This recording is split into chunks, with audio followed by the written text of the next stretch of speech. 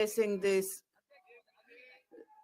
honorable member, this you are a senior leader. You cannot make such a request for such tradition, and this is the prerogative of the speaker. Yes, sir, I agree completely. I would like to keep 2 minutes of silence as a homage. This is not my right, this is your right. I know and I trust you completely that when we will be uh, concluding our discussion, we will have 2 minutes of silence. Observe 2 minutes of silence. No, speaker, sir, please 1 minute. Listen to me. अध्यक्ष महोदय, Honorable Speaker, sir, I have not even started speaking now. And those who already have a problem and those who should have felt bad about it, I've wanted to speak about Mahakumbh later in my speech, but because many honorable members are not capable of hearing it, so I will start from there itself. आप देश के परम अभिभावक Speaker, sir, you are the guardian of the nation, and we would like to request you that wherever the government is providing the data for the budget, and when I read the presidential address, there are a lot of figures which has been given by the government, but before furnishing those data, the details of those who died at the Mahakumbh, that should also be furnished.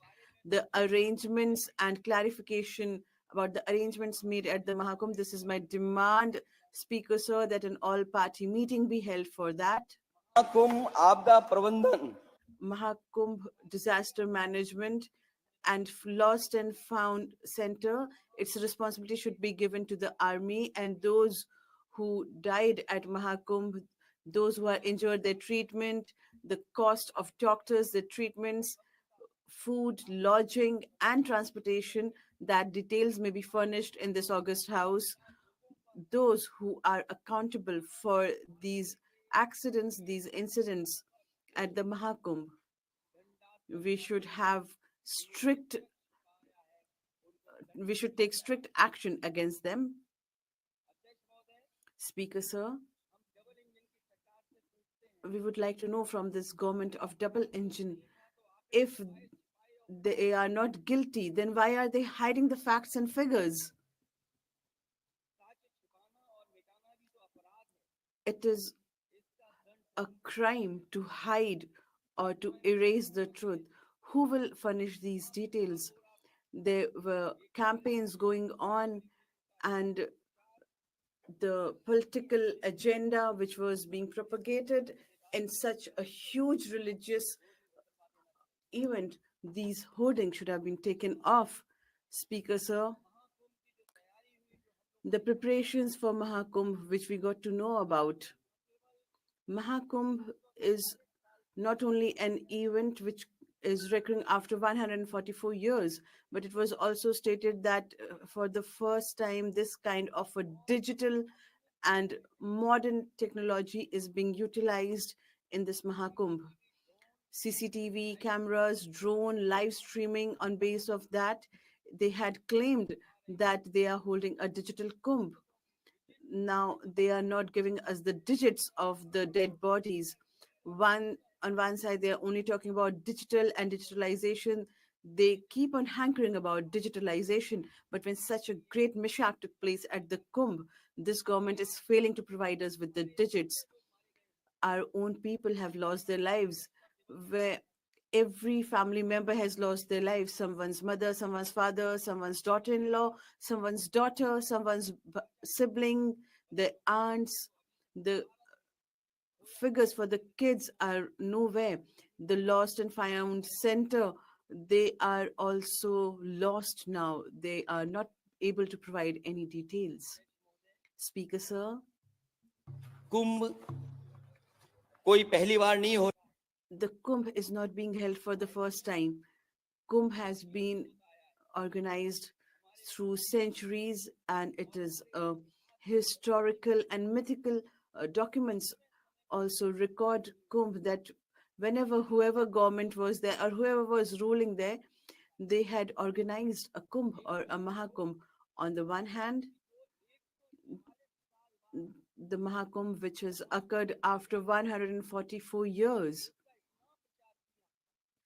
it was propagated so much, and I saw many TV interviews, many newspaper and news channels also. I heard about this repeatedly, that the government has made arrangements for 100 crore people. And if 100 crore people, Speaker Sir, if this is not correct, then I would like to tender my resignation here. Speaker Sir, if the honorable members are unable to listen to me, I would like to. You did not go for taking the holy dip, and that is why you're using such language. Speaker Sir, it was stated that after 144 years, this Mahakumbh is occurring. And as far as I know, as far as I understand about astronomy and astrology, those who understand this, they accept that whenever Kumbh is happening, it is happening after 144 years only. But it was stated that the nakshatras and the constellations are such. So I would like to state to this government that right from Satyug to Kalyug, this has been the Sanatan tradition, that all the sons, Mahatmas, the rishis, they have been taking Shahi Snan, and the constellations, the conjunctions that they have, that is the Muhurat or the auspicious time for the holy dip. But this tradition broke during BJP government. Previously, the Sant Samaj was ordered to take the Shahi Snan, which broke the continuous tradition. And when the entire country got to know about it and they raised objections to it, they said that the Akhara should go for the Shahi Snan. So instead of the auspicious time, they gave instructions to take the holy dip at a time of their suiting. It is not about a particular day or time, it is about an auspicious time, a muhurat.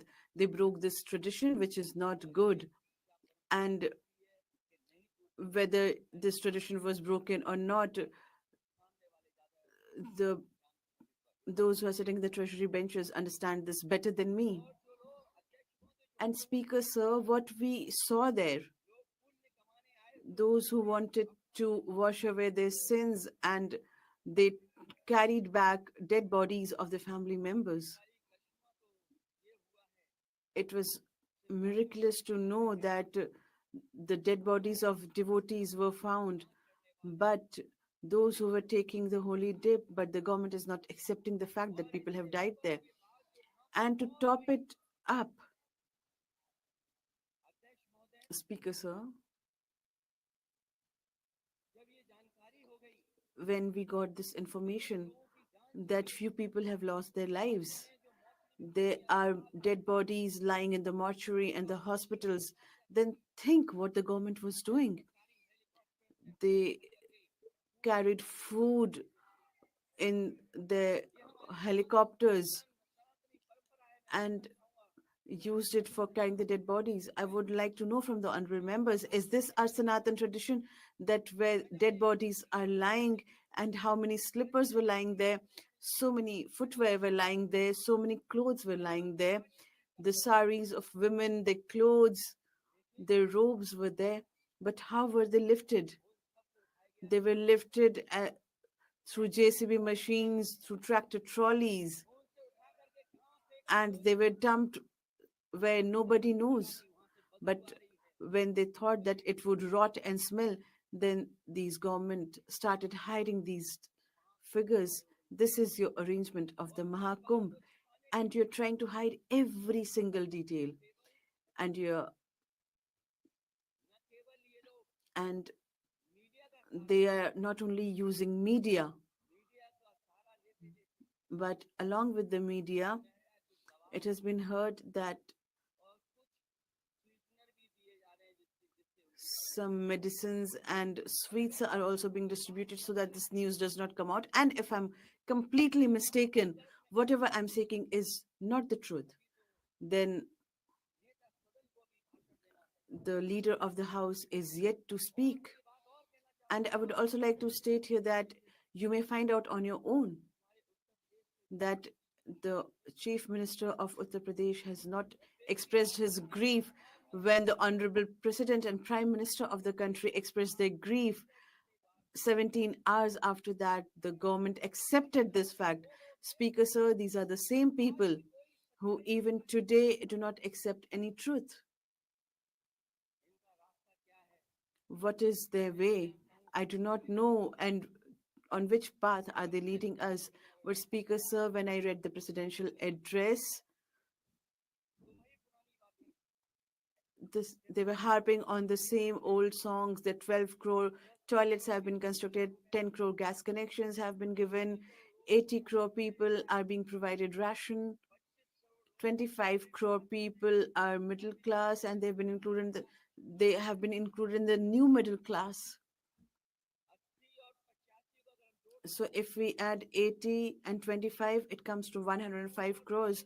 If we add the kids, then for whom is the government toiling? For whom are you working? If you're providing free ration to 80 crores and 25 crores have been added in the new middle class category, that is 105 crores, then the rest of uh, the total population is 140 crores, then there would be some number of the kids, almost half the population are children. If we take them out, then for whom is the government working? We got to hear the same old song that national middle schools have been national military schools have been established where girl child is being admitted also. Speaker, sir, please tell us about one new national military school which they have opened. And please do not be confused. The national military schools and standing schools are what? Don't confuse between them. Please think, in the last decade, not a single national military school has been opened. If you have opened, then the government may please reply. Those who say that they are going for ease of doing business, Speaker, sir, the ease of doing research, we have seen that. The ease of doing research is only to polish their own image and to tarnish the image of others. It is being used for that purpose only. If we come to ease of doing business, I see wherever there is an investment meet, all the ministers reach there. Even the leader of the government goes there. And I remember in Uttar Pradesh, the biggest organization of investment meet was held. Not only investment meet, but we had asked all the investors to come. We had also organized a lot of defense expo, and it was promised that the MOU of 40 lakh crores that will be implemented at the ground level. I would like to know from this double engine government that those 40 lakh crore MOUs which have been signed, how much has been implemented by this government? Is it not that because of the double engine, they're clashing amongst each other? And now the news that we come to read, not only the engines are crashing, even the bogies are crashing amongst each other. I have heard, because the elections are upcoming in Delhi, whether you are an engine or a coach, I would like to know from you.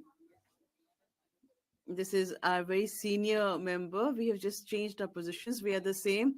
You, it was my work, and you are now the minister, and you're not performing well. Speaker, sir, the Delhi elections are just around. So I heard in the presidential address that the metro lines have been doubled and the tracks have also been doubled. There has been a lot of extension. But Speaker, sir, I accept that Delhi elections are there, so we will talk of these expansions. But have you ever heard of Kyoto? Have you heard of Venice? Speaker, sir, through you, those who- they had dreamed of converting this as into Kyoto. It has been 10 years, but even today, metro work has not begun in that place. And Speaker, sir, I can say this because महोदय मैं इसलिए बात And I'm saying this for the reason that when Samajwadi Party was in power, the metros which are running in Uttar Pradesh, they are the gift of Samajwadi Party. Not a single of them has been given by you. I would like to remember the then Honorable Prime Minister of the country, Dr. Manmohan Singh, when I met him after becoming Chief Minister for the first time. So I had gone with a plethora of works related to Uttar Pradesh. He is no more among us, but I'm remembering and paying homage to him. Whatever work I had given to him, the Honorable Prime Minister had fulfilled those works, and the result has been that. And the result has been that in Uttar Pradesh, all the metro trains which are running, whether it is Lucknow or Kanpur, Agra, or Noida, Greater Noida, they are linking Delhi. And Honorable Speaker, sir, when it was inaugurated from Delhi to Noida, the metro linking Delhi to Noida, the then Prime Minister of the country sitting, he had inaugurated one foreign Prime Minister. So it was, so you did not have any role, and it was done by Uttar Pradesh government and Noida authority. I'm saying all these things because the people who are laying metro lines in Delhi, why they are not doing in Banarsi? And the development of the Delhi will be done automatically. The the Delhi government, the BJP government of Delhi should not interfere in the working of state government as far as river linking project is concerned. Some days ago, it was launched by Honorable Prime Minister, inaugurated by Honorable Prime Minister. Through you, Honorable Speaker, sir, for the farmers, a new thing is being done, and it will pave the way for many reforms for the farmers. There would be enough water for irrigation as well as for drinking. Interlinking is an old project. I'm reminded for the first time when MU was signed that the chief ministers of both the states were included, but when it has been inaugurated, the chief ministers of both the states were missing. And if you insist, I can tell you the reason as well. As far as the interlinking of rivers is concerned, it's a good project. 40,000 crore rupees we are going to spend on this project. Lakhs of land will be included from Uttar Pradesh and irrigation, and people will get potable water. The people who will lose land, those farmers and poor farmer, what kind of assistance you are giving? I have also done land acquisition during my tenure, when I had done land acquisition, the land acquisition of government of India was not in place. I had talked to the farmers, and I persuaded them what benefit they are going to get out of this project. The farmers were ready, and the result was that in 21 months, the best expressway was constructed by acquiring land, and we showed it. And when it was inaugurated, the plane of Air Force Sukhoi and Mirage was landed there, and then we inaugurated. I'm saying all these things for the reason that on the highway, Honorable Prime Minister had landed. And after its inauguration, Honorable Prime Minister, if anybody followed Honorable Prime Minister behind him, if anybody who designed that highway, it was the design of Samajwadi Party. It was not design of Bharatiya Janata Party. Had it been their design, then they should come with a new highway where you can land aeroplane. You are claiming that you are going to construct modern infrastructure And time and again, you say about if any project of 40,000 crore rupees has been prepared, the farmers who are losing their land, so what compensation we are going to give them? What kind of assistance? Why you're not compensating them adequately, Honorable Speaker? Through my speech, when I get a reply, then these farmers should be helped. The farmers have nothing in their hand. Your package, I don't know why it is limited package. Why? I think some miser man prepares this package. You should have large heart, and it should be so large that the farmer should get benefited, and you have not doubled their income. At least it should give some solace to the farmers. Honorable Speaker, sir. On the while I was going through Honorable President's speech, right from solar energy and rooftop solar energy, many thousands of crores of rupees is being spent by government. When Honorable Kamalamji was the President of India, he had given a presentation before the government, and after the presentation, I had requested him that if I I complete this project, will you come to inaugurate it? He said that if you start this work, I will come and I will inaugurate. There was a storm, and the tent was blown away, and there was thunderstorm as well as heavy rain. I had requested him not to come. We'll postpone the program, but still he came to the program and he inaugurated. An honorable speaker, sir, the people who are claiming that 40,000 crore rupees is being spent for solar energy, the mini gate, we provided free electricity to the entire village for 24 hours. Their mill was running.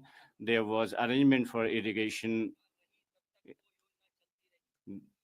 since the time Samajwadi Party was there. This scheme went on, and when the government went, they stopped the maintenance. The village who was the where Honorable President had inaugurated other solar schemes in Lohia Awas through solar schemes. We through solar panel we are providing free electricity to the poor people, and you have stopped all these schemes.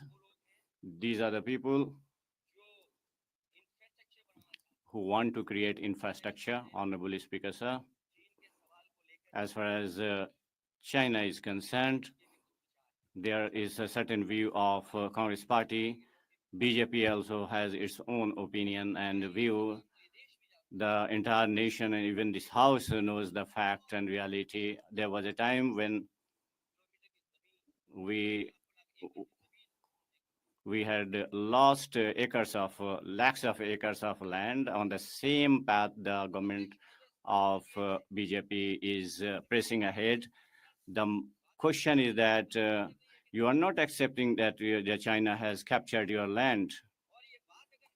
And if we are saying raising this point, the newspapers which are run on television and which is published in newspapers, Honorable Speaker, you should impress upon the government that those newspapers and the people who are writing such papers, they should be sent to the jails. And the people who wanted to give real figures, they they are being punished. So if you can do in case of Kumbh, then why you are not taking action in case of China?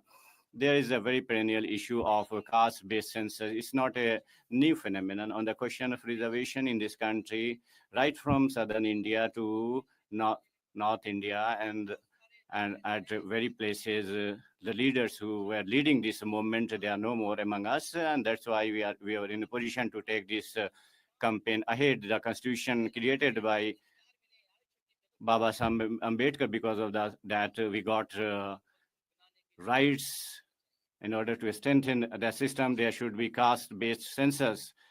And in support of that, even Congress Party is there. In its support, there was a time the Congress Party was not in its favor. Honorable Speaker, sir, with all responsibility, I would like to say that that time the Congress party was in favor of caste-based census. Then today we would not have been mandating. So I would like to impress upon and request the friends from Congress party that we are your friends. And on this issue, we are with you and we'll go ahead of you. We'll go extra miles to help you. Nobody can prevent caste-based census. A time will come, Honorable Speaker, sir, a time will come. There is no collusion. It's not like your engine, your single engine. Honorable Speaker, sir, Honorable Speaker, sir, sometimes I feel as if Honorable Prime Minister, he makes makes their people understand, but they are not ready to understand. They do have information about social media to great extent. You should also have information about social media. If you are aware, then only you can know the facts. It was not, if one engine did not salute another engine, if you remember it, and if it is a hidden fact, honorable member, I have just started, I have just begun. My time is adequate, sir. Please conclude. So there is one question which is still staring about employment, about job, about the manufacturing sector of India, how to boost it, this sector. China, the country like China is not attacking one nation. Honorable Speaker, sir, he has snatched away your land as well as your market. And if it is wrong, the government should clarify. Government should come with figures. Why you are choosing the path of Congress if it was the path of Congress? If it was the path of Congress, why you have chosen and you are trading on this path? I know when their allies understand this, they will leave them. Another question which has been raised, Honorable Speaker, when the market was opened, when the entire market was opened for trade, economists who understand economy in better than me and the people who are knowledgeable in economics, they understand it very well. But I do understand with my limited knowledge when the market was opened, we did not pay attention on the economy of the country. If at that time in manufacturing sector with responsibility, it should have been prioritized. It was not prioritized. If it was done that time, perhaps you would have gone ahead of China. If China is ahead of us and we are behind, are you educating them? Honorable, my party is off cycle. That is why, Honorable Speaker, I still have time. I'm gravid with many knowledge and information. As far as infrastructure is concerned, you say that there would be modern infrastructure of the country. Not only citizens will get a better life, it will give a new faith to the country, new confidence to the country. If it is a fact, then I would like to say that before the election of 2022, Bundelkhand Express was run, and because of its preparation and its preparation for its preparation, Honorable Prime Minister had gone there. There was a lot of fanfare, and the Honorable member from Bundelkhand, while he must be traveling in Bundelkhand Express, Honorable Prime Minister inaugurated Bundelkhand Express. What it rained, and Bundelkhand Express washed away. The expressway washed away. And when it was inaugurated, Honorable Speaker, sir, in 2022, and still now it is being maintained. Maintenance work is going on, and maintenance work is going on this expressway. And if you have brought vehicles in the market, Honorable Speaker, the vehicles which have been launched in market, if they go on their speed, then you will have broken back or backache, and there was investment of 14,000 crore. Gorakhpur Link Express in Gorakhpur, it was 19 kilometer. The people who are expert of NHI and roads, they must be aware that Gorakhpur link, which should have been started in 2022, it has not been started. In 91 kilometer, it is made of 7,283 kilometer Purvanchal Express way, which was designed by Samajwadi government. 12,000 crore was earmarked and it has been constructed, but as far as it has not gone ahead what I have constructed, if it was extended, then it would have benefited the people of Bihar and Bengal. In the same way, Ganga Expressway is being constructed, for which the government said that they will start before Kumbh Mela. Ganga Expressway would be started before Kumbh, but it did not see light of the day, the pace at which the work is being done. When the next Kumbh comes, I think only then it will get completed. I'm saying all these things for the reason, Honorable Speaker, sir, that the UP, you have given much to the Bihar. I do not have objection. I stand along with Bihar. I do not have any objection, but in UP, any NHI expressway has been given, then you tell me, have you given any expressway? When Honorable Prime Minister has been given three times he has been given opportunity. I do understand, Honorable Speaker, your indication. I will read other things while speaking on budget. My rest of the speech would be on budget. While concluding my speech, Honorable Speaker, sir, I would like to say that my suggestions which I have given should be incorporated by the government, and government should not believe in advertisement. Honorable Speaker, sir, before I conclude my speech, Honorable President has said, I concur with her views. I want to read each and every line of Honorable President. I concur with what Honorable President has said. Our country consists of 140 crore people.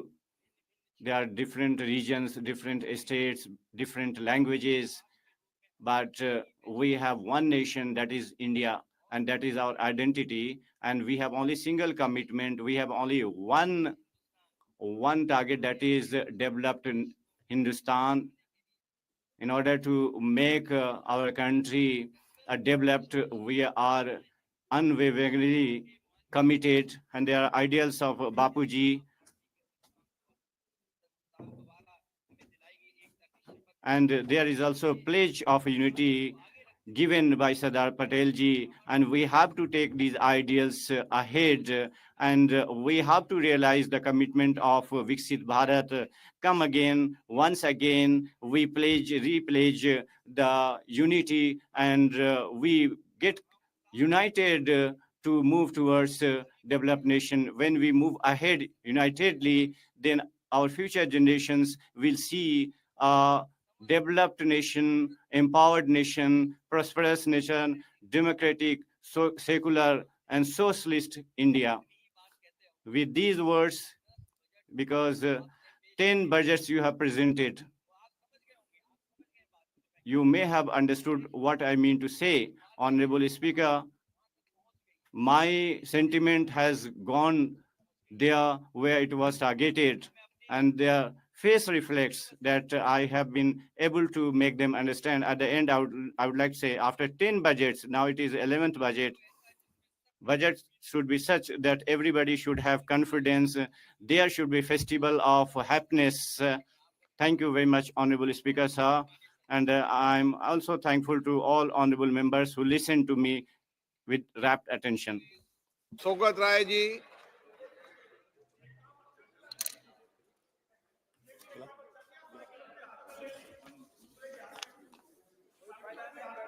I rise to speak on the President's speech to Parliament, and I speak in favor of all the amendments moved by me.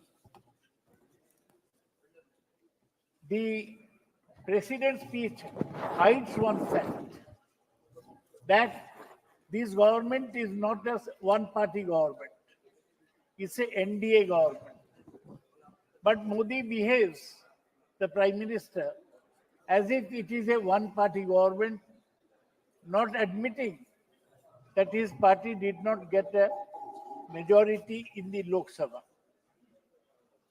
The President repeats the slogan like Stand Up India, Start Up India, Digital India, Atmanirbhar Bharat, Lakpati Didi, Nari Shakti, without mentioning the success of the schemes. Sir, Akhilesh ji has spoken at length on the Kumbh tragedy. I do not want to deliberate further, but it is one of the worst tragedies in independent India. And the responsibility for this failure is entirely that of the state and the central government.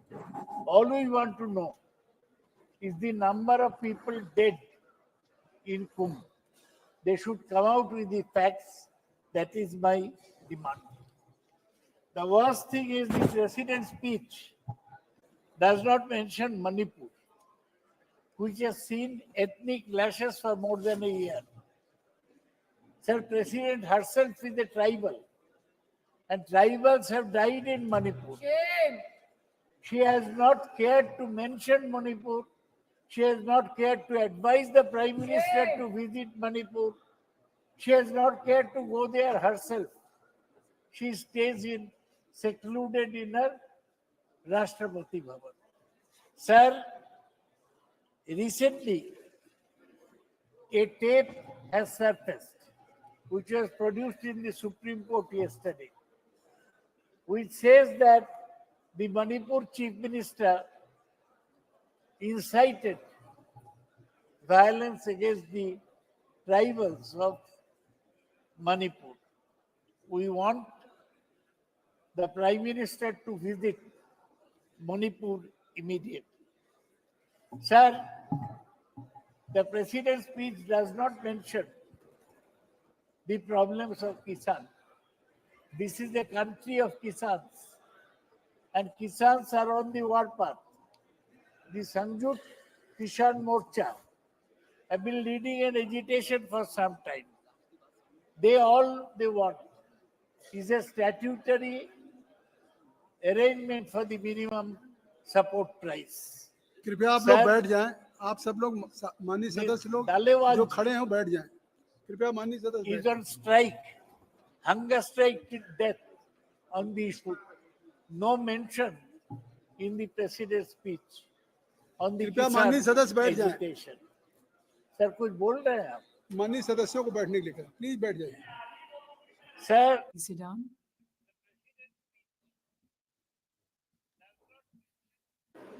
the state's demand. We in West Bengal are up against the deprivation of West Bengal in the central budget. Not only us, several states like Kerala, Punjab, Karnataka, Telangana, they have complained that no allocations have been made in the name of the states this budget. The president does not mention how equitable distribution of wealth may be made between the center and the states. In West Bengal, still 7,500 crores are due on Mandrega. Shame. President does not make any mention of that. The president's speech does not mention that the growth is going down. After she spoke, rupee has come down to 87 rupees per dollar. Shame. The president does not care that the growth is going down. Modi going to US will not improve the state of the rupee. Sir, the center and BJP are dividing the people. There are many problems in our country, but the center is busy in passing the Waqf Act. What was the urgency of the Waqf Act? States are bringing different laws. Uttarakhand have bought UCC, Uniform Civil Code. Rajasthan has brought an anti-conversion law. While the Prime Minister will take a dip during Kumbh and prostrate in the Ram Mandir, RSS chief says that independence came only when Ram Mandir is established. Sir, the Muslims fell left out. The government is not creating an atmosphere of unity in the country. They are bent on taking steps which will divide the people. Shame. Sir, in the president's speech, mention is made of Jammu and Kashmir. This is the first time in the history of the constitution a state was made into a union territory. The president's speech does not mention anything about when Jammu and Kashmir would be given full statehood. Sir, the president's speech says that India is the third largest economy. It's a boast. But do we have any idea of where we stand? We are struggling to go to 5 trillion in size of the economy. China is at 19 trillion. US is at 32 trillion. With less than 5 trillion, we are saying that we have gone great guns. Economy has developed. Sir, the need to catch up with China in manufacturing and electronic goods is not mentioned. It was mentioned yesterday, Rahul Gandhi mentioned that the whole of the mobile phone is manufactured in China. We are having problem with pollution. We need electric buses. The electric buses, the lithium battery is manufactured in China. What progress has been achieved in 10 years of Make in India? Yes. I want to ask. Sir, even in artificial intelligence, we are setting up a mission. China has already beaten the US to it.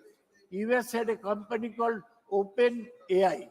China has started a company called DeepSeek, which has beaten Open AI in artificial intelligence. The president's speech does not mention the handicap we have in artificial intelligence. Sir, the president does not, while we are speaking as if India is all well, in Assam, 7 workers have died in rat hole mining. Shame. We send our workers down into rat holes. They don't survive. Still in the country, 40% is manual scavenging. Yes, 2 days ago in Calcutta, 3 people died in manual scavenging. The president's speech does not mention the problem of manual scavenging in the country. Sir, the president does not mention the worsening of mental well-being of Indians with overexposure to social media, lack of exercises, less family ties, and overwork. So the speech does not mention the unhealthy work culture in IT companies. Yes. It does not mention that some industrialists are saying that 90 hours of work should be there. If we cannot create a healthy atmosphere for the workers, the country will ultimately not progress. Sir, the president's speech does not mention unemployment. It does not mention the large number of vacancies in railways and other government departments. Sir, the speech, if you see, is silent on pollution. Here, sitting in Delhi, the president herself is affected by pollution. It is killing, it's a slow killer of our people. Now in Delhi, during this winter, air pollution AQ1 went up to 400. The president is silent on that. The electric buses have not come. Vehicular pollution has become the major source of pollution. The president is totally silent on that. The president does not mention the drug problem in the country. We have seen Urta Punjab, how drugs have affected Punjab. Now the president is silent. The NCB, the Narcotics Control Bureau, they have failed to catch those drug smugglers. Large number of our youth Dada, there is who a are separate. unemployed on one side, Dada, they are on the other side. Sir, there is a separate list now. State subject, concrete कुछ बोल subject, रहे हैं etc. Drug के बारे में, UP के बारे में बोल रहा नहीं यूपी नहीं, हमने कहा यूपी के की बारे सूची में बोले. में कि राज्य की सूची में कि सेंटर की सूची में, मतलब जो नहीं, subject There is a central list in the state list. That is why we are saying so. Sir drug smuggle होता, पकड़ा. So it is smuggled. It is not confiscated, and it comes from Mundra Port. Who is the owner of Mundra Port? It is Adani, and the drugs come from Mundra Port. The president does not speak about unsettled conditions in our neighboring countries. Pakistan is unsettled, Sri Lanka is unsettled, but Bangladesh is most unsettled. There is attack on Hindus in Bangladesh. Temples are destroyed. Why? The Hindutva Prime Minister who prostrates in the Ram temple, silent on the atrocities on Hindus in Bangladesh. I do not know. It is he who has to reply. Sir, the speech does not speak about monopolies. Our same family owns airports, land ports, and cement company. The president does not speak anything about removing monopolies. Sir, the same company is controlling the petroleum and petrochemical industry.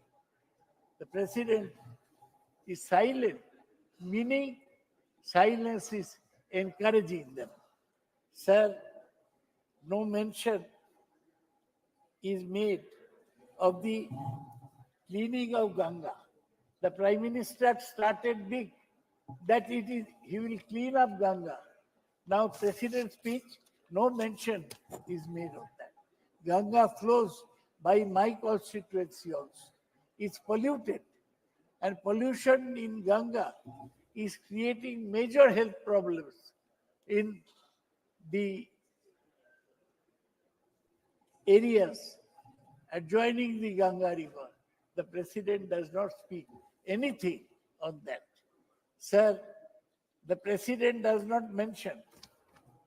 She has spoken about Nari Shakti, but here she has not mentioned about our Naris, our women wrestlers being molested. Shame! He remained silent about a BJP MP being accused of molesting our medal-winning women wrestlers. Shame! President Shame! hides and President does not reveal the facts. Sir,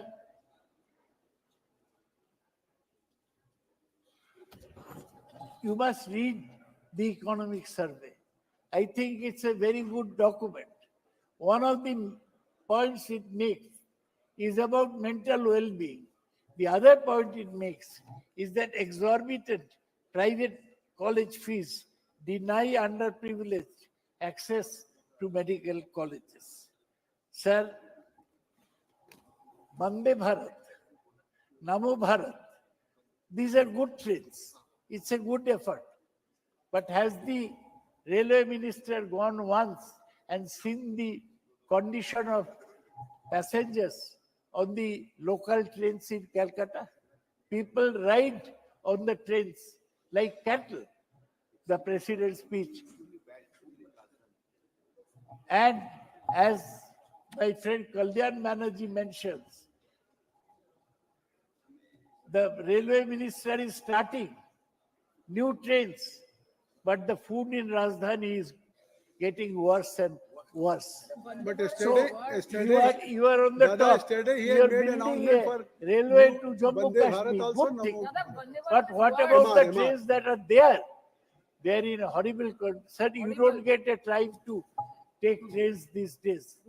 To Domdia Ganj, you go by train or by car? Ministers don't travel in trains.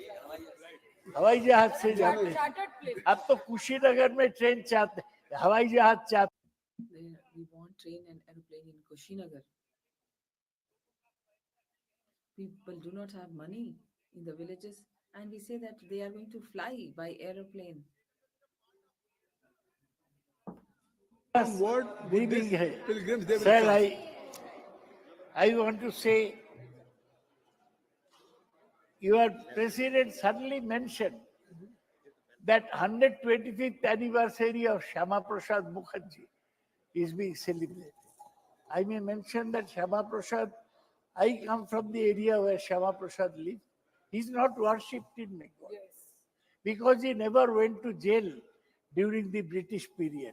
He led a ministry called Shama Haq Ministry in Bengal. So you may worship him. You may worship Savarkar, the president may. We won't worship them because they compromised with the British. And this is the basic difference between you and us. Sir, I've heard that in education we have made progress. Sir, do you know that there is not a single Indian university in the first 200 universities of the world? Not one in the first 200, Oxford, Cambridge, Harvard, MIT, like that. Chinese universities are there, Singapore universities are there, Australian universities are there. Not one university among the top universities. Huh? Kindly conclude. Kindly conclude. Sir, I'll now slowly wind up. Sir, basically,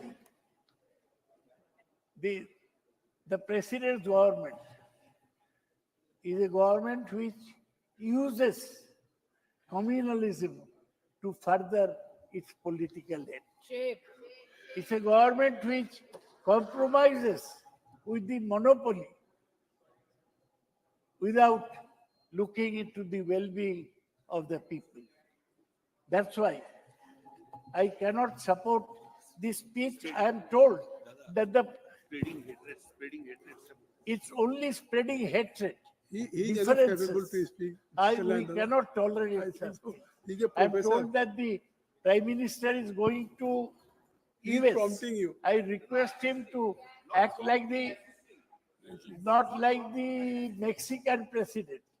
At least persuade Trump to not to increase Indian tariffs. Now kindly You know, conclude. sir, Please kindly on the budget day, our stock markets did not move because they did not rise Dada, because kindly they are all conclude. looking at what Trump does. Kindly With conclude. this, sir, Kindly. I oppose the president's speech and I support by amendments. Thanks. सभी माननीय सदस्यों से This request to all honorable members that honorable members who want to lay their written speech, they can lay on the table of the House. Honorable members who do not want to participate in the discussion, they want to lay, they can lay on the table of the House. Shri PB Mithun Reddy ji Very good, Dada. Shri PB Mithun Reddy ji Thank you, sir, for letting me talk on the motion of thanks to the President address. I would like to raise a very important issue concerning my state, Andhra Pradesh.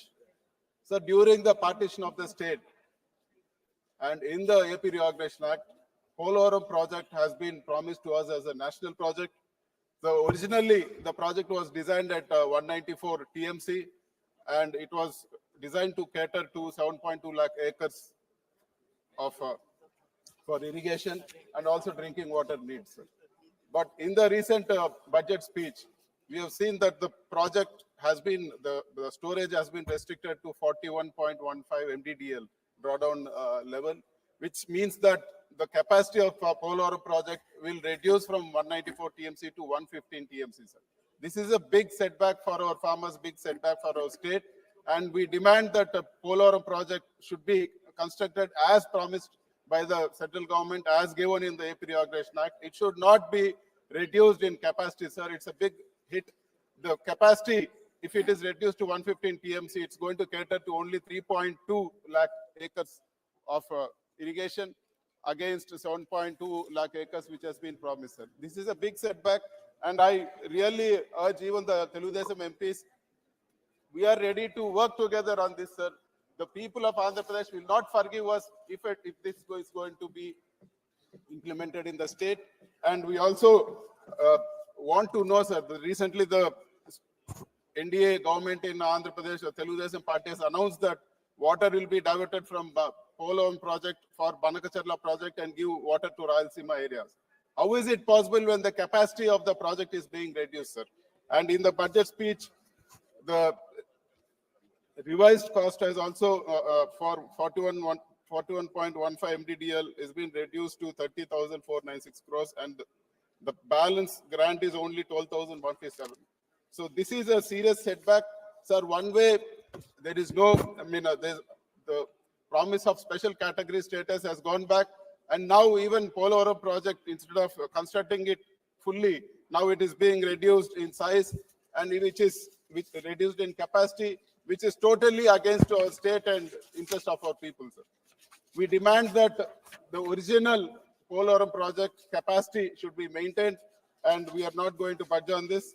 And the second important thing, sir. Sir, any government, power is not eternal, governments come and go, but the policies should remain the same, sir. For example, our former Chief Minister introduced English medium in government schools, sir. He introduced the CBSE syllabus.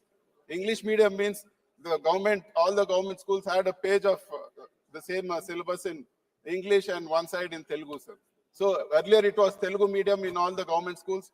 With English medium, they had great opportunity and they could go anywhere in the world to study also, sir. And CBSE made them competitive throughout the countries.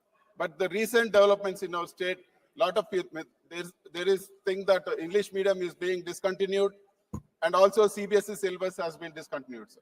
All these people, sir, all these people who want Telugu medium in the government schools only for poor children have all their children studying in private schools and in English medium, sir. Sir, I like my mother tongue, sir. I like my mother tongue. I have studied in English medium and I have studied Telugu also, sir. The same thing was being implemented for the poor students in our state. We demand the India government that English medium be continued, sir. There's one thing which is common for all the Indians working abroad, one thing which is common for all the Indian diaspora, it is that everybody has strength in English, everybody have learnt English, that's why they're able to go and work, sir. Imagine if a student is studying in Telugu medium, will he get a good job abroad? Will the big MNCs pick him up? Sir, this is going to affect the future of the kids of our state, especially the poor people, and it is totally not acceptable. The India government should continue English medium along with Telugu, and it should not be only rubbed up on the government schools, sir. This is a very important issue, and please imagine the psychological impact which is going to have on the poor children if they are not able to be on par with all the rich kids who are studying in the private schools and other schools. Sir, one more thing. I would like to talk about one of the biggest scam which has happened in our unified Andhra Pradesh, sir. The Margadarshi chits. They have collected more than 2,600 crores against the norms of RBI, and RBI has also found fault with them. They have diverted that money to their other companies, which is against all the rules.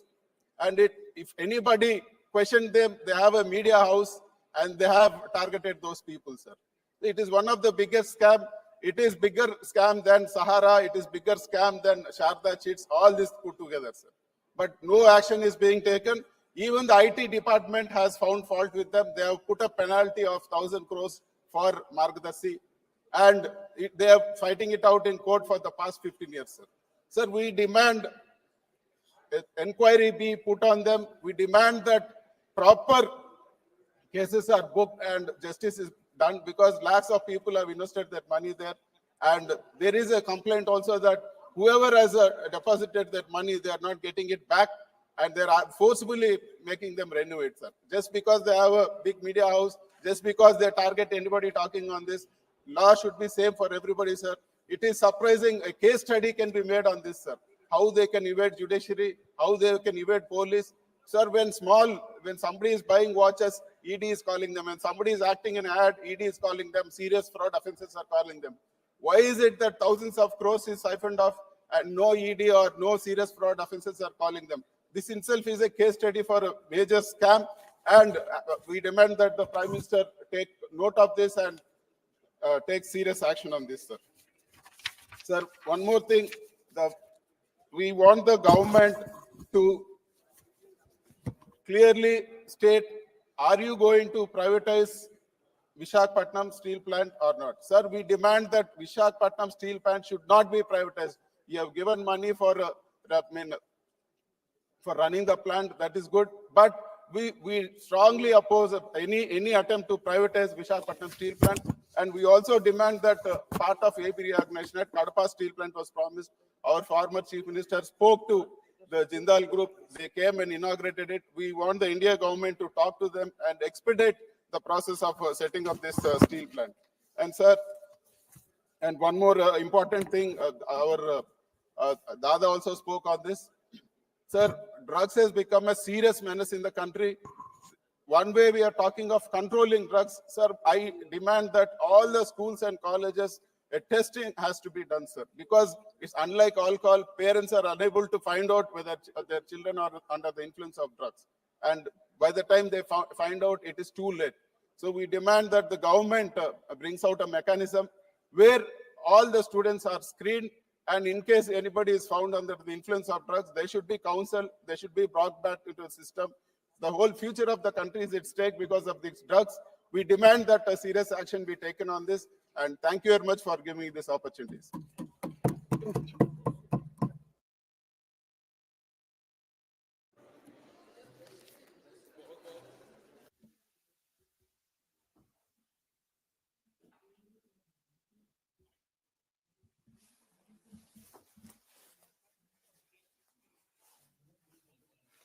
Thank you, Honorable Chairman, sir.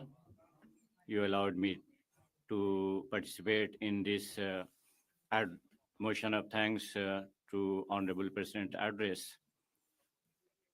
On behalf of the citizens of the country, I extend my gratitude to Honorable President for addressing both the House in the 75th year of Republic. The beauty of our country has been that everybody has been taken care of.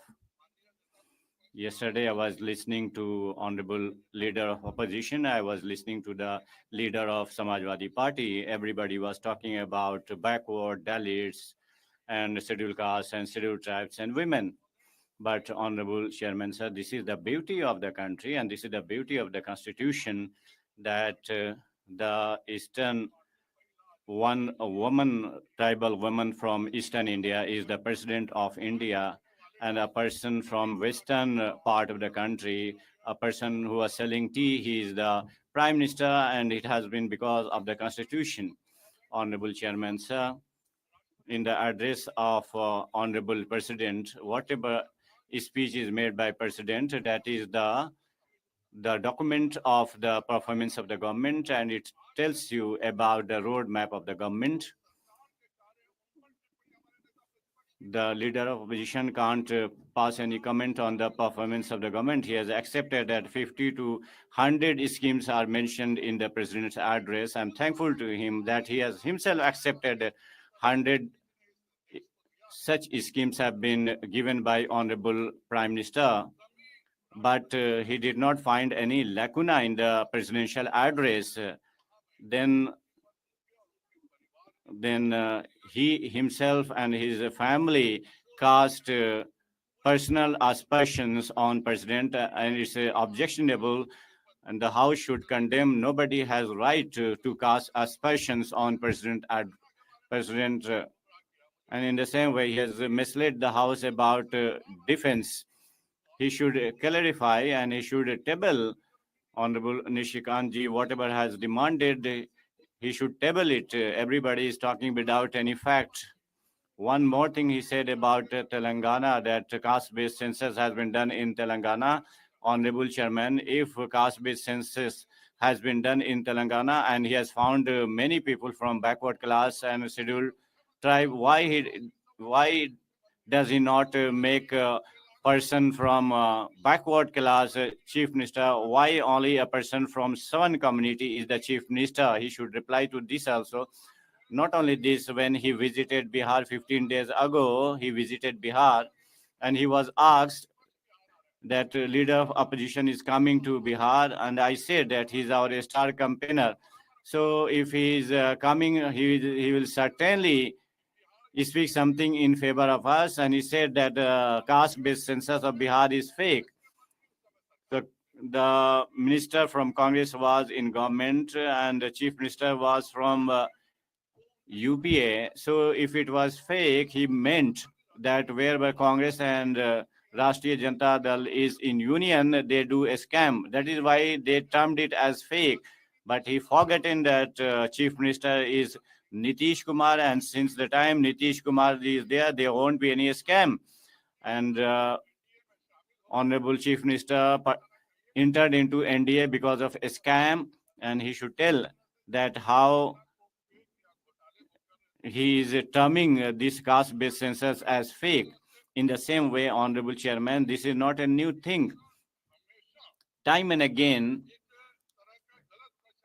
wrong information is spread about constitution, about prevention of scheduled caste. When his grandfather was prime minister, the architect of the constitution, Baba Sahib Ambedkar ji, he was prevented from taking oath in this house.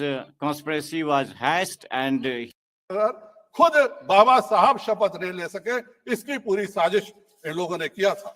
इतना ही नहीं, कोई बात नहीं, सभापति नहीं. Not only this, Dr.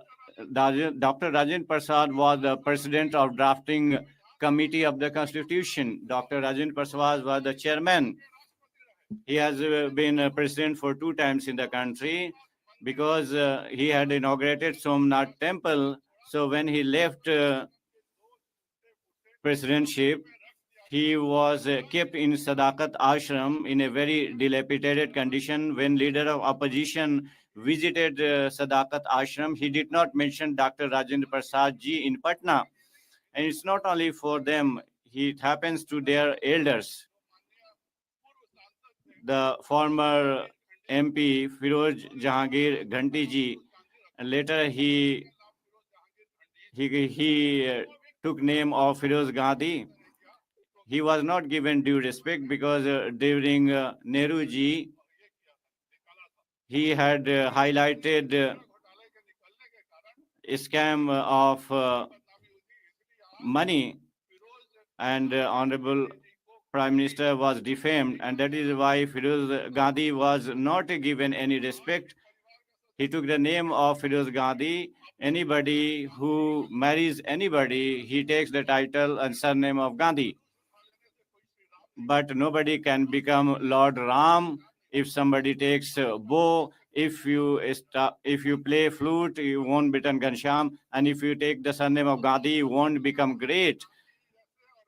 If you want to become great, then you have to do as Honorable Prime Minister does, and because of Honorable Prime Minister, we are going to become third greatest economy. It is his thought that he wanted to take country forward when Atal Bihari Vajpayee ji left the government. India was at 11th, and when government left the government, it was 11 only. There was not any achievement of even one position. And it is only because of our Prime Minister that we are going to be third economy. They were just involved in scams, and then they were coming some welfare schemes, and then after winning, they did scams, and after scams, 3 crore people have been provided new houses, 2.5 crore people have been given ownership cards, and 25 crore people have been lifted out of poverty.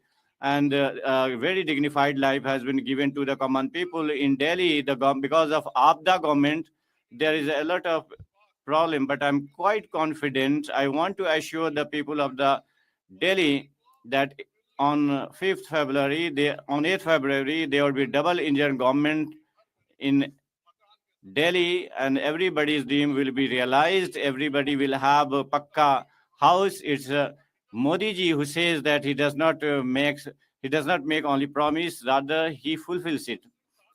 7 years ago, there was inter-parliamentary union in Geneva. As a member of parliament, I participated and I had opportunity to address General Assembly. I got opportunity because the MPs from across the world, they were surprised that in GDP, the per capita income was very less, and how could they are providing free treatment out of Ayushman Bharat. And every member of parliament listens to me with rapt attention that how effectively Ayushman Bharat has been implemented in third tenure after the person above 70 years. Ayushman benefit has been given, and their health has been insured. There are many senior citizens, they do not tell their children about their disease because they did not want to become a burden on their children. And Modi ji has given clear message that you do not have any worry about your treatment. You go to hospitals, get your treatment. There is one member of your family, that is Narendra Modi, who will take care of all of your health issues through Jan Aushadhi. 80% concessional medicines are being given, and 30,000 crore people is being saved. As far as women are concerned, through Nari Vandana Adhiniyam in Lok Sabha and Legislative Assembly, the reservation has been given. 3 crore women have been made Lakpati Didi, and this is not only target. We have already done 1 crore 15 lakh women, and today our sisters, whether they are indulged in poultry, and they are also flying combat planes in NDA. Earlier, women were not having entry. Now the doors are opened by Honorable Modi ji. Today, for youth, 500 excellent companies, with the help of the government, training is being imparted. The youth will get opportunity in entrepreneurship and factories, and these youth will serve in the world. Vijay Lakshmi Yojana has been started. More than 1.5 lakh startups have been initiated, and many of them have become unicorn. 8,500 crore rupees has been given. It was started with zero. 8.5 crore rupees. It's a huge journey. It's a long journey because of the Honorable Prime Minister Unified Pension Scheme. All the staff will be given for eighth eighth commission has been announced, and Mudra Yojana has been made 20 lakhs. PM Yojana, many schemes have been launched, and everybody has been assisted through ease of business by Honorable Prime Minister. During the tenure of Modi ji, Akhilesh ji was speaking that the metro line has been doubled, and the entire world accepts that for 10 years under the leadership of Modi ji in metro in the world at the third stage as far as metro network is concerned. सबसे ऊंचा bridge Chenab Today, we have constructed the highest bridge in the world, the Chenab Bridge. We have deep motor ports, and otherwise, goods would come to Sri Lanka and then they would come to India. Today, the flight companies have placed 1,700 orders for new flights, and we have not only increased the number of airports, but we are constructing 130 more Udan uh, airports. And Harikatha Ananta, our honorable Prime Minister, is increasing the rate of development, and by 2047, we will become a developed nation. This country is the country of Sardar Vallabhbhai Patel, and we're celebrating his 150th anniversary, who annexed all states from Junagadh to Hyderabad. And this is the country of, we are celebrating 125th anniversary of Shyam Prasad Mukherjee. Because of Nehru, the problem of Kashmir persisted, and because of that, our Honorable Shyam Prasad Mukherjee had to lose his life. But we abrogated Article 370, and our Honorable Prime Minister Shri Narendra Modi ji gave true tribute to Shyam Prasad Mukherjee and Sardar Vallabhbhai Patel. Chairperson, sir, we have a team training program under Pride, and I went to Jammu Kashmir to address the MLAs. After we gave our lectures, there was a question answer round, and not a single MLA asked why 370 was abrogated. They just wanted to know that you were giving us full statehood. So, this is because of Jammu Kashmir, that even in Jammu Kashmir, no MLA raised a single question about abrogation of 370, but Congress goes there and keeps on repeating this about Article 370, and that is why Congress party has been washed out from the state of Jammu and Kashmir. Chairman, sir, our leader of opposition, how his character should be, we should learn from him. We should learn from Shri Atal Bihari Vajpayee ji when Narasimha Rao was the prime minister, and Atal Bihari Vajpayee ji was sent to the United Nations, and he sang great songs about the country. We were also members here in 2014, before 2014, and we had also entered in the well, but if a single person would cross the line, then Honorable Sushma Swaraj ji would ask us to sit down, and we could not come towards the treasury benches. Today, the leader of opposition does not understand any of this, and that is why the members also don't understand that whether you want to sloganeer in the well, you should not traverse towards the treasury benches. This is a wrong thing. And today, in uh, we have seen that the leader of opposition, he has actually defamed all the previous LOPs, and that is why Rahul Gandhi ji should apologize in this house. I would like to thank the Honorable President for addressing the joint sitting of both the houses. I conclude my speech. Bharat Mata ki jai. Thank you. जी परमादरणीय chairman साहब, Honorable Chairman, sir, I would like to thank you for giving me this opportunity to speak on the President's motion of thanks and the President's address. So recently, our very educationist and our Honorable Sardar Bahadur Shri Manmohan Singh ji left us for his heavenly abode.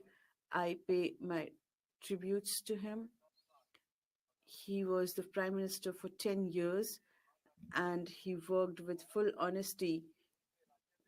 In his tenure, there was no war, no disputes, no one was afraid, and he was a true and honest leader. And I would like to demand from the government that he may be bestowed with Bharat Ratna. It is his right, and the government should have already done that. And we should have his statue or portrait here. I will not talk about his last rites, but he should be bestowed with the Bharat Ratna. Honorable Chairman, sir, I regret to state that the government who's playing the cards of politics in the name of Hindus and in the Mahakumbh festival, they could not safeguard this event as well. They could not make proper arrangements. They could not give proper provisions. As a consequence, thousands of lives of devotees were lost. I would like to, and here, when we made an arbitrary reference to all the other members, we should gave have given an arbitrary reference to them also, to all the devotees. So I would like to request you that the government mistake has resulted in the lives that have been lost, and they should apologize that they could not make proper arrangements at the Mahakumbh. Before talking about the presidential address, I would like to raise something about Punjab and Jalandhar. Chairman sir, Guru Ravidas Jayanti is coming, and every year on the day of the Jayanti, a train goes from Jalandhar to Varanasi, and I would like to request the government that 3 trains may be made available at the earliest so that people could, the devotees could travel.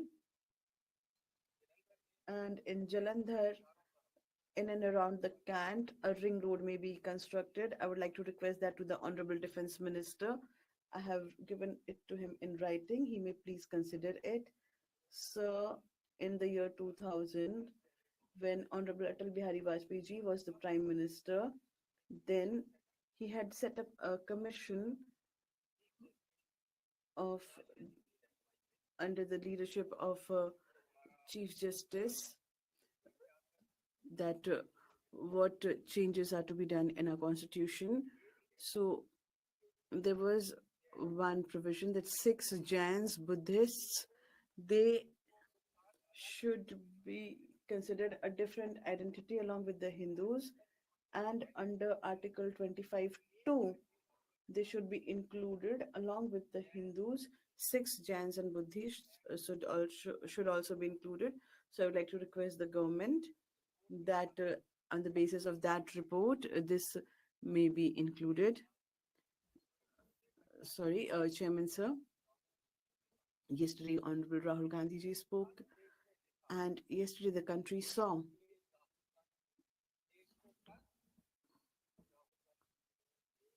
and yesterday they witnessed a true statesman in Rahul Gandhi and his speech that he gave yesterday.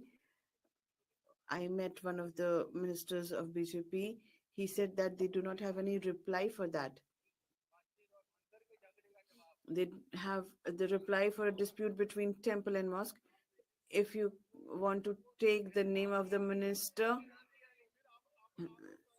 then that means, sir, I'm praising, I'm not condemning anyone. You should I remove him from the post of minister, Gauravji? Sir, I'm just praising the minister that he was praising Rahul Gandhi ji, but you can only they can only reply if you take the name. It is misleading also. So, sir, Rahul Gandhi, there are 40 cases which the government has filed on Rahul Gandhi ji, and he is polishing and shining like a diamond. Now, the parliament has also made a case. Wherever he visits, the government files a case on him. But Rahul Gandhi ji told yesterday that his thought is only of taking the country forward, and they're just bringing the nation backward. Without education, no country can prosper. All the government universities of the country, which is run by the central government, 25 to 30% vacancy is vacant for the post of teachers and professors. Today, they are saying that they'll give 2 crore jobs, and you're saying that 2 lakhs new jobs will be created. But in the last 10 years, no new jobs have been created. The condition of inflation is such that even for lighting their domestic gas, they are struggling, and the poor is struggling, and they're becoming poorer, and the rich are getting richer by the day. Honorable Chairman, sir, in the last session also, Honorable Home Minister stated that they keep on creating a hue and cry over the name of Ambedkar, but if they had created the same hue and cry by taking the God's name, they would have attained heaven. But through you, sir, I would like to tell them that not only me, but there are crores of people like me for whom Ambedkar is God himself. Sir, please do not argue with me. Please listen to me. आप भी रोक रहे हो अम्बेडकर को Sir, you're also stopping me from taking Ambedkar's name. B.R. Ambedkar is that personality that he made crores of people like me by giving us reservation. He made us self-reliant. He fought for the rights of women on the name of Ambedkar ji. Making such statements is condemnable, and they should apologize for it. And in Punjab, they got so excited that last week, one person hammered down the statue of B.R. Ambedkar. This is the seed of hatred that they are sowing. आप जो ये आरोप लगा रहे हैं, The accusation that you're making, if the Home Minister of the country speaks against B.R. Ambedkar, then the common people will also start speaking. When your leader is speaking, then what will happen to the common masses?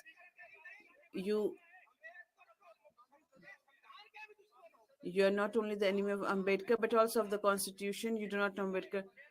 Chairman, sir, the fact-finding committee of Bharatiya Janata Party, under Brijlal ji, they went, and it were the Congress and Aam Aadmi Party people who were damaging the statue, and just to cover up, they are accusing us. Sir, if you have to constitute a fact-finding committee, then it should find out that why the Home Minister of the country made a wrong statement for Ambedkar ji. Chani ji, please come back to your point. He has not apologized till date. Sir मैं आपको बताना चाहता Sir, I would like to request you that the seeds of hatred are being sown in this country to oppress the minority and the Dalits and the farmers also. The farmers are agitating in Ambala on fast unto death, and there is no verdict for them. They are asking them to come after 14th, and they are just promising that they, even with the farmers everywhere, we have seen that seeds of hatred are being sown. But I would like to state one thing, that in the times to come, it will be written down in the pages of history that you ruled and you spread hatred in the country. Honorable Chairman, sir. Now, if you look at the promises, they say that all the black money will be returned in the country. Sir, in Punjab only, the transporters in 1914, many of them, they went to Calcutta that all the black money will return and they will get jobs, but has not been done till date. Then they say that 15 lakh rupees will come into everyone's account. It has not happened. So now for Bihar, they are making big announcements. Will you give them something? In 2015, we had Bihar elections and our Prime Minister visited there. Now, you know his style, how he speaks, the way he can describe or he can give a lecture, he can charm the people. There's nothing above that. He stood there with his hands raised and said that today only should I announce the packages. He's addressing the rallies in Bihar. I know that 50,000 crore will do nothing. But should I announce 60,000 crores or 70,000 crores, 80,000 crores, 90,000 crores? I will give 1.25 lakh crore rupees to Bihar. Yes, sir, 1.25 lakh crores. You corrected me. Thank you. So thank you for correcting me because you also remember it. And you can watch that video once again. How much was granted to Bihar? Why are you talking about Bihar today? Today, you are saying that it has been given to Bihar, and today also they have been promised that they'll get bus terminals and money will be allocated, but nothing will happen. But why are you making false promises and making a rosy picture? The people are misled every time. I would like to know from you, sir. Sir, I have just started now. You have already spoken for 12 minutes. So please listen to me. There are many more speakers from party. Sir, Already you have taken 12 minutes. Sir बोलने दोगे कि नहीं? बोलिए. sir, will you let me speak? Sir, you have spoken more than me. Please let me speak. Sir, please let me speak. So whenever I am speaking, you interject me all the time. Sir, you are my well-wisher. So please let me speak. इस time नहीं कह रहे थे. अरे अब वो खड़े हो गए हैं. अरे गाँव तो बसने दो तभी मांगते आएंगे ना यार. Please let me speak. Once I have spoken, then you can interrupt. Sir, if we not talk of nationalism, if we talk of RSS, I want to know that will you tell us that what was your contribution in the country's freedom? What was the contribution of RSS? Are you talking on the presidential address or you're talking about the philosophy of RSS? Sir, will you please let me speak? I want to know. So they're talking about Sardar Patel. Sir, I have a certificate that when Sardar Patel ji was the Home Minister, he had banned the RSS. Is this not correct? And then in 1966 and 1980 also, for RSS, it was stated that RSS and Jamaat-e-Islam, no government employee, no civil servant can become their members. But today, in July 2024, so please let me speak. I'm letting you speak, but if you are mentioning about the past, you can talk about the present of Punjab also. अब 24 में जुलाई 24 में. So in July 2024, the RSS was told that no government employee can become government employees can become a member after the 1962 war. In 1963, at the India Gate parade, the Rashtriya Swamsevak Sangh was included by Nehruji. He may abuse Nehruji and his policies, but RSS was involved in the Republic Day parade. You should apologize that Nehruji made a mistake. I have the certificate. I have the notification with me. Sir, I have the notification and the certificate. He's giving you an information. Sir, if you do not want me to speak, then that is your wish. You may speak, but please conclude. Sir, I have the notification that RSS was told that this is, you can speak on the government, you can talk about, so you are being the devil's advocate here. You are saying that the notification comes from the president, it comes from the government itself. Whatever the council of ministers pass it, and then you have already spoken for 15 minutes, your time is over, so you're not letting me speak. Sir, in July 2024, it was mandated that any civil servant can become their member. How? So there is a time. Already he has taken for 15 minutes. He was giving only sir information. 15 minute से 12 minute. Sir, 12 minutes you have taken, sir. Out of my 15 minutes, you have taken the time, sir. What will you do, sir? You're already banning Chennai like that, sir. So, sir, I would like to say that I was saying that in July 24, the government has done this, that RSS, any officer of this country, any employee can become a member of RSS. Your time is over. Others will not be allowed to speak if your time is over.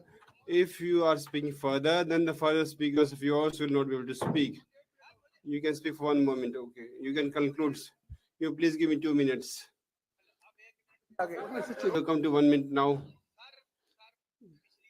Sir, last time, hey, one member was, I don't know who is that minister, Thakur Sahib, I think he was that person.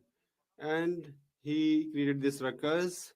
I felt that as Dhritarashtra in Hastinapur, in his court, Duryodhan is speaking something. And sir, he, as Duryodhan, as he had questioned Pandavas or Arjuna, that the caste and the birth about that, similarly they took the name of Rahul Gandhi. Sir, this will you do? Will this happen in this country?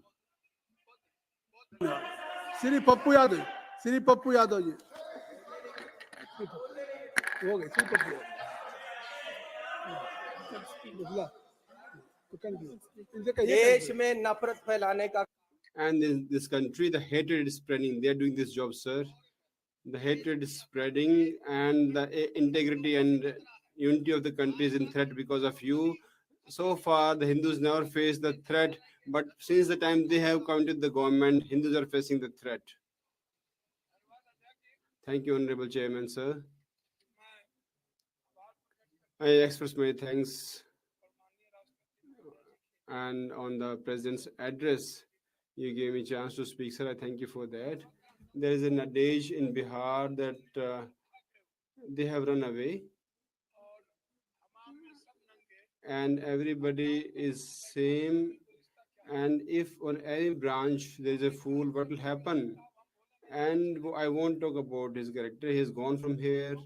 And these people, I know since my early days, what do they speak? What do they do in Jharkhand, or where this? What is their family? What is their generation? And sir, I would like to say, time and again we discuss about Bihar. Prime Minister, since his arrival on the scene, he spoke in Kamlanagar that in emergency he used to be there, and the water of Jamna he was drinking. You can see the record of day before yesterday's speech that I used to drink the water of Yamuna. We used to stay at Kamlanagar, and Prime Minister, where he was staying, where he was not staying. So far, I have not realized, not understood that in Gujarat, which is the land of Gandhi and Patel, and the kind of love and affection which was, and the kind of democratic values, and the whole world is your, whole earth is your family. That kind of feeling which was emanating from Gujarat. Now, from away from Gandhi, Patel, Nathuram Godse, they are remembering, and new definitions are coming up. A new beginning has been done in this regard. And when he came, he told about the black money, this fake currency, 15 lakh rupees in the account. He started from that thing, and 2 crore jobs, and this demonetization, GST. If you pick up anything, sir, then not even one promise has been fulfilled. And this demonetization was very important announcement by the Prime Minister. And so far, this discussion has not taken place in this house, that who has been benefited by this demonetization, and how this country, families, farmers, women, how they much they lost, the tradesmen, businessmen, and this laborers, how much they suffered. Honorable Chairman, sir, on GST, if you pick up these things, then every person's pocket has been this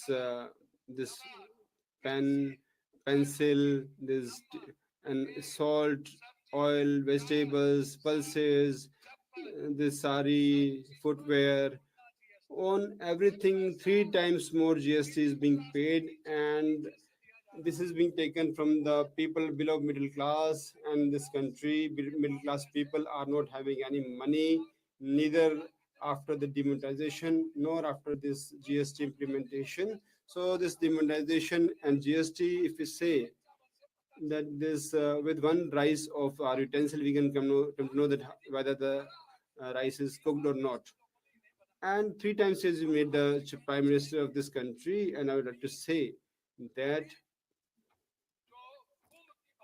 we talk about Kumbh, and our prime minister is following the principles of Sanatan, and he says and claims to be so. I won't take name that Baba, but I'll quote him that the people who have died have become the salvation, have got the salvation.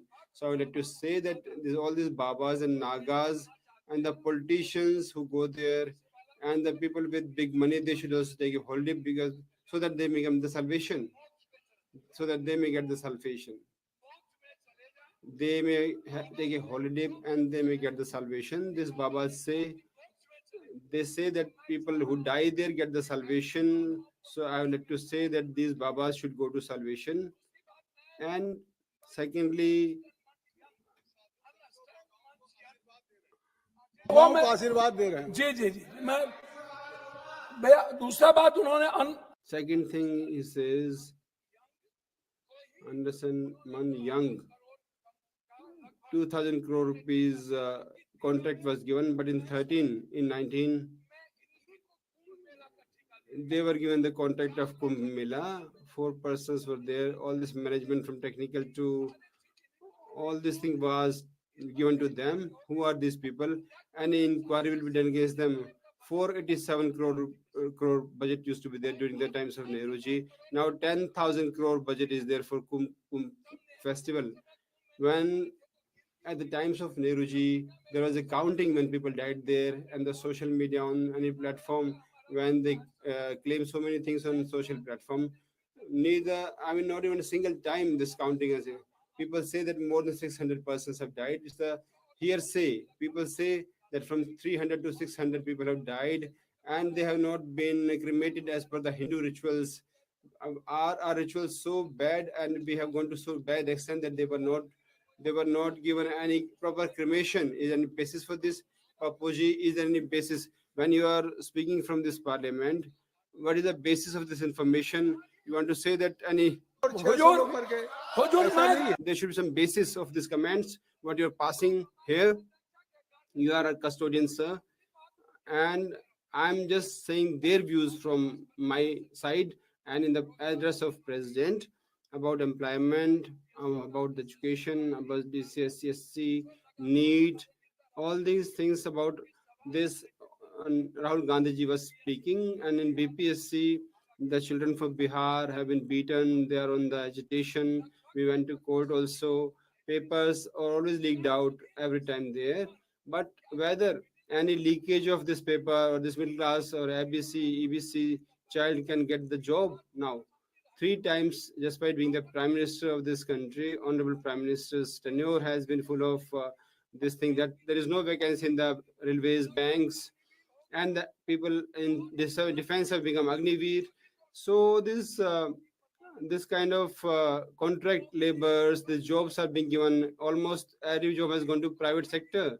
And Chairman sir, there is no reservation in the private job. So obviously EBC and ST people have gone. They are not being given justice. You have attacked the reservation. You will not give this percentage of reservation. And this caste-based census is not suiting to your voice.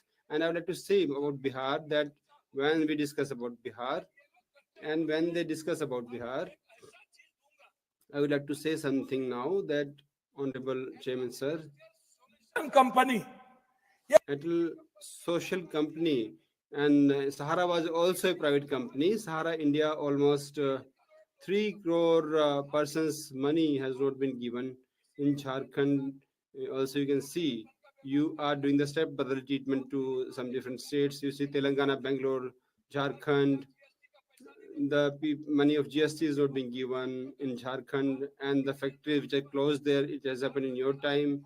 and now economy of Jharkhand is so bad. You don't discuss on those things. You don't talk about the Bengal also, and the GST money is not going to Bihar. So those who raise these points, I would like to say that, Honorable Chairman, sir, that on education, how much is the budget? And if you see that I have got this data in 2014, 7.4%, 2024 it was 6.4, 2019 it was 2021 6.6. Direction was there in the economic growth, and you can see the dearness or this inflation is rising, and 84 to 86 crore persons are getting this rice. What kind of rice is being given to those? For 84.5 crore persons are getting this ration. One out of 140, 84 crore people are getting this free ration. And if you talk about GDP, then on what is the inflation of my rupee, what is my value of my rupee, and per capita income also, I would like to say, 9 minutes have been, you have spoken for 9 minutes. I'll just conclude with Bihar, sir. I would like to say ये है कि आप that the foreign policy of yours, Bangladesh, you went, and ISI chief went there. He was there for 3 days, and half government of Bhutan was there in China, and our prime minister is very strong on the border of Nepal. The China's airport has been constructed. In Pokhara, you can see, sir, the soldiers are landing there only, and ASI agents, what they were doing, sir. Bhutan's minister are there in China for last 15 days. What are they doing there? Bangladesh, Nepal, Pakistan, Bhutan, Vietnam, Taiwan, all are your enemies. China is our enemy. The biggest enemy is China. I'll conclude, sir. I'll just talk about Bihar, sir. It's my request. I'll just take 1 minute, sir. In Bihar, what did we get? We were begging. What did you get? What you didn't get? You just tell. Sir, the special status, special package, the factories. I start from Dalmia, this sugar mill, paper mill, Dalchini mill, silk mill, this gun factory.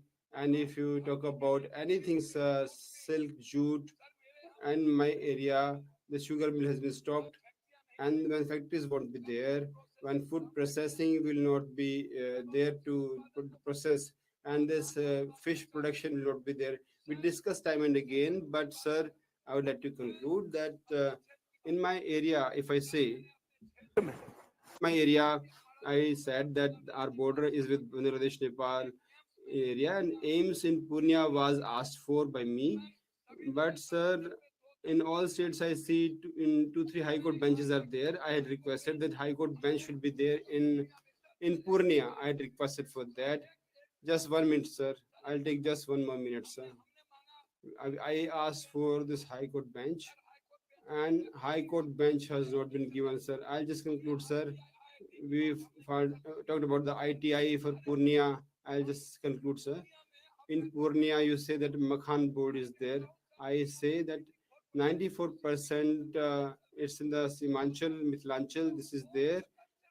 But it won't be like that, sir. Our production, our I talk about production, sir. I'm concluding, sir. Half minute I'm going to take, sir, for conclusion, sir. I'm going to conclude, sir. This Makkah, this corn or Makhan for this processing of milk, I'll just request, sir. In my area, it's very poverty is there, and the exodus is there. I just demand, sir, through you that in Purvanchal, for this Purvanchal, we want one ministry should be constituted, which may ensure the development of Purvanchal. In Delhi, people of Purvanchal come there, they're very worried. I request that the people of Purvanchal and the Purvanchal ministry should be set up for this purpose, sir. Thank you. Speaker, sir.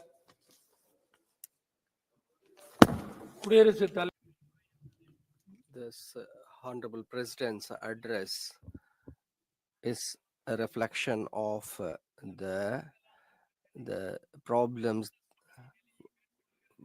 faced by the government in the national and international arena.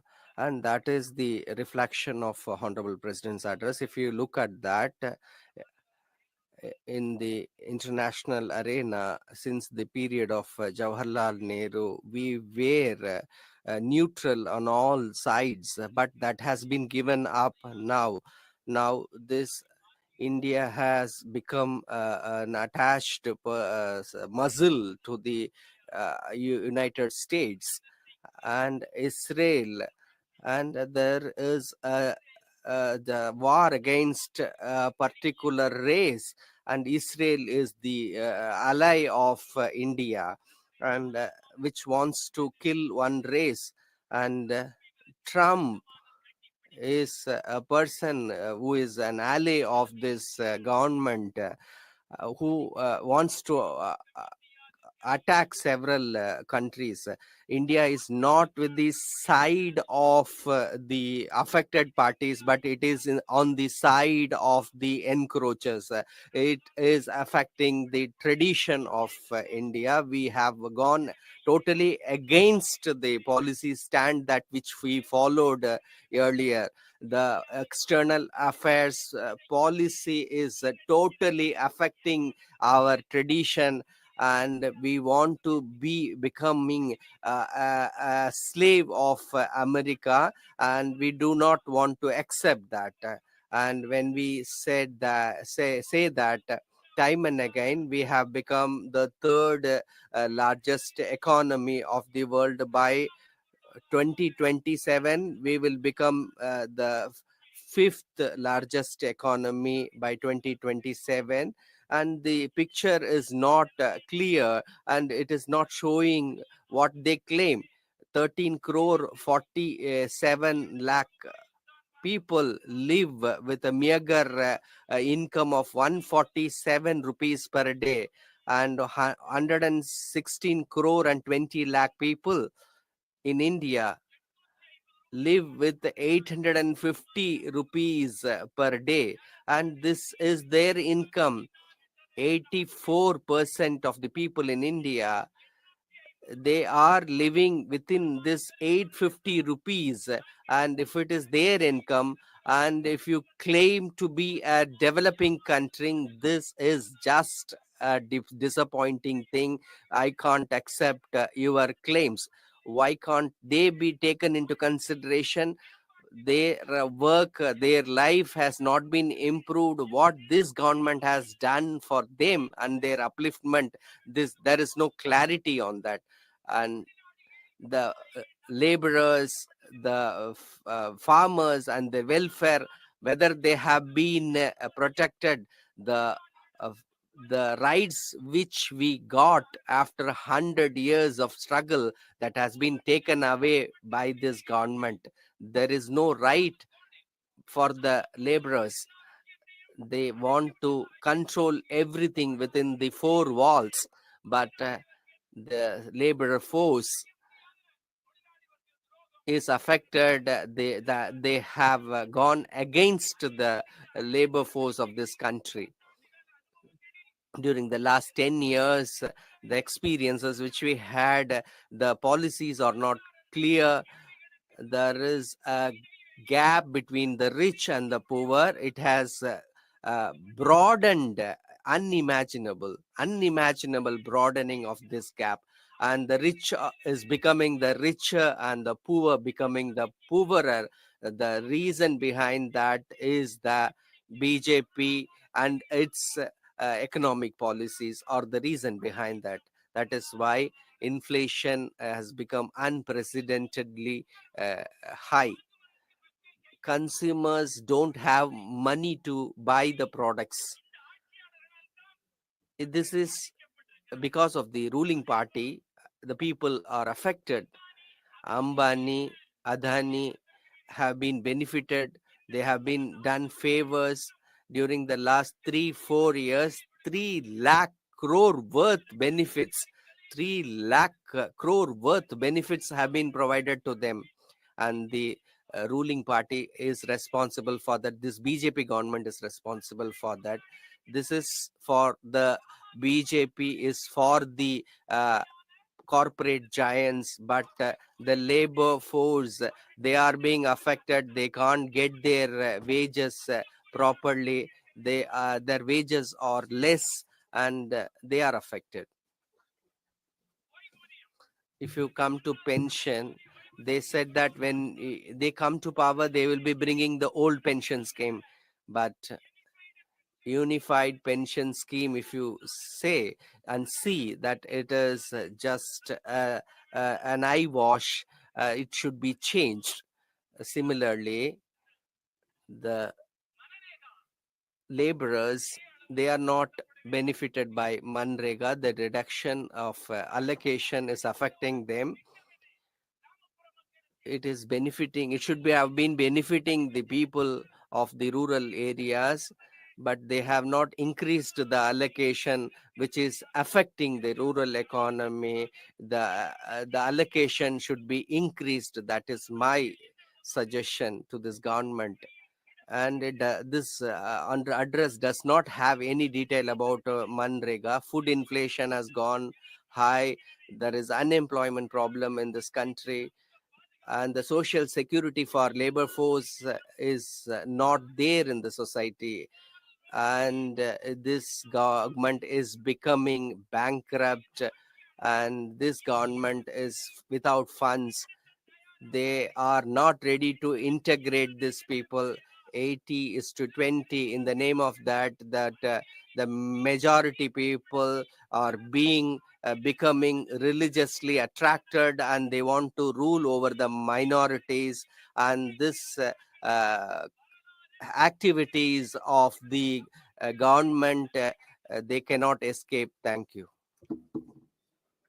Dr. B. Shabri. Thank you, Speaker, sir, for giving me this opportunity to speak on the President's address in this August House.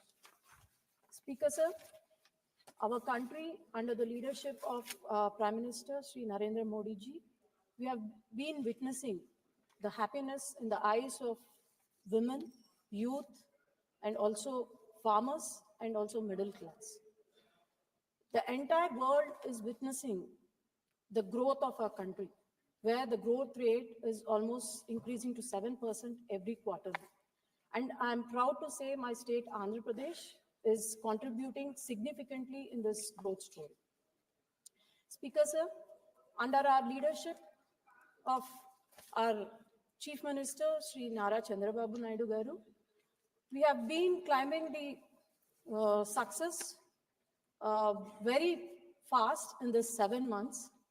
And then, to be precise, we have created a board, that is AP State Investment Promotion Board, wherein we have been attracting the investors around the world into the country through Andhra Pradesh. And it is a matter of pride to say that we have created about 3,10,925 crore investments and created about 3,12,756 lakh jobs. This is not just futuristic, but also it is what we are achieving, the central government's commitment towards green energy, and also our Chief Minister's dream of making Andhra Pradesh the hub for the renewable energy in the world. As we know, we are seeing our country where the people's lives have been improved in every aspect, especially in the poor, for the poor and needy. We are also observing how the central government has generated the income and how the income has been improved for the poor and needy. We have seen the women empowerment, and now we just don't talk about women development, but we talk about women-led development in our country. So keeping this in mind, our Chief Minister Nara Chandrababu Naidu Garu has created the top and the best welfare model in the country. Now we are a state where we deliver about 64 lakh pensions with an annual bill of 33,100 crores. Sir, we have also, this is the first of its kind and first in history and in our country where WhatsApp governance has been introduced in our state. This enables a person not just going around the government offices for OBC certificates or EWS certificates or to get income certificates, but he can get this through WhatsApp. And this is only possible because of the revolutionary ideas of our education minister, Nara Lokesh Garu, and also the policies that has been unleashed by the central government in the digital technology. Sir, our Chief Minister, Shri Nara Chandrababu Naidu Garu, has a vision of Swarna Andhra Pradesh that is 2047. It is working on 10 principles with an aim of creating a zero poverty and zero hunger state. This is based on 4 Ps, that is the public, private, people model. And this model is to create a state which is having zero poverty, a state which is home for international investments, a state which is having opportunities, and a state which is having a highest agriculture productivity, a state where the health of the people is the responsibility of our state government, and also a state with highest welfare schemes. And we call this government as Manchi Prabhutvam. That means the good government. This good government has been working continuously to rebuild our state, which has been completely left to shambles for the past 5 years. Speaker, sir, this Manchi Prabhutvam, what it has been doing is rebuilding the state, which has been from palaces to progression, from debts to discipline, from suppression to democracy, from neglect to development, and from industrial fall to investment growth, and from land grabbing to land protection. This is what our CM dreams of, and we are very thankful to the central government for granting the financial support to our capital of our state, that is Amaravati, and the heart of our state, that is Polavaram project, and the emotion of our state, that is Vizag steel plant, and also giving financial assistance to our underdeveloped, most backward region, that is Rayalaseema region, and I'm proud to tell that I am from that region. And Speaker, sir, Manchi Prabhutvam once okasari mata iste adi venakki teeskodu eppudu kuda. And I would like to get into the notice, Speaker, sir, it is very disappointing and disheartening that any democratic country like United Kingdom, where the monarch addresses the parliament, and it has been a tradition from 16th century. And in US also, the first president, George Washington, addressed the Congress in 1790. And our country, where the president addresses, this has started after promulgation of Government of India Act 1919. And this tradition has been completely followed by any democratic country. And I think never in history it has happened that a leader of opposition commenting on the president. And we seriously condemn this act. And also, I would request every person, every citizen in this country, leaving alone politics, let us all work together. We have a quote by our great poet, and also our finance minister has quoted that Deshamunu premincham. You love the country and automatically you will get the goodness in the society. Country is not for the sake of land. Country is for the people. That do good to the country, love your country, do good to the country. And our country is not just made up of soil, but it is made up of people. So I request everyone, keeping aside all the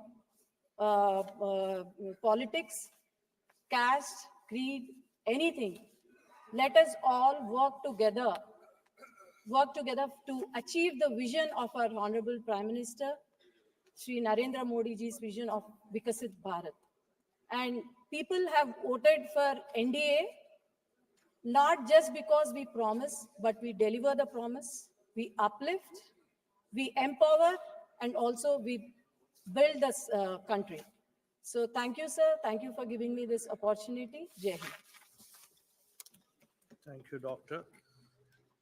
Now, Manyaniya Shri N.K. Premchandran ji. Thank you very much, Mr. Chairman, sir, for giving me this opportunity to take part in the discussion on the motion of thanks to the presidential address. Sir, the annual ceremonial address by the President, His Excellency the President, as provided by under Article 87 of the Constitution, is meant to present before the Parliament the agenda of governance of the government for the next year.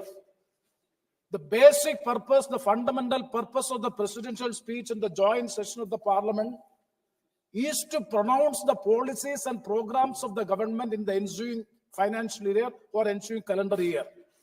That is the soul, that is the spirit of Article 87. But it is quite unfortunate to say that with all humility to His Excellency's office, let me say that the speech of the Honorable President before the joint session of the Parliament is totally disappointing. That is, it is lacking vision. There is no policy directives. There is no programs to be ensured or to be implemented in the coming year. Sir, the 31-para speech of the President is merely a political statement regarding the achievements of the government during the last 11 years. And that too, the fake claims of achievements, untenable claims of achievements during the last 11 years. So this is also a repetition of the speech of June 27, 2024 and January 31, 2024. During these 2 years, the same speech was done of the achievements of the government during the last 10 years. The same repeated speech is being made by Honorable Her Excellency the President. Is quite unfortunate and disappointing, and that is why we are making all these observations. So now let us come critically and examine critically and factually the exorbitant or the untenable claims of the so-called achievements by the government during the last 11 years. First point is regarding the Nari Shakti. Mr. Chairman said the Honorable President emphatically spoke about the significant emergence of Nari Shakti. I am pained to recall that our country as at the present, the women of various ages, and particularly those who are belonging to the backward class and backward castes, are subjected to various sorts of sexual abuse or intimidation in different parts of the country. The perpetrators of such heinous crimes are not being brought to book as they are having close proximity with the ruling party of the country. Sir, further, the Honorable President further says that the government has taken historic steps to empower the women and create opportunities for the youth. This is the next announcement made by Her Excellency the President. Sir, but sir, the data gives a different picture. The female labor force participation rate in India has dropped to just 19% in 2024. That is one of the lowest in the world. And further, the unemployment of the youth is marking to 7%. Urban unemployment is reaching to 22%. Sir, with all these things, how the opportunities, job opportunities are being created, whether Make in India program is providing job opportunities to the country.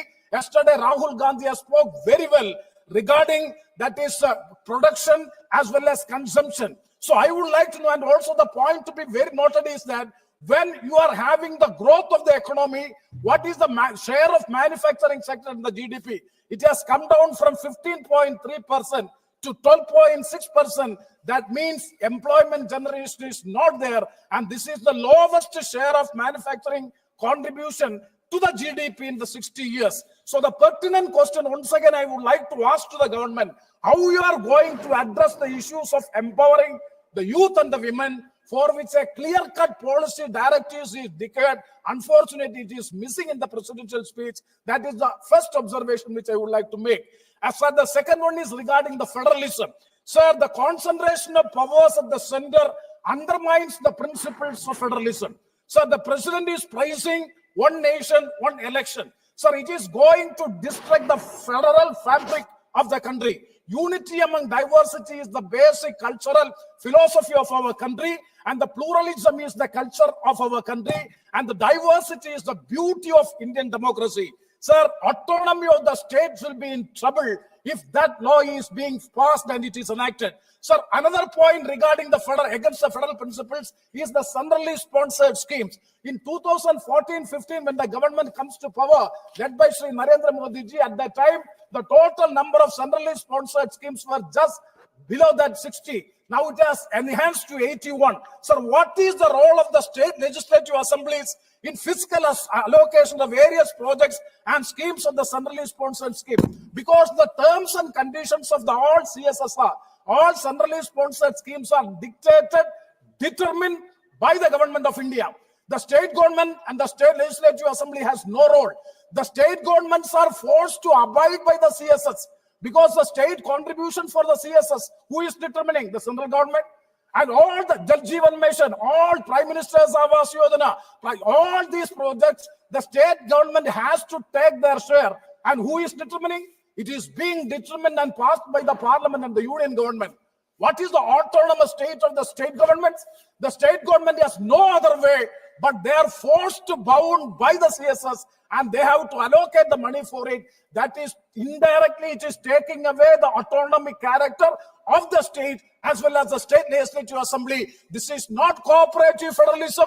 This is not competitive federalism. It is totally against the principles of federalism, and the federalism of the country is the basic feature of the Indian Constitution. This is under threat. The BJP-led government during the last 11 years, if you examine, scientifically and systematically changing the basic character of the Constitution to a unitary Constitution without amending the Constitution. That is what is going on during the last 10 years. Sir, coming to the third point is regarding the farmers.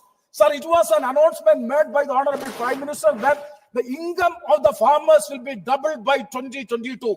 Sir, what was the promise? Double the income of farmers by 2022. What is the reality? Sir, National Sample Survey Organization, average income of a farming household remains stuck at just 10,000 per month. But the input rate skyrocketed due to the inflation. And this is the situation. That is, where is the double income? And further, the number of farmers suicide alarmingly high.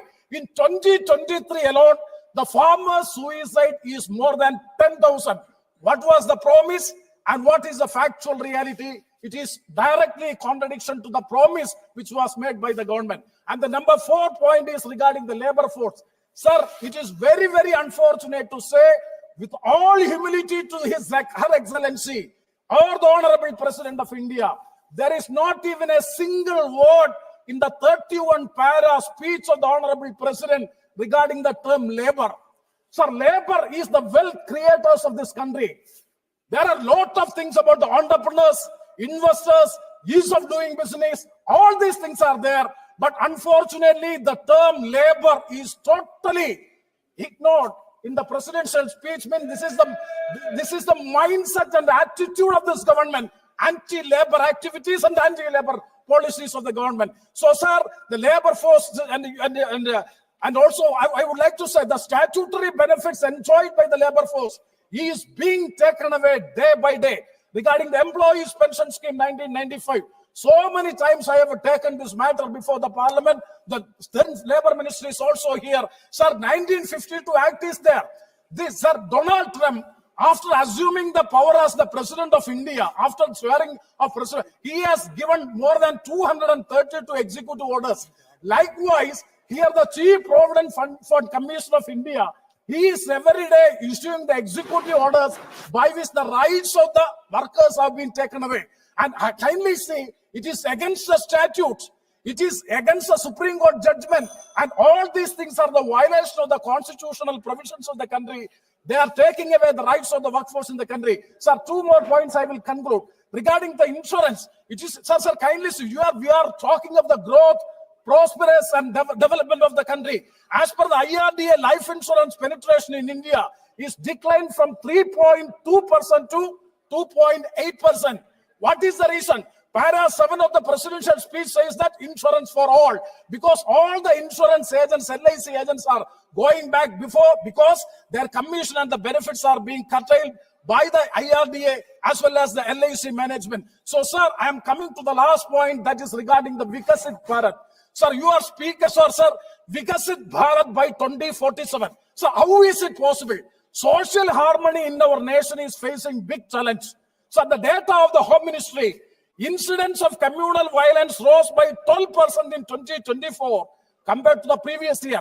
Sir, if we want to become the Vikasit Bharat, I suggest, sir, number one, prioritize job creation through the robust industrial policies, focusing on the production as well as consumption, as suggested by the leader of opposition, Sri Rahul Gandhi yesterday. And the second one is control inflation by addressing supply side bottlenecks. And the third one is increase healthcare education spending to the global standard. And the fourth one, I'm finishing. Sir, the restore trust in democratic institution. Sir, I conclude lastly, but not the least, foster unity, not division. Because a fractured society cannot march towards progress, development, and peace. With these words, I conclude. Thank you very much, sir. Thank you, sir.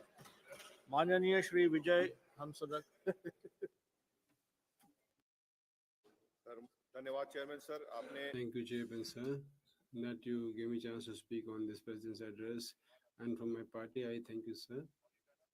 And I want to say that whichever government may be there, the development of country should take place. But in the 11th year and after the third term, the space is not of this kind, so it is not possible to get the development.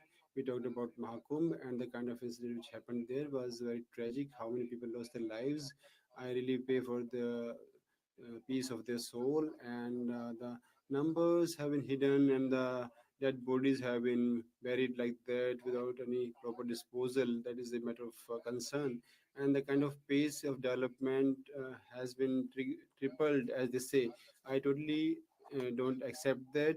And the middle class youth, women, farmers, and they haven't talked about. But after this 10 years, whether it's this unemployment or inflation, all the promises have not been fulfilled. And the kind of inflation which is happening, I can say that in the 11th year, in every house of this country, budget has been completely gone awry. And we talked about the houses, Pradhan Mantri Awas is being talked about. In my Jharkhand, the backlog has not been given. And what is being said about 2 lakh 3 room set is being given after this so much of dearness, this amount has to be increased. And the Pradhan Mantri Kisan Samriddhi scheme and the 41,000 crore rupees have been disbursed, is being told about.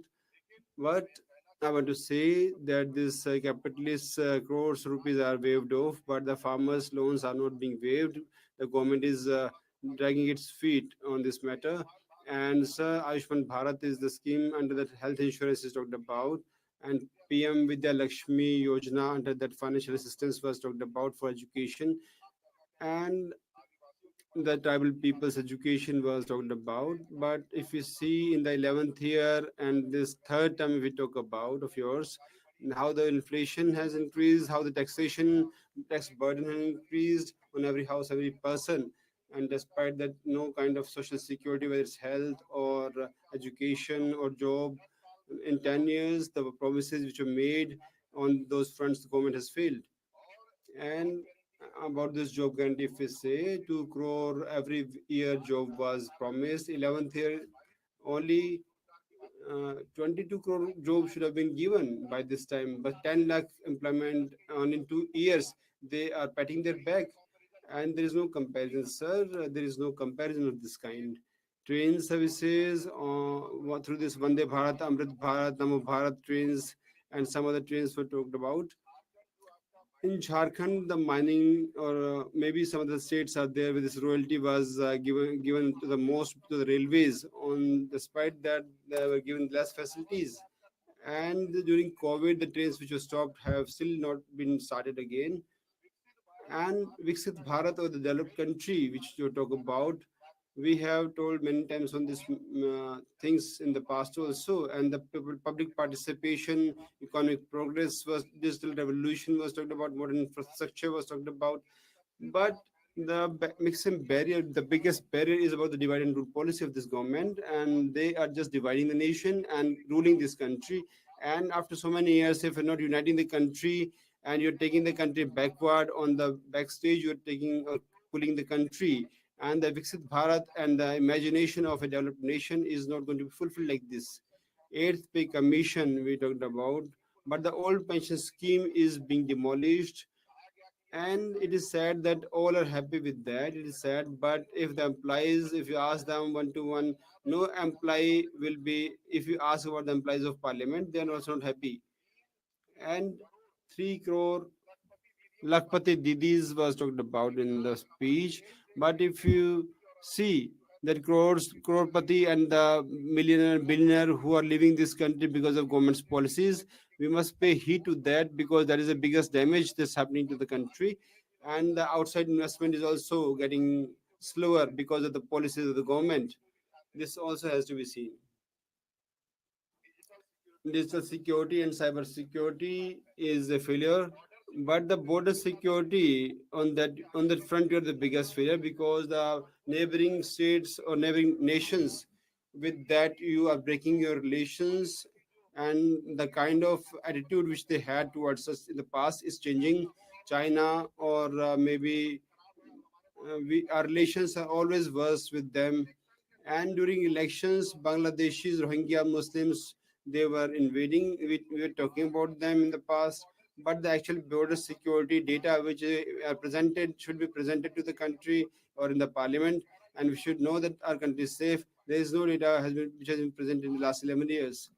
And tribals development is talked about, and for this teaching or studies of them, this movement which was there in their favor, that is not being taught to them. And the demand of this religion code, the demand which is raised by the tribal people, that has also not been given to them. And continuously in our state, with our state government has requested for that, but that has not been accepted. For the development northeast, it was talked about, and if we talk about the development of northeast, then we remember Manipur. And that is difference between your statement and your actions. And the way Manipur was burning, and we talk about development of Manipur in northeast, there is difference in that. Shyama Prasad Mukherjee line I should quote here. It was there in the president court. Strengthening its cultural unity. In शब्दों से in with these words, I feel that the government does not have any concern or any relation with this. And the thing I said, that divide the nation, rule it, it is their policy. And the balance of the states, the amount which was to be paid to them, you are keeping that amount and you're shining your own face with that. And there are states where your government is not there.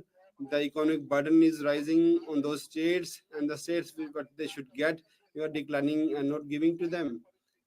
In these conditions, the center and state bonding which should have been there, and they should have been working together. I think for last 11 years there is a fall in that. And those things which are talked about in a very glorifying manner, but in 11 years and after these 3 terms, if we now have this attitude that the employment, dearness, and social security on these fronts, there is no guideline and there is no proper system. So this is a thing in the government. With these words, I would like to conclude. Thank you.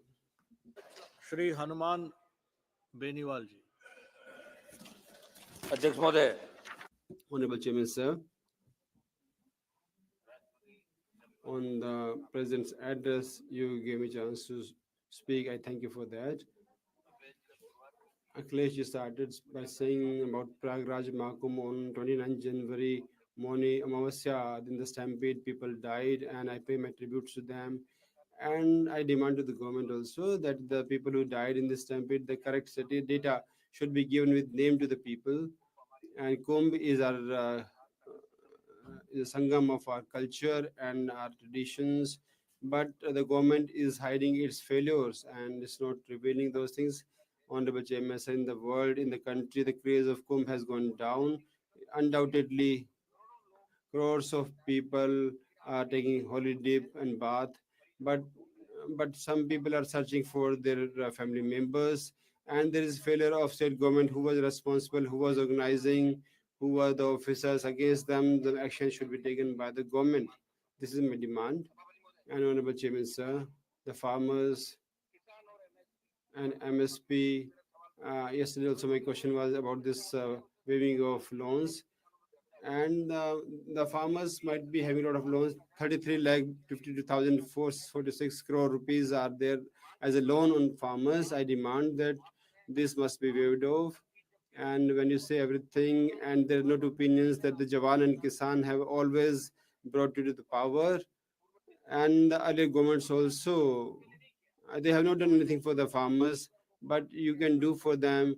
You can't say that 60, 70 years it was not done. So, but you can do. I raise the demand of farmers, that including Rajasthan, you please waive off the farmers' loans and MSP guarantee which you had promised that you should fulfill. And I demand that this rider of 25 should be removed. You purchase all the crops, and please remove this rider of just 25 crops. And you please waive off. In 90s era, Devi Lalji also did that. 82 lakh crore, something of this kind was waived off by him. I demand this thing. And Honorable Chairman, sir, the Agnivir scheme which was brought, definitely in our country, the Jawans, I had this all Josh and Jazba and enthusiasm for that. They used to run Shekhawati in Haryana, UP, Punjab. But after this inception of Agniveer, the craze of going to defense services has been lost. And ministers watching towards me, please do this, that our children who want to go to defense, they should not be joining as Agniveer only. And defense minister also passed a statement that in those who are to go to defense services, and we are respecting the Agniveers, and after the retirement they'll begin the skill certificate. They don't go for this to the defense. Our defense is number one defense service in Army, Navy, Air Force, number one in the world. I would demand that the Agniveer scheme must be done away with. And like earlier, we should have regular entry. And the regiment, Ahir regiment was the matter, which was raised about Gujar regiment, and all these regiments which were there in the country, they should be re-established, and those previous ones should be our regiment should also be there on the border to fight against the enemy. That is my demand, sir.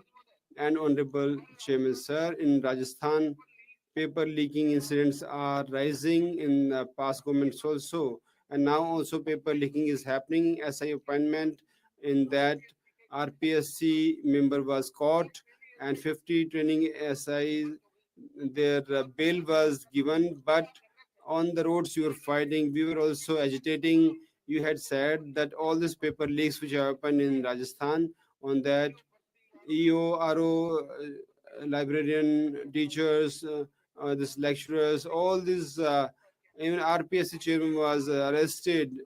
So recently, two persons were arrested for this, but you are not able to catch the culprit. SOP is being issued, but we are not able to catch the people who have given this paper leakage. They who have done this act, and they said that don't catch them. You can get the ticket. And at 5 places, Congress party lost their even the security deposit in the elections. So please, it was your demand. Your chief minister was saying that when our government will come, we'll abolish that recruitment where this leakage was there. So new message should go in the Rajasthan and in the country. This message should spread. And CBI matters also are very famous. In after the directions of High Court, CBI has not done even this lovely Khandara encounter also has been started by CBI. But in Badmet district, Kamlesh Prajapati encounter, this fake encounter is in some politician's name are coming. CBI has not started that investigation. What are the reasons? This house should know. Anita Jat murder in Jodhpur, and even after filing the charge sheet, the CBI has filed this charge sheet. CBI is trusted by people. So CBI in all these matters of Rajasthan which are pending, and our minister who is from Rajasthan, he is the and the speaker of Lok Sabha also from Rajasthan. I request them that in the matters of CBI, this investigation should be done at the earliest and action should be taken against the criminals, and the message will be clear. And this uh, excise policy which is there in Rajasthan, on that I would like to say to the minister, sir, please pay attention to this matter of Rajasthan. This excise policy of Rajasthan, which has been brought by the government, though we have participated for the prohibition in Rajasthan, you say that because of economic conditions, we get revenue, so it is not possible to go for the prohibition. But this excise policy which you're bringing in Rajasthan, on that this uh, the like previous times, this liquor mafia will be coming up very in a very tough manner. We have got rid of them, but again the same thing will happen. Thousands of people will get the employment, and you cannot give this theka or this contracts for this liquor sale to people like that. But new excise policy should not be started there, which is being talked about in Rajasthan. We should allocate in the same manner which was done earlier, and the boys should get employment through this. And sir, in Uttar Pradesh, under excise policy, Rajnath Singh ji also started this thing. This thing used to happen, but your government also had this given by your government. The shops were given to the youth, so the same thing should happen in Rajasthan also. And about investments, Prime Minister had talked about Rajasthan. He had inaugurated so many things through this the house that in our state the program was started, and millions of rupees, billions of rupees were spent, and the investment processes were started. But this reason is this, that the government of India's big officials, they have gone to Rajasthan, and in the name of competition they had troubled the tradesmen or this businessman. And in the for the sake of employment, I would like to say that we talked about the development of India, but the ground reality is different. The dearness is at the highest point, and the purchasing power of people is losing, and the prices of commodities are rising, and petrol diesel prices are continuously rising. After 2014 to 2024, international prices crude oil are decreasing, despite the fact you raise the prices and more than 100 rupees per liter it was sold. So the common man is not getting the relief. He is your voter, so he must be supported. And the fasal bima or the insurance in the crops, it's a big scam. And crop cutting which you mentioned, and when the crops has been sown and if it's not harvested or it's not growing, then that should the grown crops should be taken into this category. And then insurance companies and the Disha committee meetings, they never come, they never respond to that. So this crop insurance which are propagating, everybody should get the relief after taking the premium. It's the right to get the relief under the insurance of the crops, and your government must do definitely in this regard. And sir, the claims which people are claiming, we now see that in my village 2000 farms, it was a scam which they claimed, and this claim was false. The kind of benefit which should have been given to them was they were not asking for it. It was fake claim. I'll just take one moment, sir. I'll just take half a minute, sir. And sir, I would like to conclude, sir. One more matter is about this chief minister. I'll just take one more minute, half a minute, sir. We just have fulfilled this quorum or by sitting up to 12 o'clock at night in Rajasthan Police. This superintendent on 11 December 24, he did the security of CM's convoy. He laid his life for that, and Alvar's minister is there. We met with him and we went to his house also. He should be given the status of a martyr. They should be given the financial support. And the family is not asking for some collectorship. They're asking for some relief only. He's a son of farmer. He should be given the relief. Definitely, sir. I would like to conclude, sir, by 30 seconds more you've taken. So, sir, people just deliver the speeches like that. I'm not taking more time, sir. I'm just concluding, sir. Please give me chance to conclude, sir. I'm concluding, sir. Please give me chance, sir. Sabhapati Mohoday. Honorable Chairman, sir. Honorable Chairman, sir, Honorable President's address on that, this motion of thanks which is taking place. You gave me a chance to speak on this matter. I thank you, sir. And Honorable President in her address had mentioned about Modi ji. Under his leadership, how the NDA government is progressing on that. In the 10 years, the changing India's picture was projected and the Viksit Bharat roadmap was presented. But unfortunately, that friend from opposition, the India which is emerging on world global platform, they are not able to tolerate. This is the fastest economy, and this is a sought after destination for investment. The friends from opposition, they are not in a position. They are myopic. If you are myopic, then it can be rectified. But if it is an issue of ideology, then it can't be rectified. The glass of water, whether it is full or half empty, it depends on your mindset. I was listening to the leader of opposition yesterday, and many words were used: electric motor, optics, AI, everything was mentioned. Honorable Chairman, I'm surprised that yesterday my friend from opposition, does he not know that government of India, in order to develop automatic tools so electric vehicles, the local manufacturing of electric vehicles will be ameliorated in India and encouraged in India under National Program for Battery Storage. In order to encourage this sector, incentive is being given. In March last year, the central government for artificial intelligence, $1.25 billion investment was announced, and 2 days ago, the budget which was presented, Honorable Finance Minister for new artificial intelligence center, 500 rupees has been earmarked. In green energy, our government has launched many schemes: National Solar Mission, PM Kusum, National Smart Grid Mission. To the extent that International Solar Mission, India is leading under the leadership of the Prime Minister. In budget speech, Finance Minister has earmarked 20,000 crore rupees for nuclear mission and semiconductors. Nobody had concern about this. In this sphere also, we have worked hard, but it's surprising that these steps which are moving towards development, our opposition members do not want to look at it, but 140 crore citizens of the country are seeing it happening. Honorable Chairman, sir, I listened about equality. LP mentioned how their Halwa ceremony photo disappeared.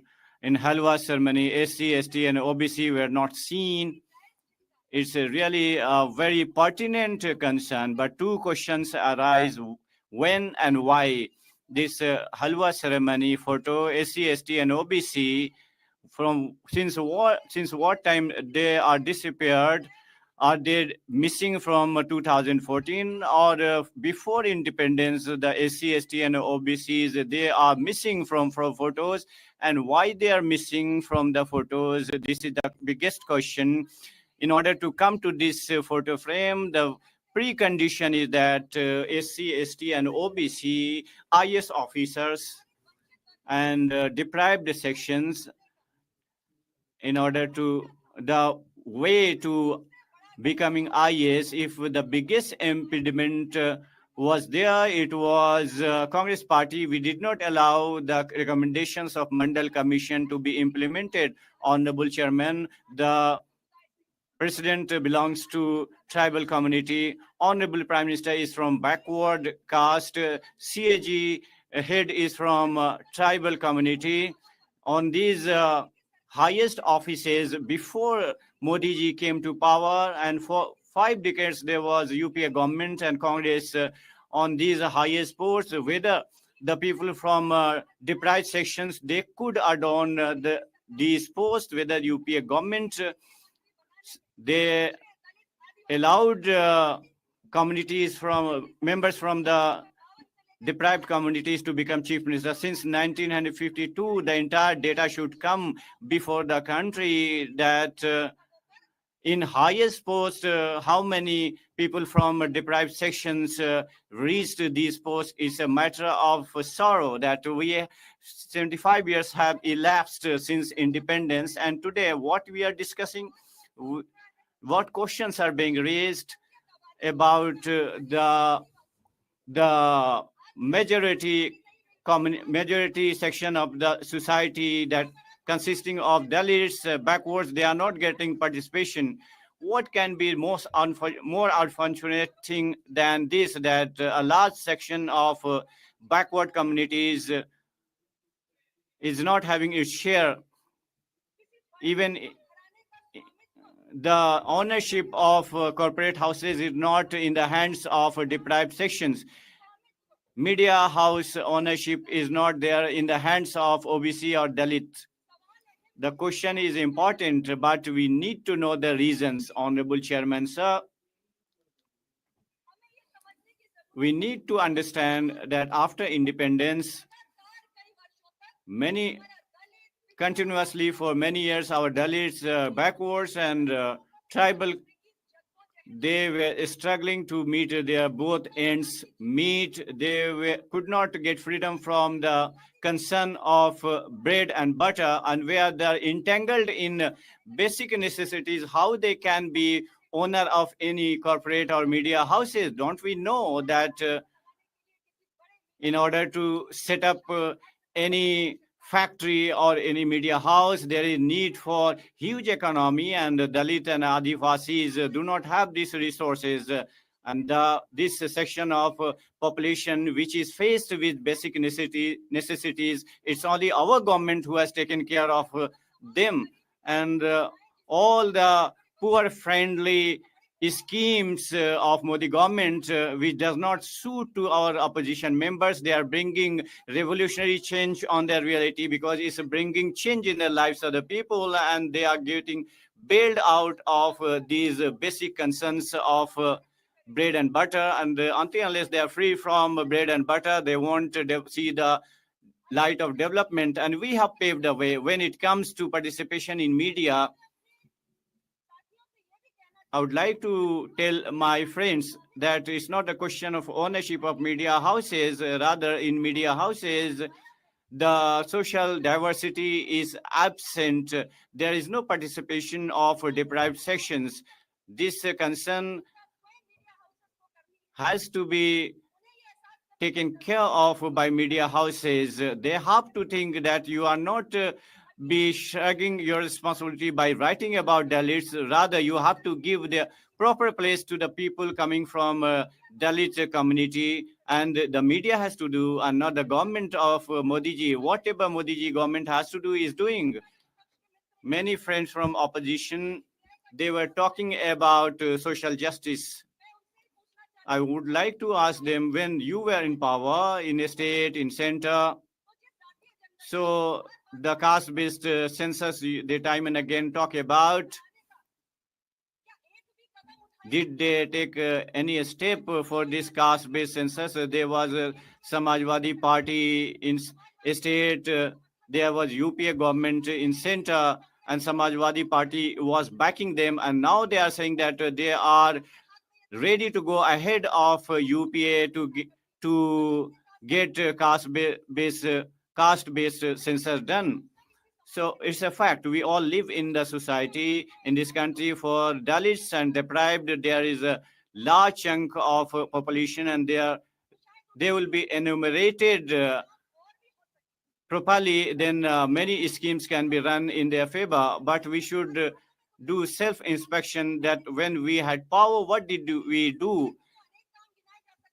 We can count many works of Modi government which was towards the social justice, whether it is Navodaya Vidyalayas, Sainik schools, Kendriya Vidyalayas, and the children, their education and the reservation in admission in such schools, or National Backward Class Commission was accorded constitutional position.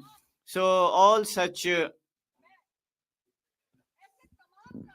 there are so many works which has been undertaken by our government, but I would like to ask members from opposition that if you are talking about social justice, have you taken any important step?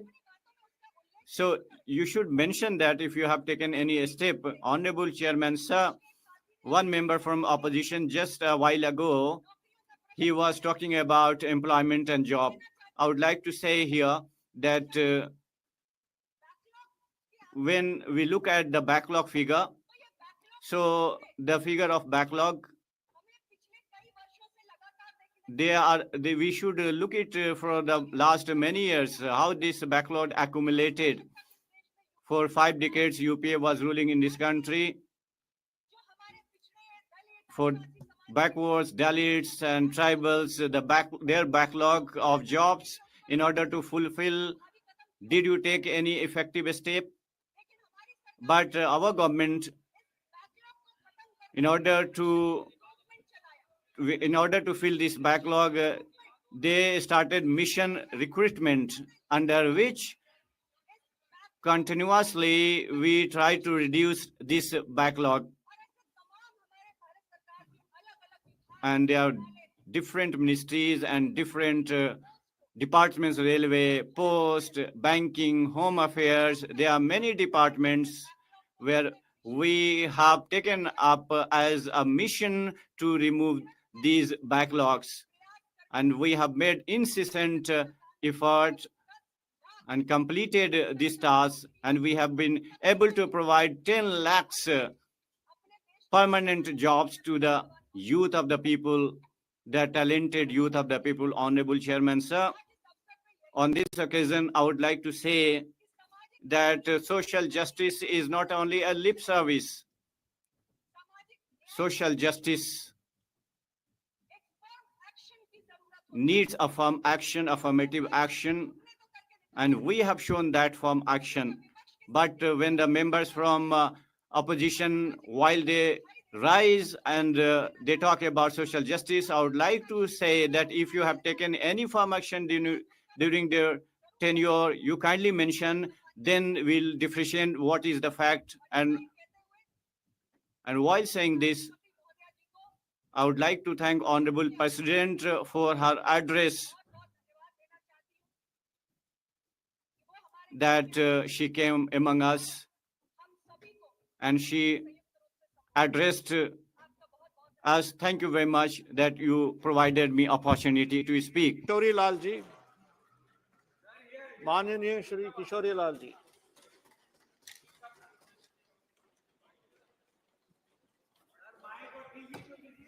Mic हो गया sir. धन्यवाद सभापति। Thank you, Honorable Chairman, sir. You allowed me to speak on motion of thanks to Honorable President's address. First of all, the people who lost their lives in Kumbh stampede, I pay homage to them, and even for those whose names were not listed by UP government, I pay my homage and tribute to them. I rise to speak here on the motion of thanks and serial number 5, Jal Jeevan Mission and Clean India Mission. I would like to mention these schemes since the government is putting hoardings and posters about the schemes, but the ground reality of these schemes is quite different. When we go to the villages, when we go to our constituencies, we see that the villages, that they claim that a scheme is running there, but there is no water in the taps, there is no water tank, solar system is out of order. When we went deeper in the meeting of Disha, when the questions were raised in the meeting of Disha, in the Raebareli, in Amethi, everywhere the same question arose. Then it was found that in this scheme, such companies have taken contract. Earlier, those companies took contract, then they gave it on subcontract, and then further it was given subcontract, you can easily gouge the quality of work. And this is what is happening here in those companies. There are 3 companies which are working in this sphere. I have heard there was such a company which was making towels earlier, and now they have taken up Jal Jeevan Mission. 133 work was given, only 60 work was completed, and it was to be completed in 1.5 years, and they have not completed even after 3 years. Officers right against them, but which forces are working against them that nothing happens to these companies. So look at the corruption involved. What kind of corruption is there that in Sultanpur, one person is killed because that honest officer, when his work, the work of contractor was not good, he raised objection. That officer was killed and putting tape on his mouth when he was arrested. He said that he got our contract cancelled. That is why we killed him. This is the condition of your Jal Jeevan Mission in Disha meeting in Rai Bareli. Earlier, the MLA of Sapa, now he has gone to BJP. Technically, not technically, but he is part of BJP.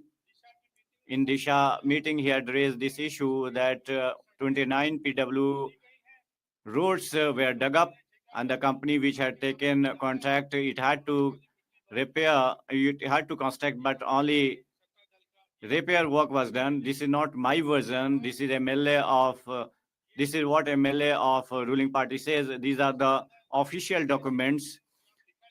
And against such companies, many things have been written, but when it goes to Lucknow, no action is taken.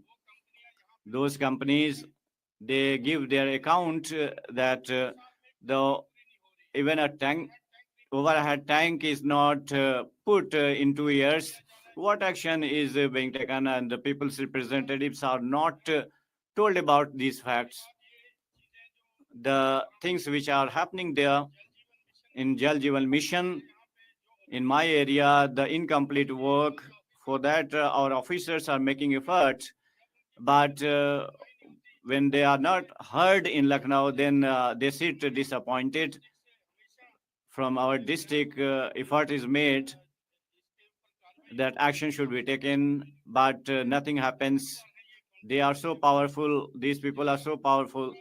Another concern is about Swachh Bharat Abhiyan.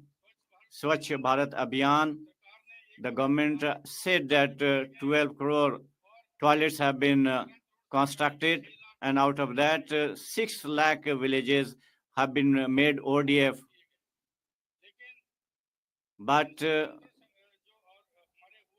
But whatever work has been done, the survey which has been conducted, that has raised questions on them. If we talk about my constituency, in my district headquarter, the toilets in district headquarters under Swachh Bharat Mission, there is no door in many toilets. There is dirt. So look at the condition of your Swachh Bharat, which you always make tall claim of. This is your flagship program in 2014 under Jal Jeevan Mission, which was to be completed. 19 crores 37 lakh villages were to be supplied water. Only 15 crore something water has been supplied, and 3 crore was during the UPA time. I want to say that the things which are taking place, this is the money, hard-earned money of the people, which is being spent on these schemes. If this is the condition on the ground, then you can gauge what kind of corruption is involved. So I will just say one thing and conclude. I wanted to speak more. I would like to quote 2 lines of In your files, there is rosy picture of villages, but these false. These claims are false. धन्यवाद. Thank you, Janab Muhammad Hanifa ji.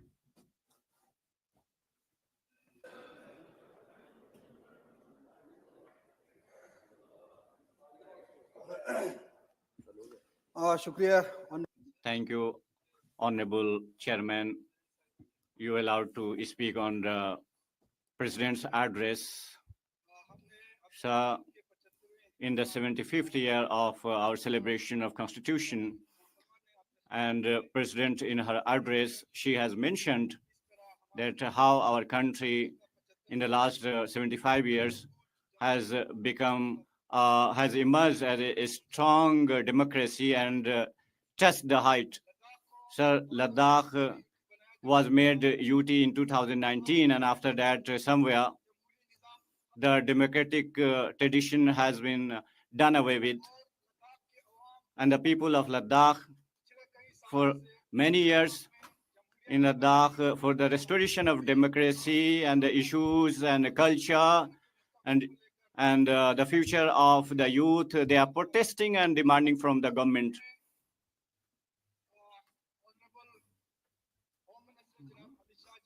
I am thankful to Honorable Home Minister Amit Shah ji that in MHA for Ladakh, they held a meeting with the representatives of Apex, and they held discussion on 4-point demands. And the people of Ladakh are hopeful that it will give a positive result, and it would be as per the expectation of the people of Ladakh who want total restoration of democracy and the culture and the protection of a culture of Ladakh. And I'm also hopeful in February itself, the meeting which is scheduled to be held. In this meeting, the youth of Ladakh, there are issues related to their recruitment, whether it is a PSC or domicile issue, age-related issue.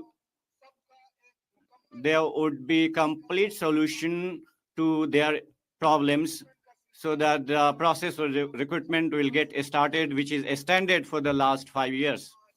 So Ladakh UT, from defense and development point of view, it has got a strategic importance, and there is need to give adequate fund. But unfortunately, in the new budget, the budget of Ladakh, last year it was 6,000 crore rupees. It has been further reduced, and it has been made 47,000 crore. And climatic condition, political challenges in the last many years, there has been reform in expenditure. Capex budget, which is with Leh, there it is spent beyond 90% in Ladakh, in health sector, irrigation, road building, and in other sectors, social development, infrastructure. In order to strengthen them in the budget of Ladakh, there is need for increase in the budget. That is why, through you, I would request Honorable Finance Minister that the amount earmarked for Ladakh should be given at par with last budget. Rather, in order to meet the development works of Ladakh, it should be further increased. Sir, it has been mentioned by Honorable President in Uran scheme, in which around 8.5 people will get benefit of civil aviation. But in Ladakh, in Kargil district of Ladakh, civil air services demand is there pending for the last 60 years, and in 35 and 40 years, one airport is complete, and it is operational. 2 times this airport was included in Uran scheme, but the work has not been started, operation has not been started. We have given a proposal in this regard. Honorable, I have raised this demand with Honorable Civil Aviation Minister, And he has assured me, through you, I reiterate my demand to Honorable Civil Aviation Minister that under Uran scheme in Kargil, civil air services should be started in Ladakh, in educational institutions and health. They should be upgraded on priority basis. I'm thankful to government that one medical college has been sanctioned in Ladakh, which will be started in Leh, but there is need for engineering college which has been announced and which has to be opened in Kargil. No progress has taken place on this. It should be accorded approval immediately. District Hospital Kargil, which is 70 bedded hospital, it should be made 300 bedded hospital in Ladakh. Super specialty facility is lacking. Kargil and Leh, both districts, for cardiology and neurosurgery, there is need to create posts in these departments. A large chunk of Ladakh, in order to give access to education, higher education needs to be given, needs to be strengthened. Looking at geopolitical condition and climatic condition, the far-flung areas of Ladakh, the schools need to be upgraded. Sir, the populated area of Kargil, Sankoshur area in Sanko, there is a long pending demand of a degree college, and it has not been sanctioned in this area. There is a huge population of students, and in order to meet their educational needs, there is a need to open a degree college. So that is why in this financial area, in this financial year, priority should be given to degree college. शुक्रिया माननीय श्री उमेश भाई पटेल। अध्यक्ष महोदय जी, मैं महामहिम राष्ट्रपति जी के संबोधन पर अपने Thank you, Mr. Chairman, sir.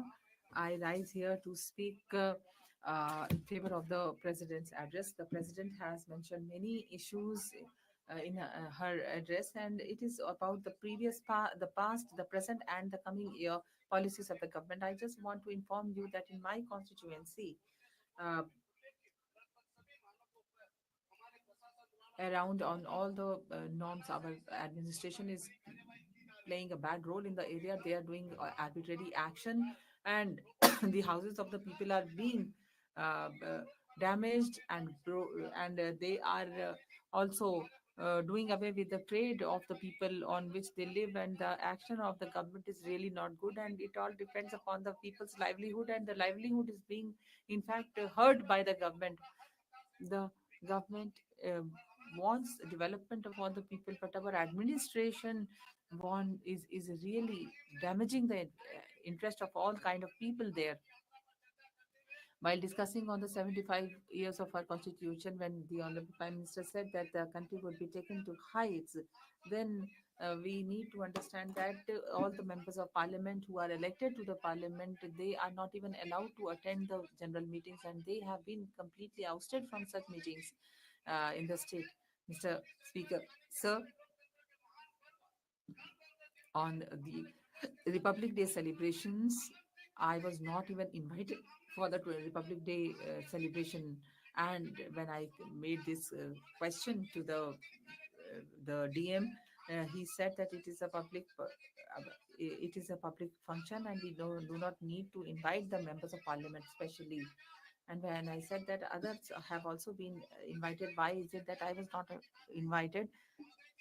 Then they could not give any reply to that. And it is not that on 19 December we had the Mukti Divas of our region, but we were not invited.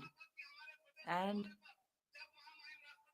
when the Excellency, the President was there, I was not even allowed to welcome the President.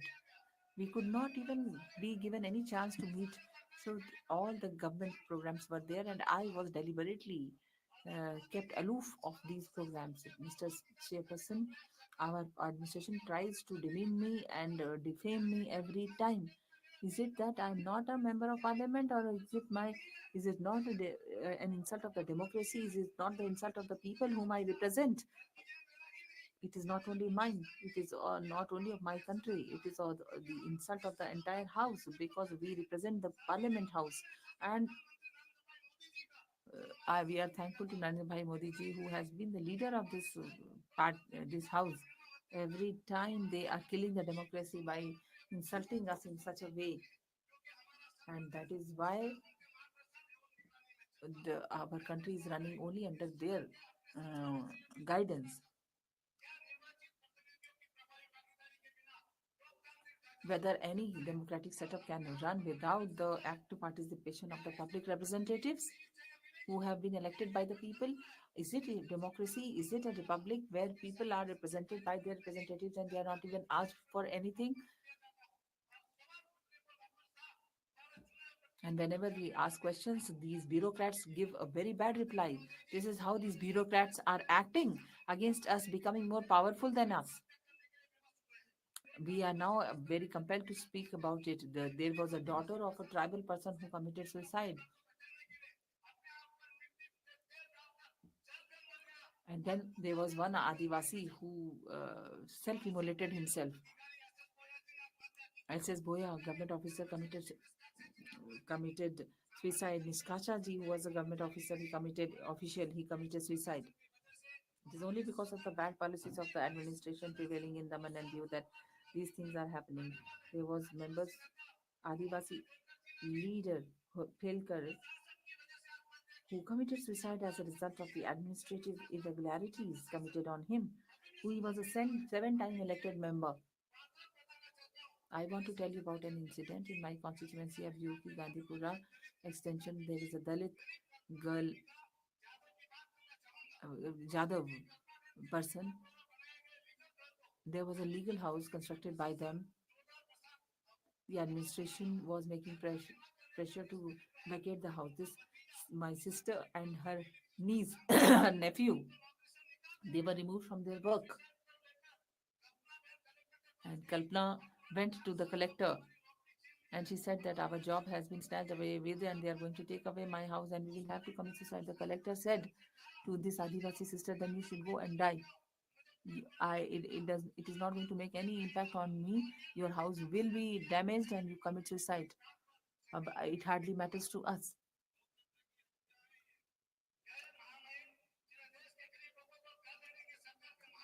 Sir, the government has committed to providing houses to the poor people, but here the people whose houses have already been constructed, they are being removed from their houses and the houses are being damaged by the government, demolished by the government. Now, is it above the death of the people? People dream in the night time and then that is realized their house is actually demolished by the administration. So how we are going to deal with this situation, sir? What will be the color of the house? This is all decided by the administration as to what will be the color of the house of the people. Sir, just 1 second, I will finish. If the people do not agree to what the administration is doing, their houses, their shops, their workplaces, everything is demolished by the government, and that is how the system is running in Daman and Diu. The people are unnecessarily being tortured.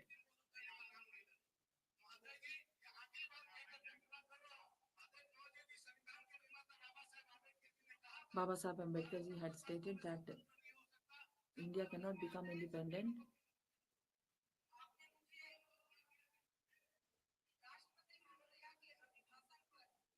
So thank you very much for giving me opportunity to speak on the motion of thanks on President's address. Sir, I wish to say that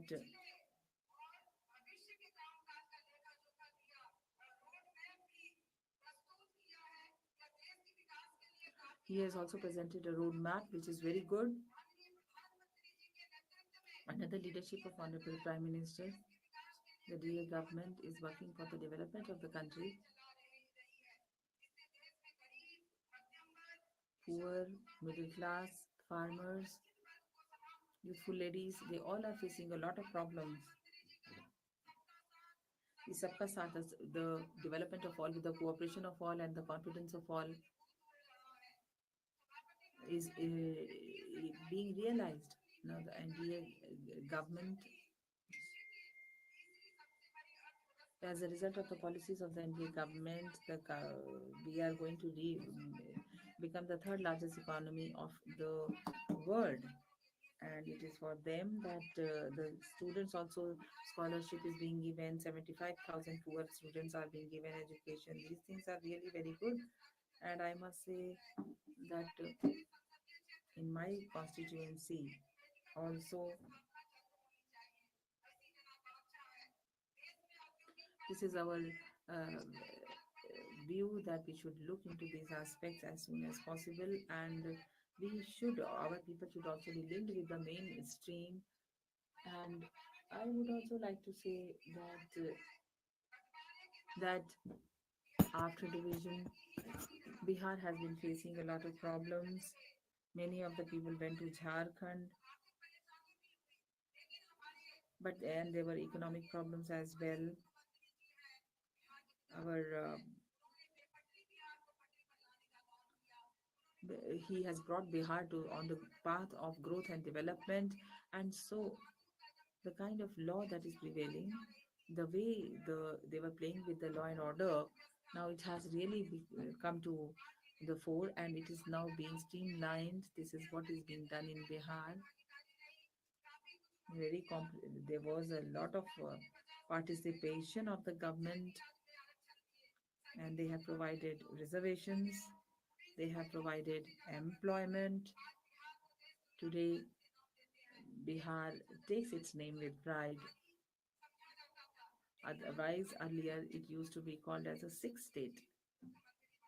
Nitish ji has become the chief minister and he is working very hard for that. Bihar was going through a lot of crisis. The chief minister and also the union government have helped us in bringing Bihar back to the tracks. I extend my thanks, sir.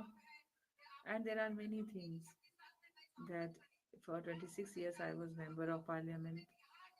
And at that time, 20 years back, the state of Bihar was really in a very bad condition. It was burning. Even before Nitish ji, there were people who were talking about each other's castes. Since 2005, now the chief minister has done a lot, and we extend our thanks to the union government also that they have done so much for Bihar. So we should provide them with Bharat Ratna, and the Prime Minister Narendra Modi ji should also be bestowed with Bharat Ratna. That is why Nitish Kumar ji should also be given Bharat Ratna, because this is something that good that they have done. And during the time of Modi ji, a lot of work has been done, and now people are voting without any fear. They know as to what conditions prevailed in the past and what are the conditions that are prevailing now. So when in there was really not a good atmosphere in the country at that time when BJP took to power, but now the situation is very good, and the public welfare policies of the Prime Minister have really paid very well, like toilets for people, gas connections for people. These have already been given, and for women also a lot many of things have been done. थे 80 करोड़ से अधिक लोगों को मुफ्त अनाज दिया जा रहा है, जो विश्व की सबसे बड़ी लोक कल्याणकारी योजना।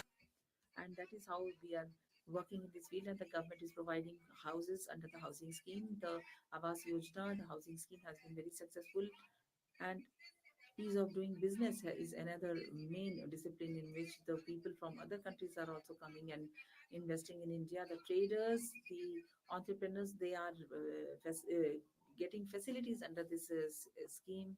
The trade and commerce is really expanding like anything. It is under the leadership of Modi ji that we all are witnessing such a growth and development in the country. The government is concerned over certain issues, and I belong to Shiohar, and this is a place which is adjoining Bengal. And if we have if we have a good facility of commuting, then it would be very, very facilitative. We need to have a bridge over Bagmati River from and Buri Gandak River also, Sansama, Motihari, and all such places. There is no industrial sector, there is no commerce and trade, and we wish that one paper factory may kindly be opened here so that it could be facilitated for the people. This will give employment to the people. People would not go out of Bihar. But so far as Shivhar is concerned, it is a very backward area, sir, and their industries are not there. That is why there is mass exodus of people to other cities and other states of the country. And in a large quantity, there is a raw material for paper.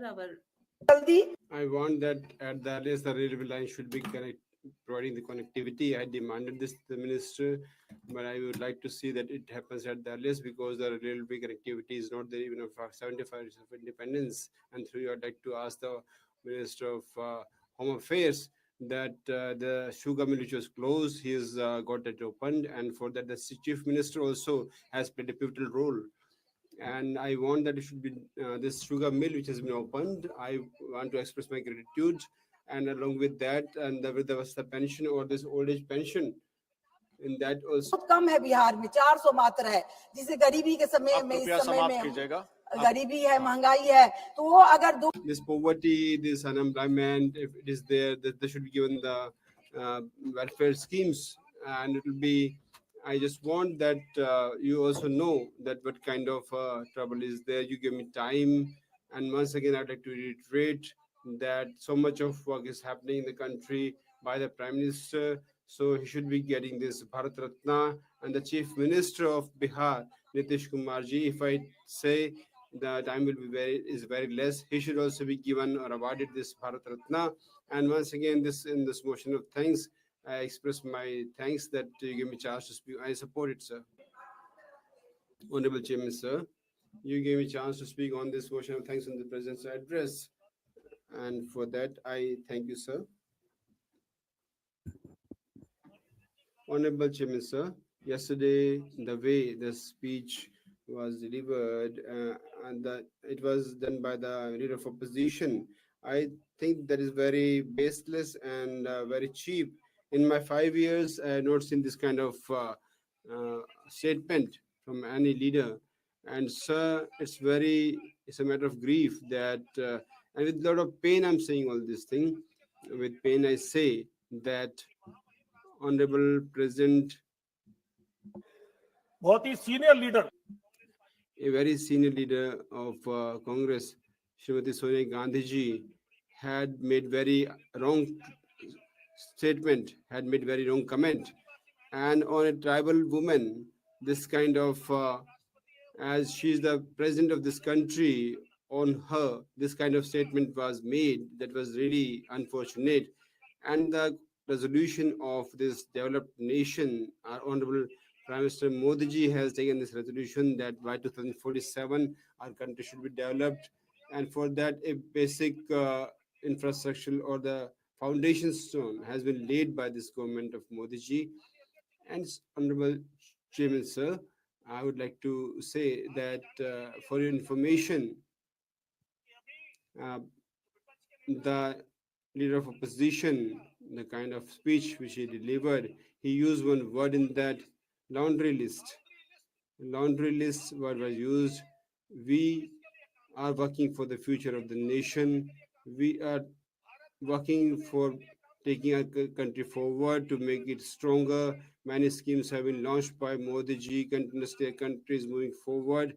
And the leader of opposition, we just thought that this brain of a child, which is known as, maybe after becoming LOP, he may have improved, and there must be some improvement. But it's unfortunate that leader of opposition who doesn't have this vocabulary, that what kind of vocabulary he's using. So, Honorable Chairman, sir, one new script has been, and new dialogue has been, and new planning has been started. I don't know whether some director of Bollywood or Hollywood was there, but new kind of dialogue delivery was made here. And Honorable Chairman, sir, some senior member of Congress who's my friend. I won't like to name because in some things confidential should be there. He said that now some challenges are coming from the home. So a new kind of script has been prepared. So maybe through that we can say that he's serious, but the countrymen have seen the leader has not been serious, and the truth, which is his nature, which is in his DNA, that thing was seen yesterday in the Lok Sabha. Honorable Chairman, sir, the Congress party he got the responsibility of a leader of opposition, a person on a constitutional post. The kind of cheap politics which he has played, it should be definitely be very serious on matter.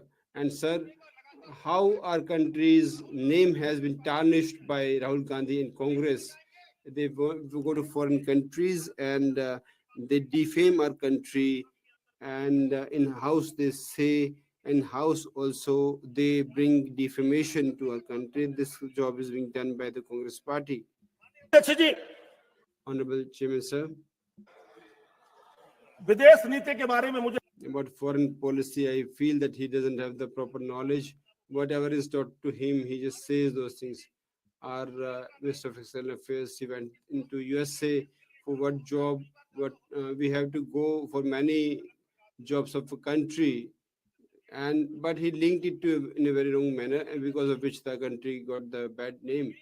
And so about 2024 elections, on that also he passed the statement in some meeting that the elections were not done in a impartial manner. It was controlled by somebody. Today 99 persons from Congress have been elected. They pass the allegations against the election commission. They bring defamation to our country in the foreign country, and on election commission, on the government, they pass very wrong statements. And Rahul Gandhi, we just thought that he has become the leader of opposition and his brain must have been refined, but he's now just like a child. His brain is not that mature, and these statements is passing. Our country was brought this disreputation, and he must be blamed for that. And you must have seen yesterday, the whole country was watching. China, China, China, China. Only China was 34 times he took the name of China in his speech. Rahul Gandhi, who is a very responsible person on the constitutional post, is holding as a leader of opposition. He talked about China. What kind of relation do you have with China? What is your closeness with China? I would like to tell through you. I just want this information, and this public of India also wants the answer. That how many times in China Srimati Sonia Gandhi went there from 2014 to till date? How many times Rahul Gandhi went to China? Whether he got the permission from government or whether he went for some favor to the country. I think our country should get the information that all the times he's going to China and naming China in speech on that on the table of the house, and to the country also he must inform, he must tell this country has got the right to know that why he's speaking all the times about China. I'm really telling the truth. We have the right to know about that. And Honorable Chairman, sir, he just talked about China all the times and different kind of statements he's passing. I would like to say through you, sir, I would like to tell the House that what he says about Honorable Prime Minister, against him the comments are passed, and between him and army, was there any conflict? It is a matter of defense. It's not a good thing that he talks about all this. In China, if you say faction which is 10 years ahead of us, what was the reason for saying that thing? In defense sector, why we become weakened? This was the policy of Congress in 62 when America and Soviet Sangh, that is USSR, they were ready to give the permanent membership of Security Council. That time he did not, Nehruji did not accept, and he side in favor of China. That's why China became so strong and we became so backward. Honorable Chairman, sir. 1962, when the China war took place, we didn't have the modern weapons. We didn't have any technique. That was a big reason because China was made stronger. It was made stronger by Nehruji, the then Prime Minister, and because of that, he says this China and China. Honorable Chairman, sir, I would like to tell about one more thing that in the decade of 1950, Nehruji committed this mistake, and it's the result that now we are weakening in this department of making our army stronger. And that non-alignment movement and Nehruji, who said that we are non-violent, he did not help our country to become stronger, so he can be held directly responsible for that. Honorable Speaker, Chairman, sir, you must be knowing that Raja Hari Singh, who was the king of Kashmir, he wanted to merge into India. The Kabilis of Pakistan attacked our army that time, and our military personnel, they moved ahead. But Nehruji, what he did, he went to UN. At UN, he announced this war to end, and because of that, POK is not in our hands. But in the coming times, I can say with all claim that one day will come that we will also be having the POK. It will be part of our country, and our leader Modi ji will make it sure. I can say it with guarantee that will make it possible. Honorable Chairman, sir.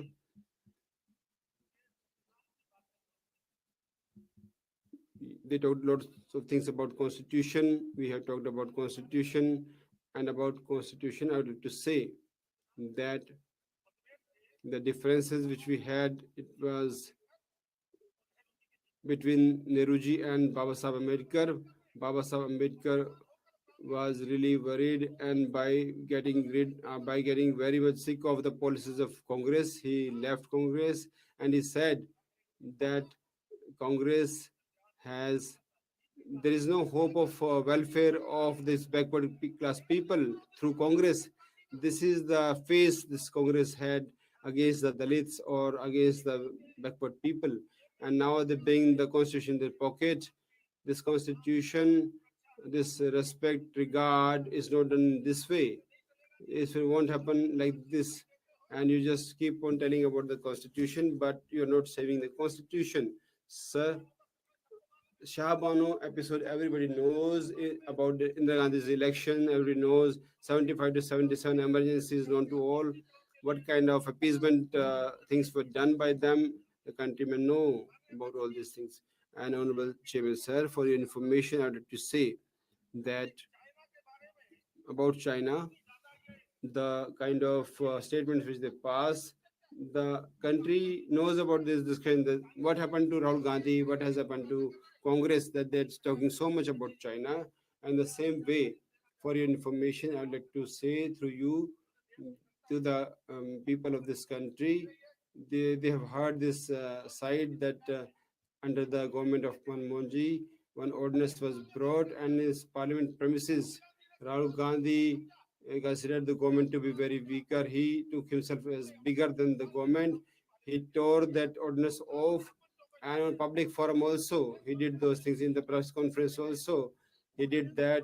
He tore off that ordinance, whether it was respect of constitution.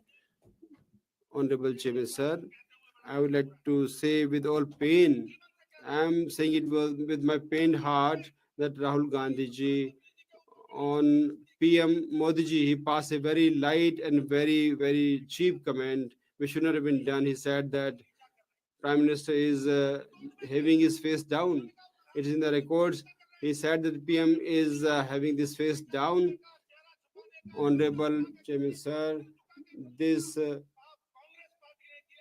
this sin of letting your face down, you have done that. Congress has done that. But our Prime Minister has gone with a wide and very broad chest to the world with a lot of confidence. Congress should apologize. The way they have passed very wrong statements against Prime Minister, they should apologize for that. Rahul Gandhi ji should apologize for that. And Honorable Chairman, sir, one more important thing I would like to say about RSS, Rashtriya Swayam Sevak Sangh. and this Sangh Sanchalak, the head of,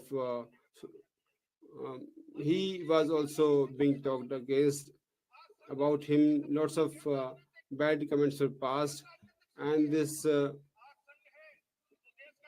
RSS is building the nation. This Sangh or this RSS is building the society.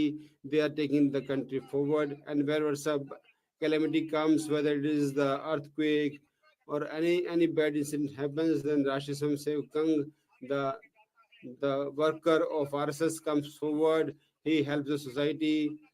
You want to understand the Sangh or society RSS, you go to branch the Shakha.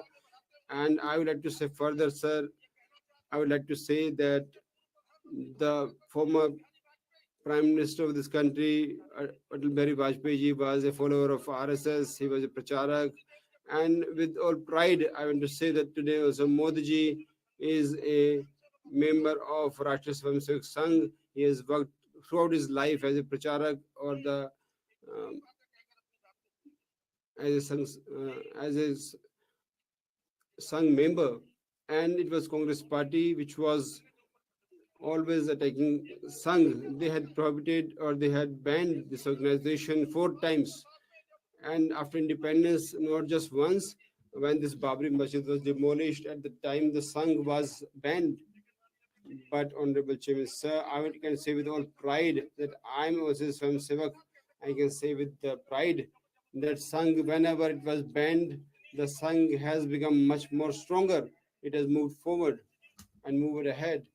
And Honorable Chairman, sir, today I would like to say with the bottom of my heart all thanks to the Modi ji that in July 2020, this where the employees, government employees, that they can go to the branches of Sangh. This historical decision has been taken by Modi government that now they're free to go to attend those meetings of Sangh. The employees of government, they can go now to attend the Sangh meetings. And with one more thing, I would like to conclude, sir. Mahakumbh, where we discussed in Rajya Sabha also, and Mahakumbh is being discussed in Lok Sabha forum also. The glory and the pride and honor of Mahakumbh, Monivasya, and this on the occasion of Vasant Panchami, the holy dip and the bath, which is done by the people and the saints and sages. And this is beyond the death, the spirituality and the spiritual power and this expression is there in Mahakumbh, the Sanatan culture, and to save the religion. This is very fortunate. But unfortunate thing is this, that the accident happened there. Definitely it's unfortunate. The families have lost their people. We express the regret and the condolences. 25 lakh rupees for the people who died there. The relatives have been given this amount.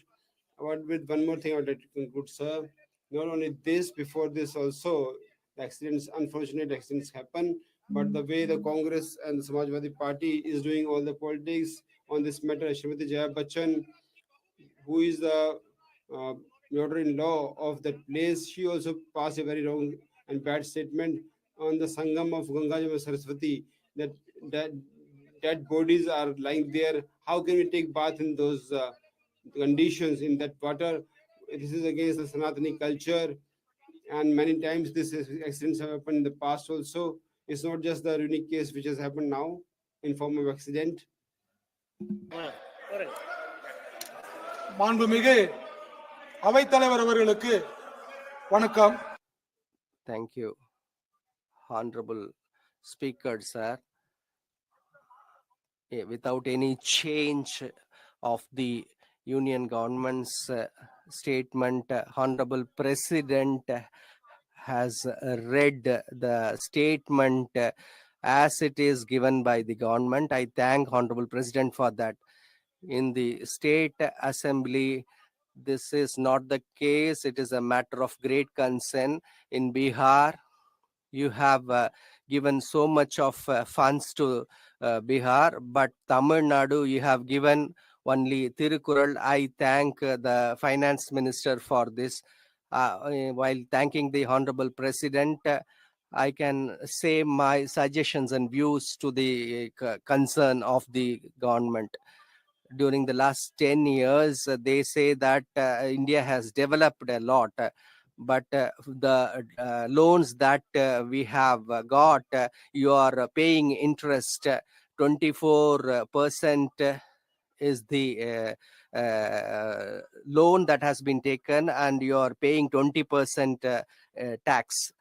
And 87 is the rupee value against US dollar. Is it the development? Today, in the nation building, taxpayers are the basis of this nation building. Whether they are being respected, the taxpayers number is very less. And you giving ID cards for them in the public places? Are you giving respect in the flight tickets and the rail tickets? Are you given prioritize to these taxpayers? You talk about women empowerment and the importance of women. You talk so much in the president's address, but 33% reservation bill, why have you not implemented that? When a lady is the honorable president of this country, if it is not happening now, when will it happen? And the population census, why are you not organizing this? The national education policy, you are very much forced to implement that in the 2050. Whatever the target you have fixed, that has been reached by Tamil Nadu. We never will change our stand in the field of education. Our chief minister is very much strong on that. You say that you have achieved in sports.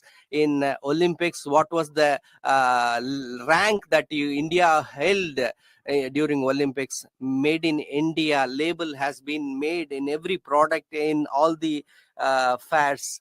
And if you see the textile products made in Bangladesh is written everywhere. It is a small country. It is just exporting 3 times the garments that is being exported by India. The incentives that are given to textile sector has been stopped. In the Kongu region of Tamil Nadu, the garment factories are being closed.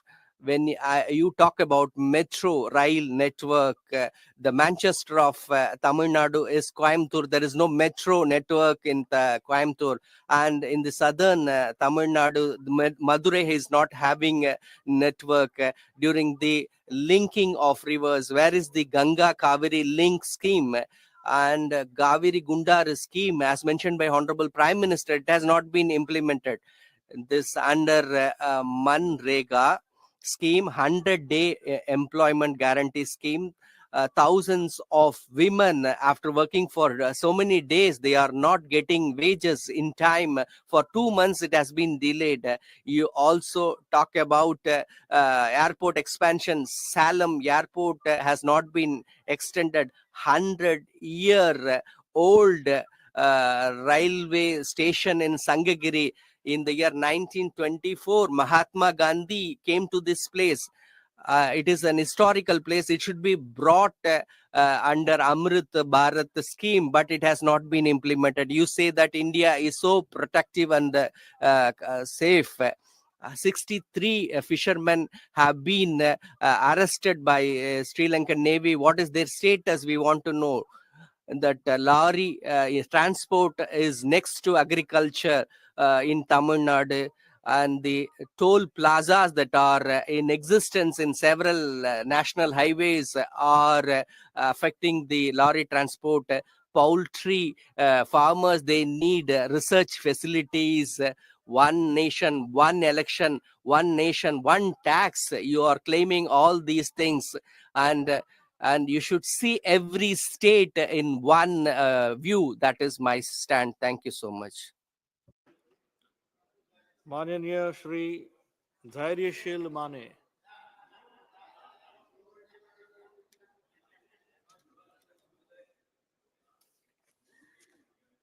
Mic नहीं आया. धन्यवाद अध्यक्ष. Thank you, Honorable Chairman, sir. You would like to speak on address of Honorable President on behalf of my party, Shiv Sena.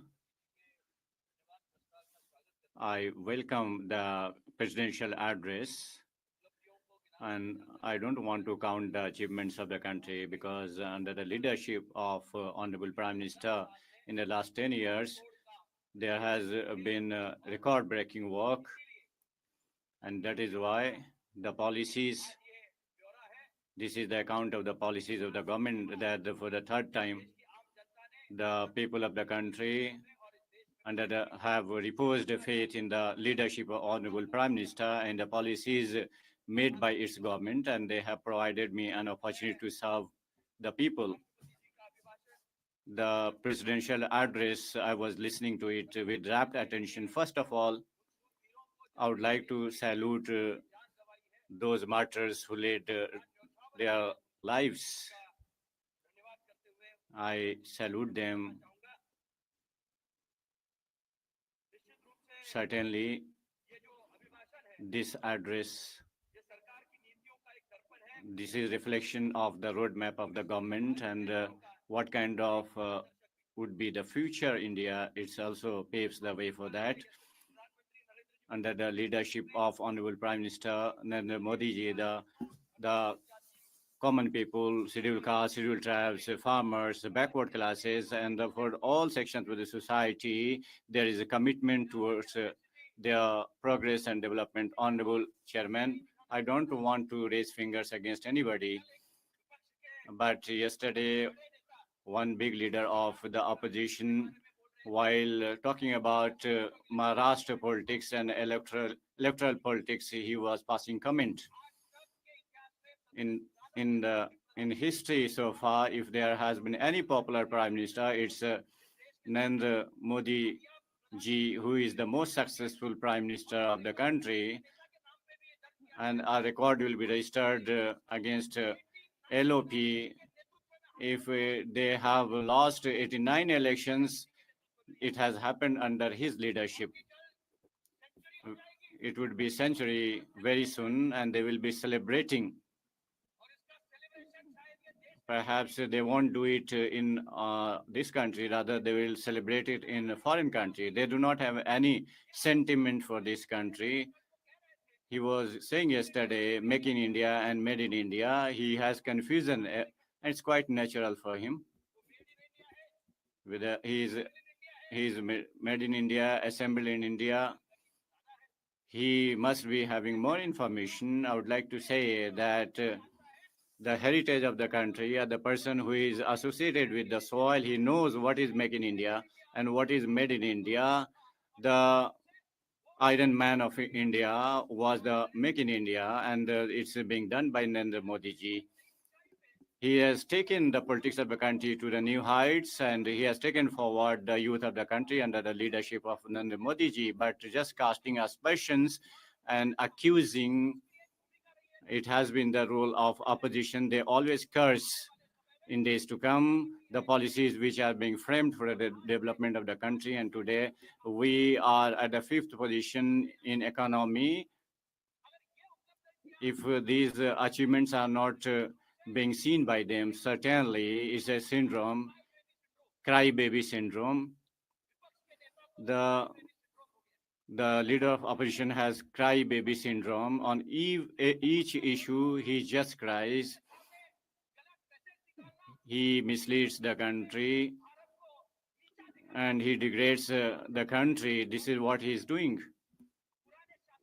And in his old regime, if anybody forced this country to bow down before China, it is because their policies. But today, we can say with confidence that we are in a position to look into the eyes of China under the leadership of the government of Narendra Modi ji. It's not a political situation and scenario, but the people of Maharashtra have given political mandate. There were 2 elections. There was election in Maharashtra. In the same way, there was election in Wayanad. Priyanka ji was contesting there. If there has been any lapse in Maharashtra, then in Wayanad, has it not happened in Wayanad? You support there and you call it victory of democracy. On the other hand, the Maharashtra, who has given the biggest mandate under Shinde ji, Devendra ji is taking it forward today, and you are cursing and you are looking down upon. They do not have faith in democracy. They do not have. They have faith in dynastic politics. That is why, on behalf of Shiv Sena, I would like to say the policies which are being framed today in the last 10 years for farmers, the steps taken by Modi government will serve the lot of the people, whether it is Kisan Yojana, it's Make in India, Atal Pension, Mudra Yojana, Atal Yojana, Udan Yojana, Pant Pradhan Sadak Yojana. Through all schemes, we are reaching the people under the leadership of Honorable Prime Minister. And yesterday also, the common people who were paying tax, they have been exempted tax up to the of income of 12 lakhs. This has been taken this by. I would like to thank Honorable President that she has addressed and she has reflected the roadmap, but they are not in a habit of looking positive things. I pray to Almighty to look at positive things. Many trains are running in the country. Vande Bharat is one of them. One who believes in Bharat Mata, he travels in Vande Bharat. The people who travel in aeroplane, they are not having that sentiment. A special train should be made for trains and they should be given so that they can go to Prayagraj and they can have a dip in Prayagraj and they can wash their sin. You will have to understand Sanatan Dharma. They will have to take dip, only then you will come out of your sin. They will have to apologize before the people regarding emergency. There was massacre during emergency, and certainly perhaps you will get salvation with these words. On behalf of Shiv Sena, I support this motion of thanks. धन्यवाद. माननीय श्री जयंत बासु मतारी.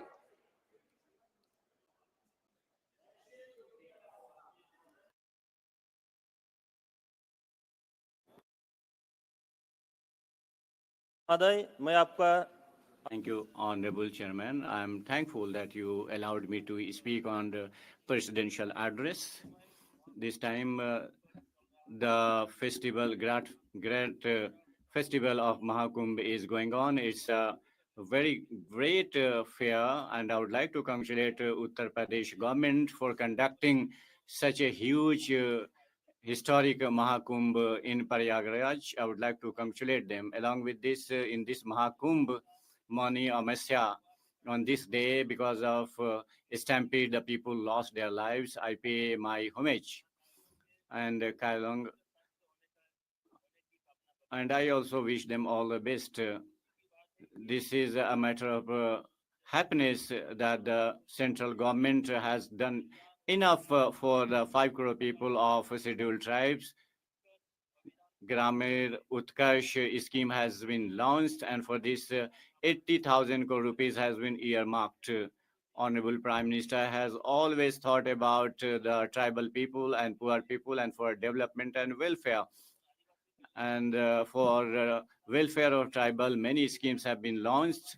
Dharti Awas Ganga Utkarsh PM Janman Yojana is the direct reflection of his thought. The and special attention being paid to the welfare of tribal people under this mission. 5 crore people will be screened. I am thankful to Honorable Prime Minister for this gesture. Honorable Prime Minister for Northeastern region, he has always taken care of Northeastern region, and for the development of Northeastern region, he has launched many schemes for 8 states of Northeastern region and their capabilities. He has conducted first celebration along with the Northeastern region for Eastern states for their overall development. Schemes are being acted upon, which will generate new employment opportunities. I would request Honorable Prime Minister that in my For my Gano Parishad development, the direct fund should be sent so that there is no impediment and delay in its development. Pradhan Mantri Awas Yojana should be expanded, and 3 crore tribal families will be given homes. For this 5 lakh 36,000 crore rupees will be spent. For this, I'm thankful to Honorable Prime Minister. But at the same time, I request the government that for tribal people and the people who are left behind, a special scheme should be launched, and 1 lakh houses should be sanctioned for the education of youth, and in order to create new employment opportunities. Special attention should be made. The talented students should be given financial assistance. A new scheme has been launched. 1 crore youth will get internship in 500 companies. For this, I'm thankful to Honorable Prime Minister. PM Shri free electricity, 75,000 crore rupees will be spent on solar system. So far, 7.5 lakh houses have been installed solar system. It has generated employment under the leadership of Honorable Prime Minister. The country is going ahead. Our future generations will see a developed nation, an empowered India by 2047. With this word, I conclude and I support the address of Honorable President. धन्यवाद माननीय Shri SS Zameer ji.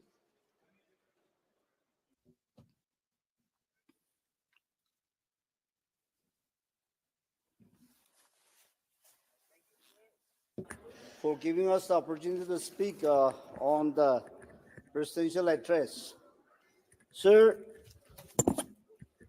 our president, well, he's making the address for the Northeast and has worked out to eliminate their sense of alienations. And it also said that 10th peace agreement has been served.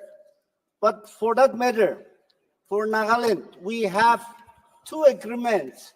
That is agreed position, which was done in 2015, and the agreed position is 2017. The framework agreement, which was done in 2015, it is now more than 10 years. And that agreed position is almost 8 years now. But the government of India is not taking up the issues. Now it is, now in the state, we have 26 factions, and heavy rampant taxation is going on. The economic progress is not possible. Corruption is rampant. Now, whom do we blame? Whether we have to blame the state government, or we have to blame the Naga political workers, or the government of India. Who is going to implement those 2 agreements? It is the government of India to implement those 2 agreements. So we want that government of India should come forward, and whatever the agreement has made, immediately we want the implementations. We don't want any bloodshed. The Naga people, we don't want bloodshed. So government of India should come forward and implement that agreement. Sir, in the speech, the one identity has been mentioned. And here the diversity of the region, diversity of the language has been mentioned. But the government has failed to mention the diversity of traditions, culture, custom, religions. The Indian identity should be the secularism, but it has failed to mention. Sir, we have Nagaland University now is at 31 years old, but we are facing the infrastructures lack of the sports infrastructures, indoor stadiums, and then outdoor stadium also. And we have the hostel facilities problems. And we don't have that update laboratories facilities. So if the tooth facility also can be provided, and for the additional seat for the other states of India and for the minority tribes, if the government of India can allocate some additional seats, we'll be very grateful. And the allocations of the percentage of the requirements as well as the percentage of the students also can be met as well. So thank you, sir. Thank you, sir. माननीय श्री संबित पात्रा जी.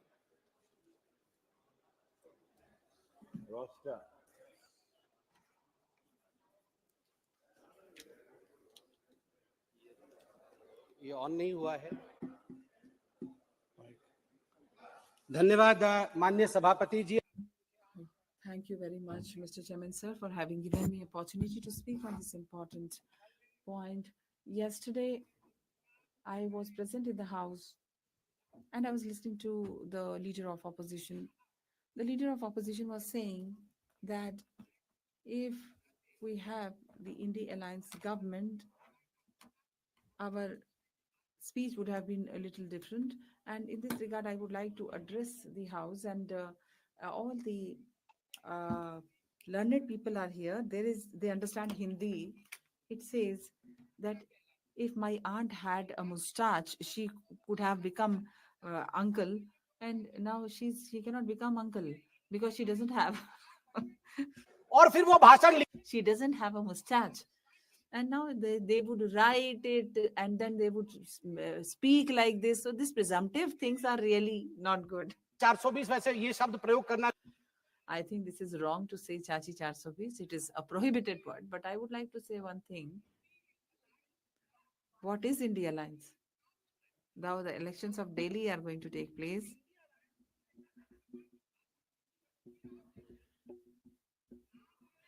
Now India Alliance has created a misleading impact. Now there's a fight between T-shirt and muffler. T-shirt is there in India Alliance and muffler is also there in India Alliance. T-shirt has given a big speech. I would like to read. T-shirt has said, Delhi is also in India. T-shirt has stated they have made a new kind of politics. The muffler had spoken about a different kind of politics. The muffler had spoken about a different kind of politics. They were wearing sweater and they were climbing the pole. They had come in a very small car, Wagonar. Someone said from the backside, it is Wagonar. And then he entered into the Sheesh Mahal through that Wagonar. So, see, you can understand that the liquor scam, such a leader in the opposition has spoken about Aam Aadmi Party leader. And Muffler is also making a lot of attack. Muffler says to T-shirt that the T-shirt and T-shirt's brother-in-law should go to jail in the National Herald case. Why T-shirt and T-shirt's brother-in-law, that is Jijaji, is outside? They should go to jail. So if in India Alliance, just see what kind of relationship is like Chinese noodles. And noodles are not so complicated as I find India Alliance to be complicated. They are now dreaming that they are going to have a government and they will make speeches and making presumptive notions. Today they were talking about China. They took 34 times they took the name of China, that production has taken place. Let me bring the facts before light. That Atal Bihari Vajpayee's government, I have the papers with me, in manufacturing, they were praising manufacturing of China. Let me tell you that in 2004, when Atal Bihari Vajpayee's tenure, he was working there, India-China bilateral. A total trade touching 13.6 billion US dollar, and India was enjoying a comfortable trade surplus of 1.75 billion US dollars. India ka trade surplus tha. Indian trade surplus was that, and we were exporting more and importing less. $1.7 billion. Billion dollars were being earned by us from 2004 to 2014. In 10 years, their party completely damaged the whole export system. 25 times trade deficit was there. It was increased by 25%. Now, please, I would like to ask one question. Is this the agreement between India and China? when they went to China. Both of them went to China. They signed an MOU with Xi Jinping. Rahul Gandhi ji went there, and whether it was the agreement between Rahul Gandhi and Xi Jinping. Now, in terms of unemployment, we have a state record. RBI, KLEMS, Capital, Labor, Energy, Material, and Services. Through these, we decide the employment of the country, where in 2004 to 2014, when we had the UPA government, 2.9 crore rupees were given, and in the 10-year tenure of Modi ji from 2014 to 2024, 17 crore of jobs have been given. 2.9 crores versus 17 crores. The employment growth rate in UPA regime was just 6%, and today here under the Modi tenure, if the past 10 years, the employment is increased by 6%, from 6% to 36%. And yesterday Rahul Gandhi ji was saying that UPA failed, NDA failed. Rahul ji, UPA failed, definitely failed. UPA failed, and you are going to fail on it. You have failed, but we have passed with a distinction. With distinction. Rahulji was speaking about the youth of our country. India Skill Report. Drastically increased from 33.95% in 2013 to 54.81% in 2024. ये jump है, ये छलांग है मोदी जी के. This is the jump of Modi ji. Sir, I would not take much time. I would like to speak on two more subjects which are very important. One is with regard to China. It was stated that the relation between the army and prime minister is not good. 38,000 square kilometer of the land of India was given by Nehru ji to China. On record, I want to say one thing. This speech is here with us.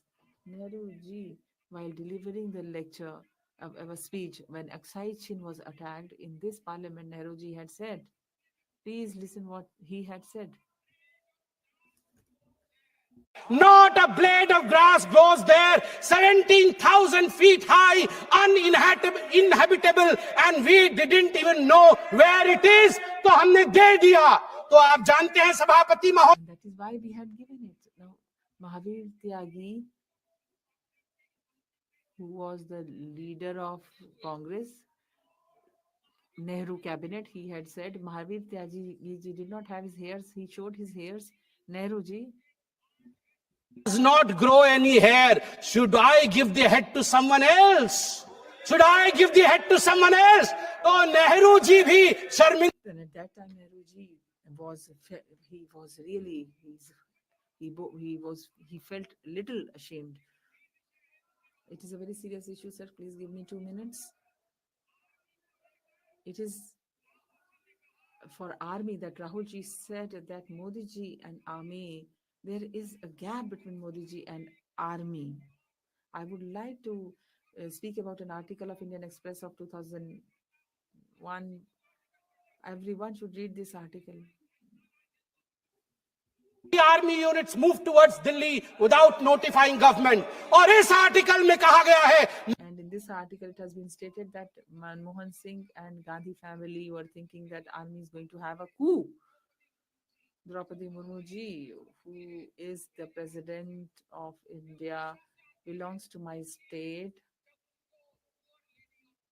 And when she's called as a poor lady, poor thing, Uriya people are not going to keep quiet. हवन प्रियवासिनी हासरते शिखरि शिरोमणि तुंग हिमालय शृंग निजालय मध्यगते मधु मधुरे मधु कैटभभंजिनी रासरते जय जय हे महिषासुर मर्दिनी रम्य कपर्दिनी शैलसुते. भारत की नारी दुर्गा है. the women of India is Durga. Rahulji speak of Shivji. Shivji is the Adi Dev. Ma Durga is the Adi deity. And our president is the Adivasi, the tribal, and water, land, and forest. All have blessed her since ancient times. It is very wrong to call her poor. Draupadi Murmu ji is the worshipper of Jagannath ji, and Jagannath Prabhu, when he holds the hand of a worshipper, or nobody can touch that worshipper, nor nobody can touch that follower. आहे 4.5 कोटी ओडियांको पक्षरे 4.5 कोटी ओडियांको मौड़मणि होचंती महाप्रभु जगन्नाथ महाप्रभु जगन्नाथंको भक्त होचंती द्रौपदी मुर्मू द्रौपदी मुर्मू को बेचरा कहिचंती सोनिया गांधी कोन जानचंती द्रौपदी मुर्मू को विषय रे सोनिया गांधी को विरुद्ध रे प्रिविलेज मोसरासु आ सोनिया गांधी क्षमा याचना करंतु आज 4.5 कोटी ओडिया द्रौपदी मुर्मू को पछरे पूरा ठिया ही चंती महाप्रभु जगन्नाथ का आशीर्वाद जी जय जगन्नाथ माननीय सदस्य श्री उमेदराम बेनीवाल जी महोदय आपने मुझे Thank you, Mr. Chairman, sir, for having given me opportunity to speak on the motion of thanks for President address. I extend my thanks to you for that. And along with this, the leader LOP Rahulji, also I extend my thanks to him that I've been given opportunity to speak on a very important issue pertaining to Rajasthan, pertaining to Thar people. With the address of the government, we have come to know about the schemes, policies, and plans of the government, which is a very important thing. But it is very important that we should understand that what is the fact in it. In this speech, Dalits, women have been talked about, but today, the way atrocities are being committed on Dalits, it is a matter of concern. In my constituency, Balotra, in daytime, a Dalit youth was killed, and even after 2 months, the criminal is out of the reach of the police. This is a matter of concern. There is price rise, unemployment, agriculture crisis, farmers movement, the freedom of judiciary, safety security of women. These are the issues which are very important, and we need to consider these issues. It seems that the government want to do away with these rights. India is an agriculture dominated country. More than 60% of the people are living in rural areas and are dependent on agricultural operations. Recently in the country, from the opposition side, from the government side, many promises were made.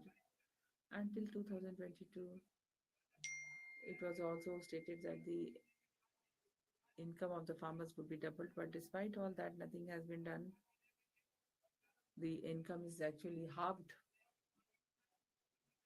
Farmers are not getting water well on time. The Honorable Prime Minister had also, in the year 2014, 2018, 2019, 2023, made 4 times promise that all the farmers, the brothers and sisters, are going to have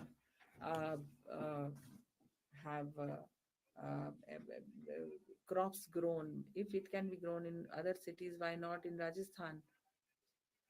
He said that he's going to increase the number of water and the amount of water, and they would dig a canal up to their area. But even today, the farmers are lacking water, electricity. In her address, the Honorable President had discussed about Jal Jeevan Mission plan. The Jal Jeevan Mission scheme is very important scheme. Despite so much of amount being spent by the government, we don't see any work pertaining to Jal Jeevan Mission. Many lines have been laid, but then there is no water available. The construction is of very bad quality. The farmers are not getting drinking water, and even the animals are also facing problem. This is the problem being the farmers are also facing problem on account of electricity crisis. They are compelled to live life in dark. In my constituency, more than 70,000 people live life in dark. Even today, I would request that the government should do something. The government should do something so as to protect. Scheme के अंतर्गत बिजली तंत्र को मजबूत किया जाए ताकि आने वाले समय में बिजली संकट से मुक्ति मिल सके। साथ ही साथ मेरे I also wish that people should get rid of these problems of electricity or water. And along with this, I would like to say one more thing that in terms of railways, the president in his address has stated that there is a very less expansion of railway network. Jaisalmer, Barmer, Bhagalpur railway projects are such projects where it has been stopped. We need to make this to the knowledge of the government that they need to do something in this regard, and import export from Rajasthan may also increase. Along with this, there are many other important issues.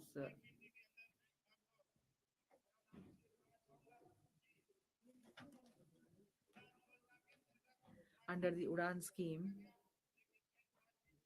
it's been many years that nothing has been done in terms of Udan scheme. The condition of the Prime Minister's Awas Yojana is very bad, and the amount of the Yojana is very less. This residential scheme amount is very less. So through you, I would request that 5 lakh rupees may be given for this Pradhan Mantri Awas Yojana, and the honorable members Nidhi may, funds may also increase.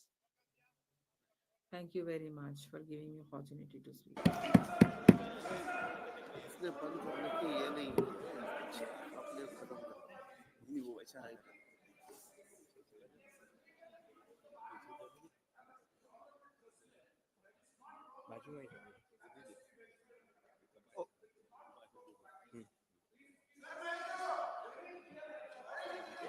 While speaking shall not, a member while speaking shall not use the president's name for the purpose of influencing the debate.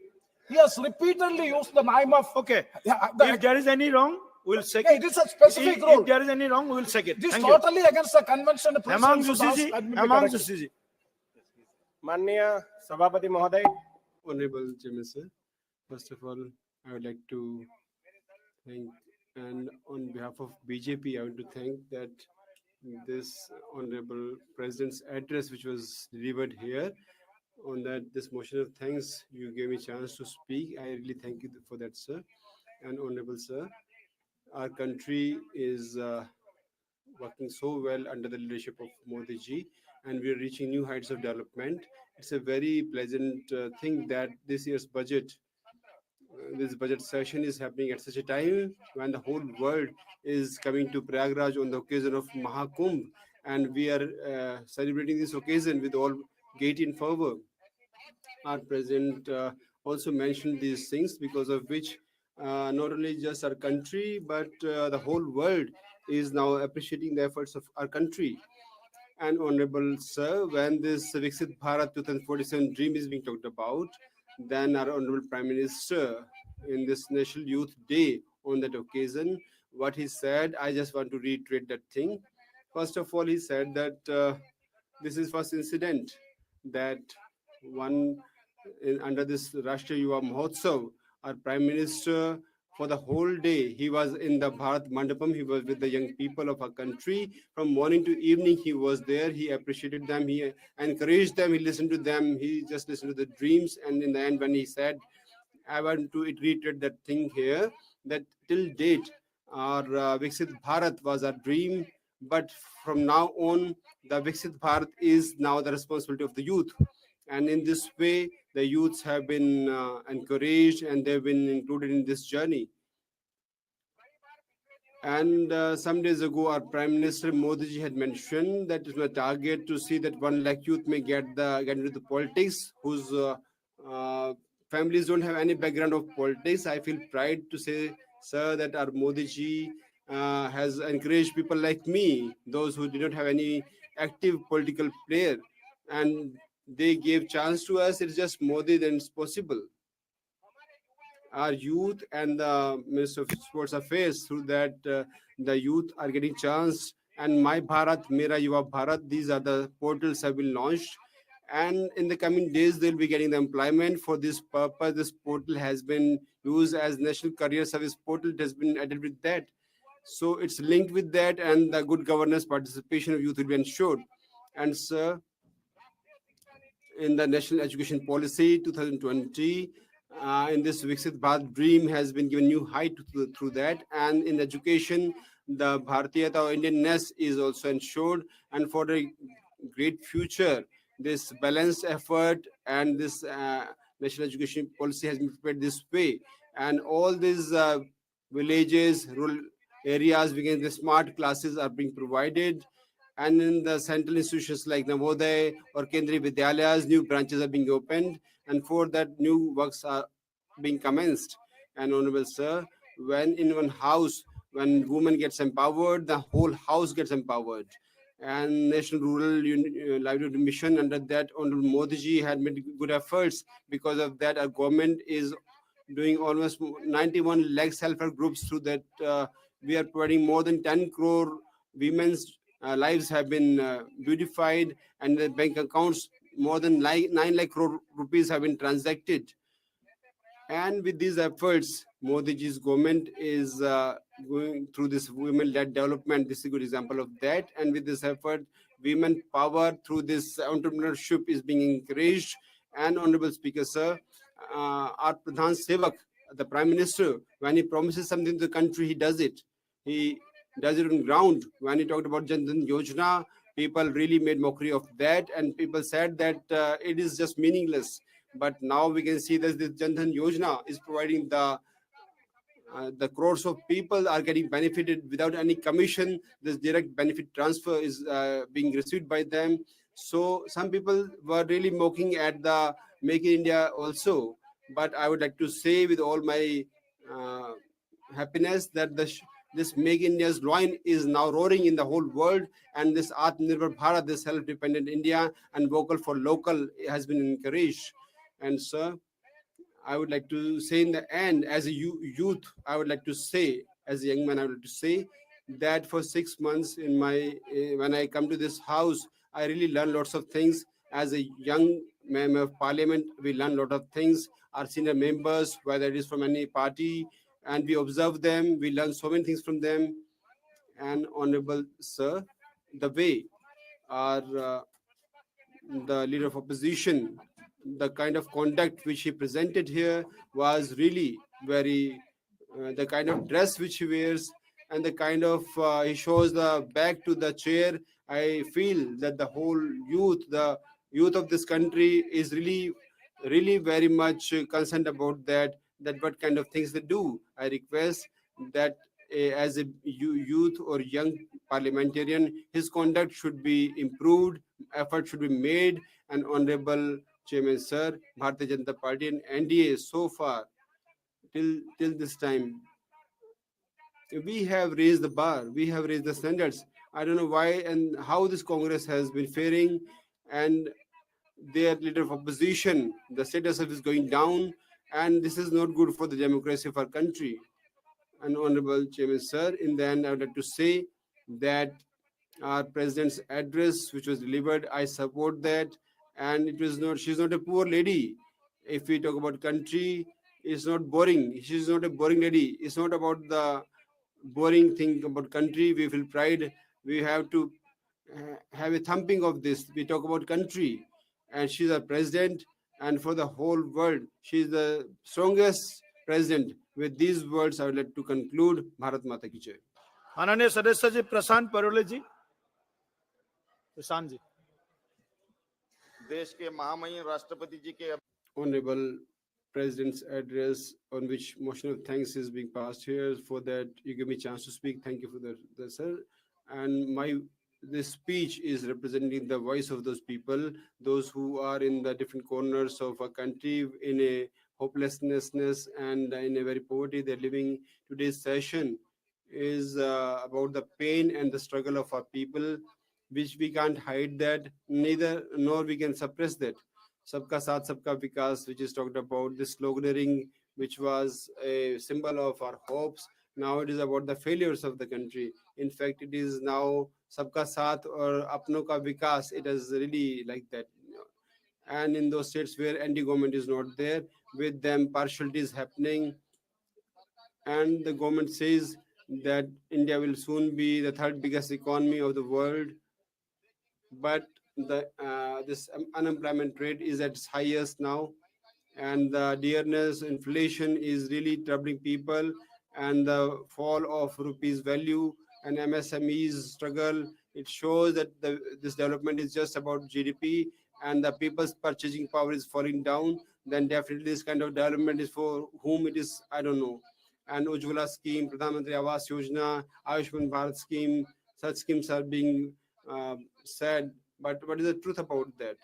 And Pradhan Mantri Awas Yojana, under that the houses are promised, but without this census, how this can be the basis for choosing the beneficiaries?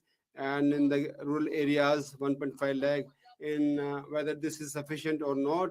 And this law and order condition is very pathetic here. The life of women is very insecure, and in the government hospitals the free treatment is talked about, but in the hospitals there are no doctors and medicines, so the patients will not get the treatment. And in elections you make a lot of announcements, but after the elections you just forget them.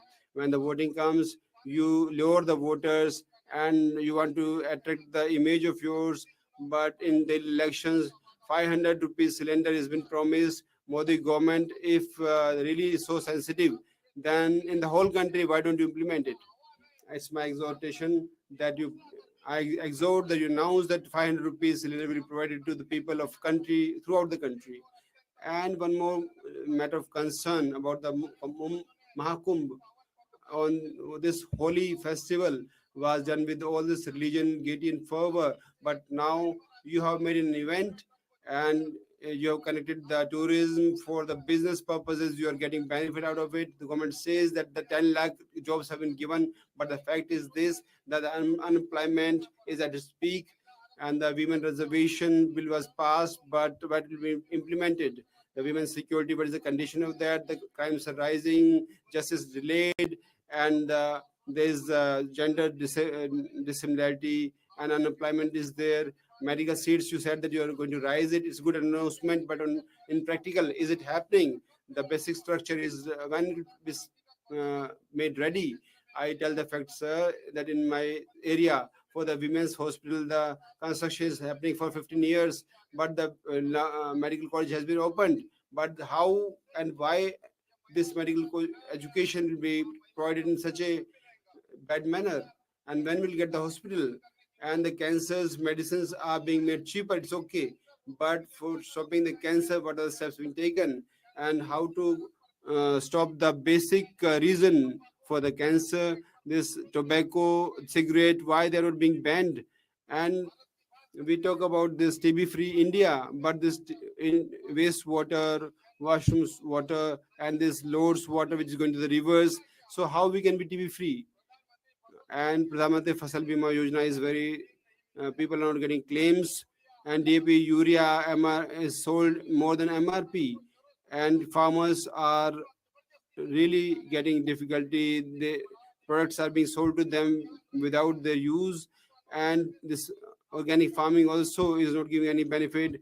MSP guarantee is not being given to the farmers. Government is mum on that, and connectivity is also not improving. BSNL is not encouraged. Private companies having in priority, and Ayudh or this 8 people died in that incident of Ayudh depot, and apprentice, and in that the employees are working on the old machines and they're dying, and the accidents happen. Apprentice ship is not to be given at a distant place, and compensation is given to the company fund.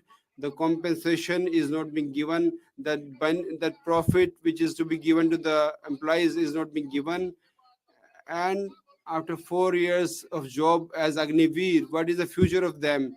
Now going to Nagpur, this chemical affected water is going to Yamuna, which is really hampering the future generations. They will be facing the cancer and difficulty.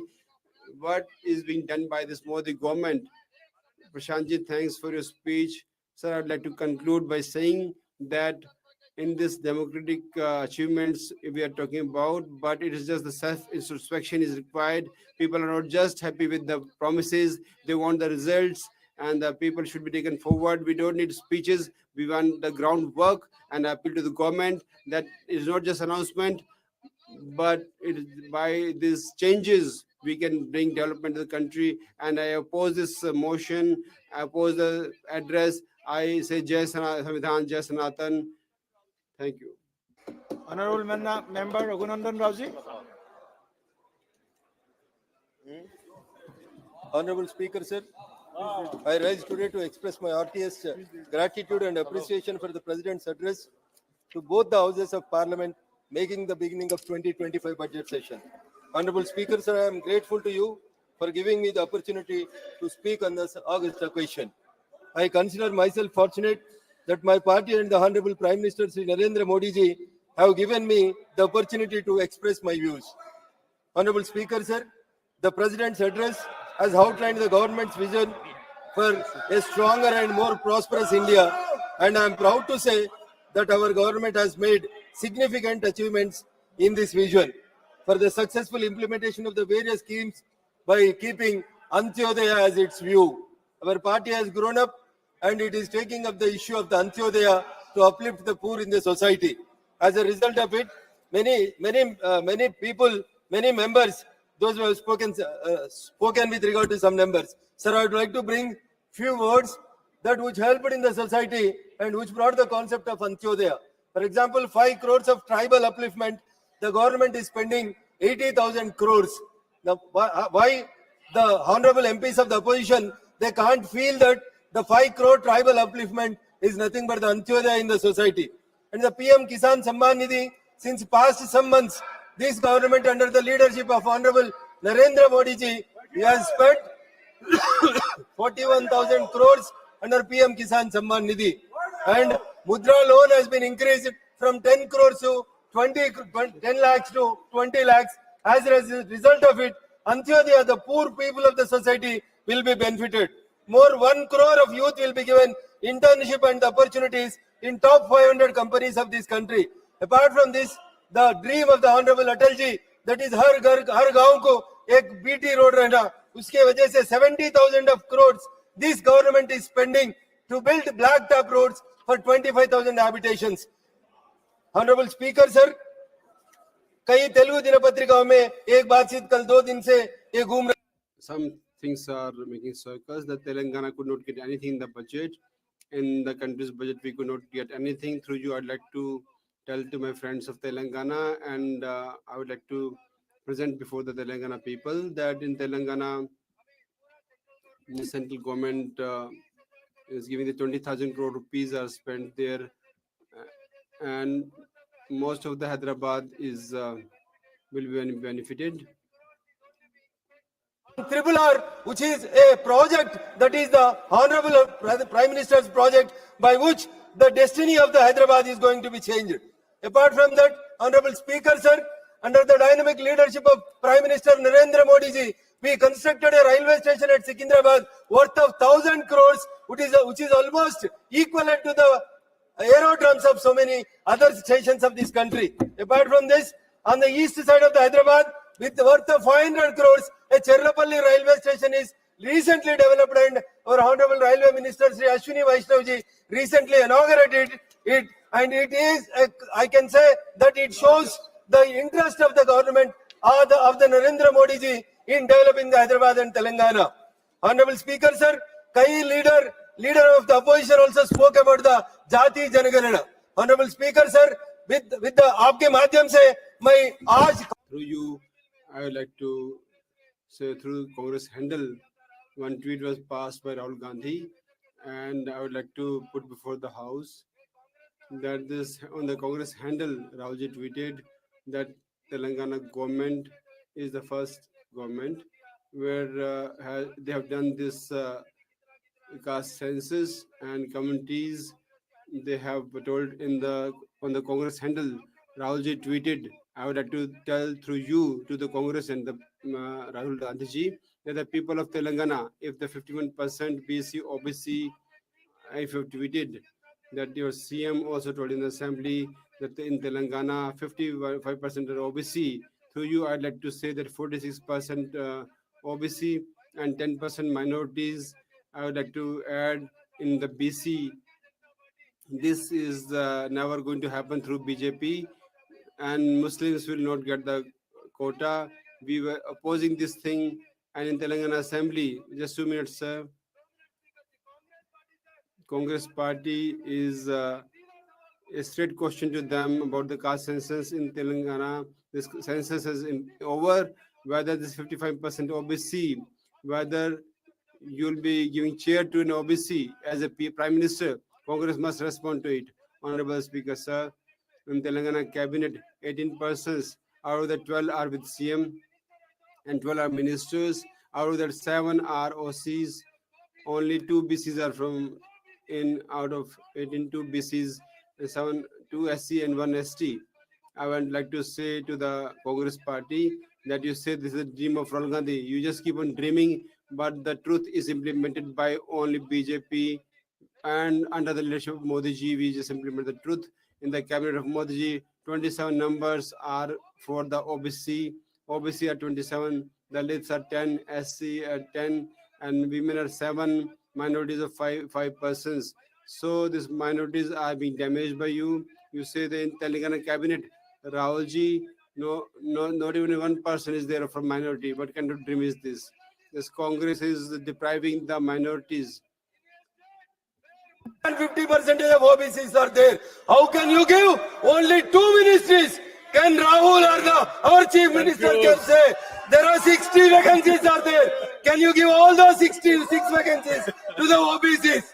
Is this the Congress? Is this the Congress नीति है? जो भी बोलते हैं तेलुगु में कहावत. Whatever they say, there is a adage in Telugu. Modi ji does what he says, but they are just leaving the things in lurch. And Lakshmana, poet, had told about this thing in Telugu, and then I'll conclude.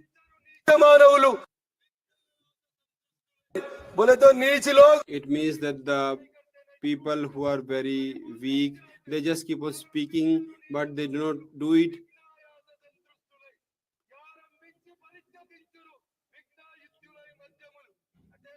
It means the people just leave it like that. They don't complete the job. But Modi ji is such a man who is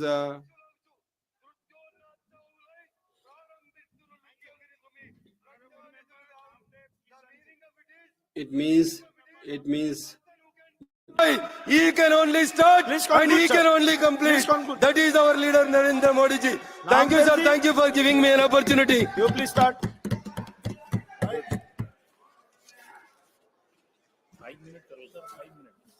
Thank you, sir, giving me this opportunity to speak on the speech made by Honorable President of India. Sir, इस अवसर पर ये बात कही गई कि आत्मनिर्भर. This question was said that the Atmanirbhar Bharat and the Viksit Bharat. But sir, there are so many shortcomings in this that now also we are dependent upon the imports. And in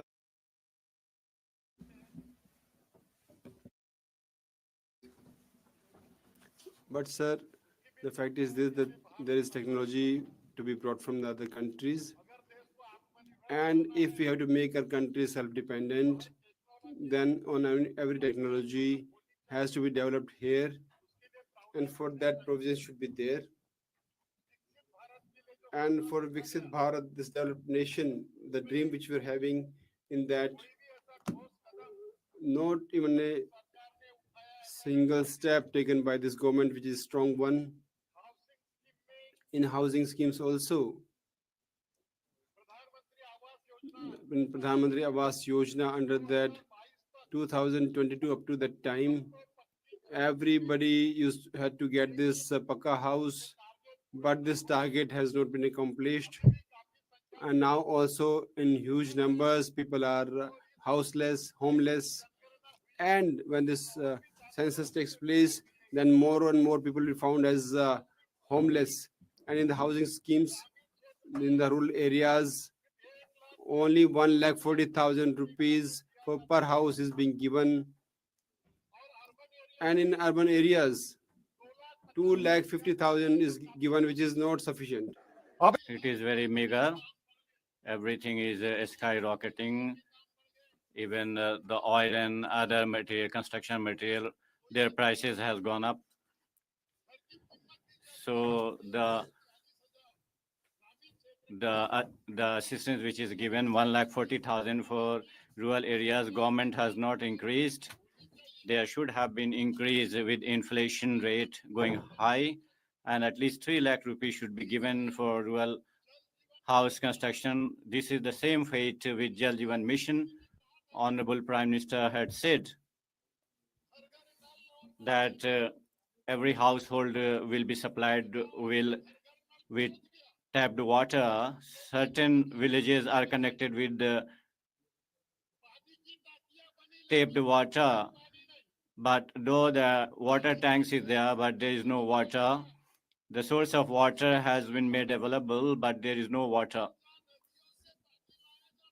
And the water which is brought from the river, there is no filtration plant, and the dirty water flowing the river is taken to the people for drinking. In the same way, this leads to disease in the villages under this Jal Jeevan Mission. In many of the villages, in order to lay pipes, roads were dug up, and the roads were dug up, but the contractors did not repair the roads, and they vanished under this Jal Jeevan Mission.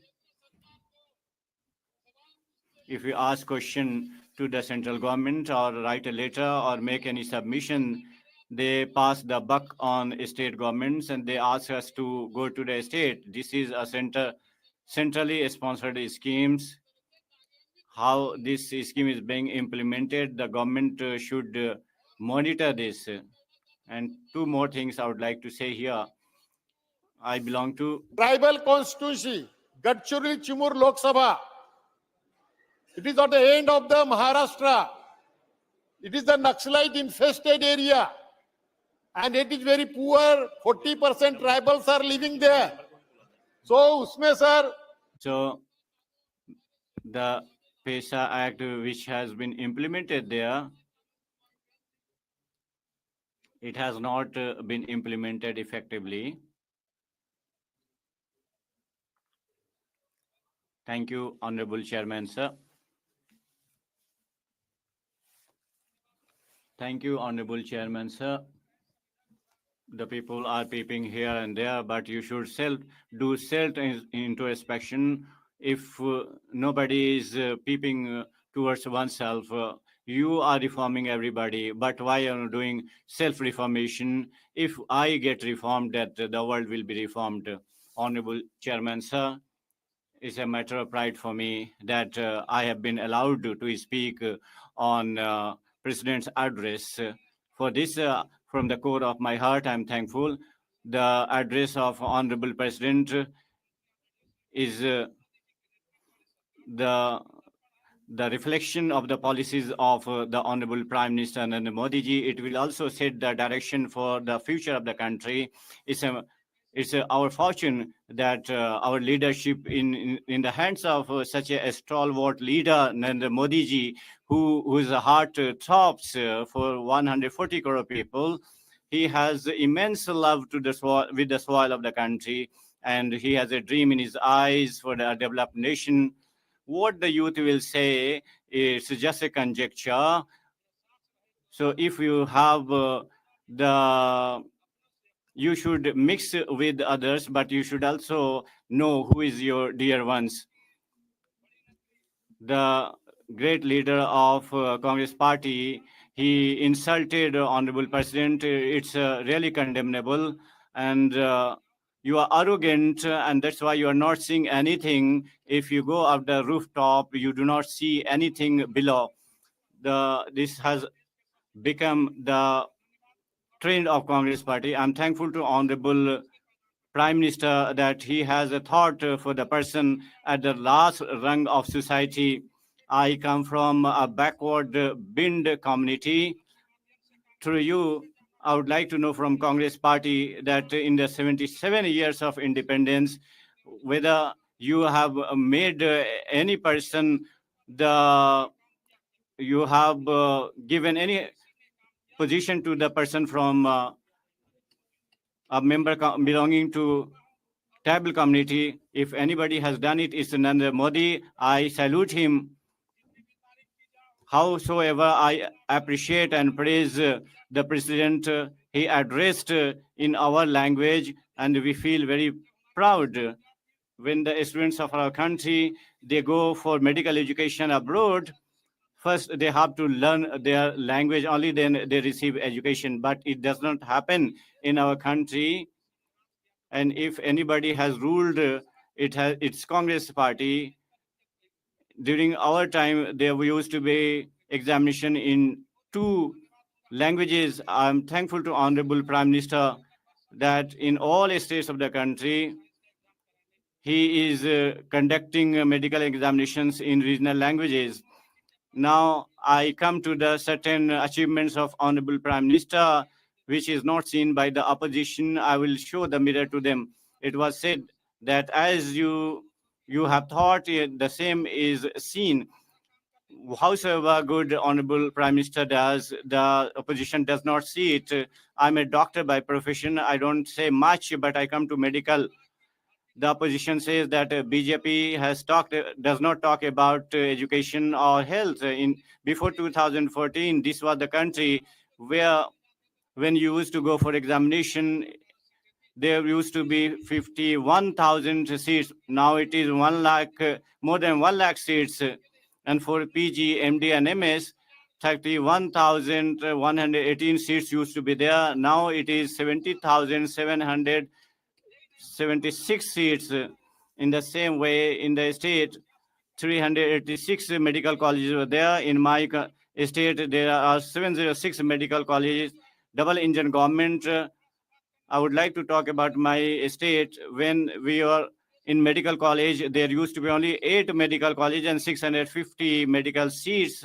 But the Chief Minister, Yogi Adityanath, and Honorable Prime Minister in the state, there are 65 medical colleges and 68,000 seats are there in MBBS. Honorable Chairman Dr. Prashant was saying about Ayushman Bharat that is in bad shape. I would like to tell him that I'm orthopedic surgeon by profession.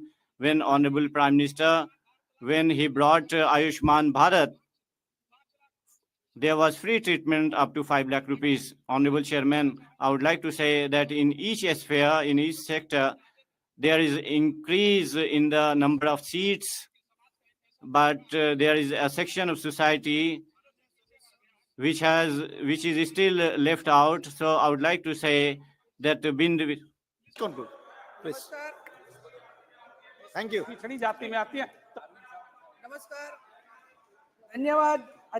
Thank you, Honorable Chairman, sir. On behalf of my party, and I'm thankful to Leader Opposition Shri Rahul ji, who on behalf of Congress party allowed me to speak on this address. Sir, the address of Honorable President is very disappointing. It's very disappointing, which I rise to oppose the way Honorable President has given her address and has expressed her views on the weak policies of the government. I would like to say in few words, Honorable Chairman, Honorable President, in her address, more than 1,500 laws were scrapped and 40,000, more than 40,000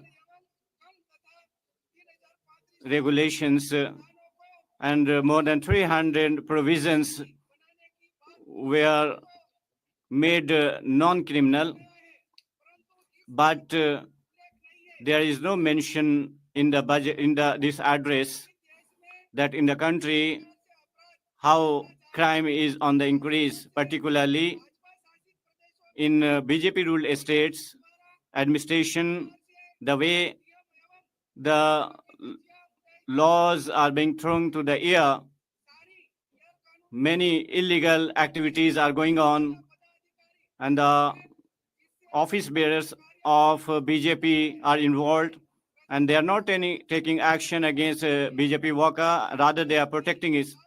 If I talk about Gujarat, just now, recently, in my constituency, Banaskantha district, by cyber, during the conduct raid, one person was caught in this call center. The owner of this call center is the office bearer of BJP. The police administration is not taking action against him. Rather, it's police is protecting him. Government is talking about transparency, but in this raid, during this raid in the call centers, even journalists were not allowed to enter and they were prevented. Honorable President, in 2 years, 10 lakh jobs will be given by the government, but Honorable Prime Minister, in 1 year, 2 crore jobs were assured by Honorable Prime Minister and nothing has happened. Along with this, the youth who used to get employment in Gujarat, in an entire country, in the vacant places have been kept vacant, and regular recruitment is not taking place. For lack of regular recruitment, the contractual job is being given and the people are indulging in corruption. Honorable President talked about farmers in the Gujarat and in the country. When UPA government was there in power, there was loan waiver of the farmers. Wherever Congress ruled in election, whatever promises were made, we have waived the loan of farmers. You have taken their votes, but you have never waived off their loans.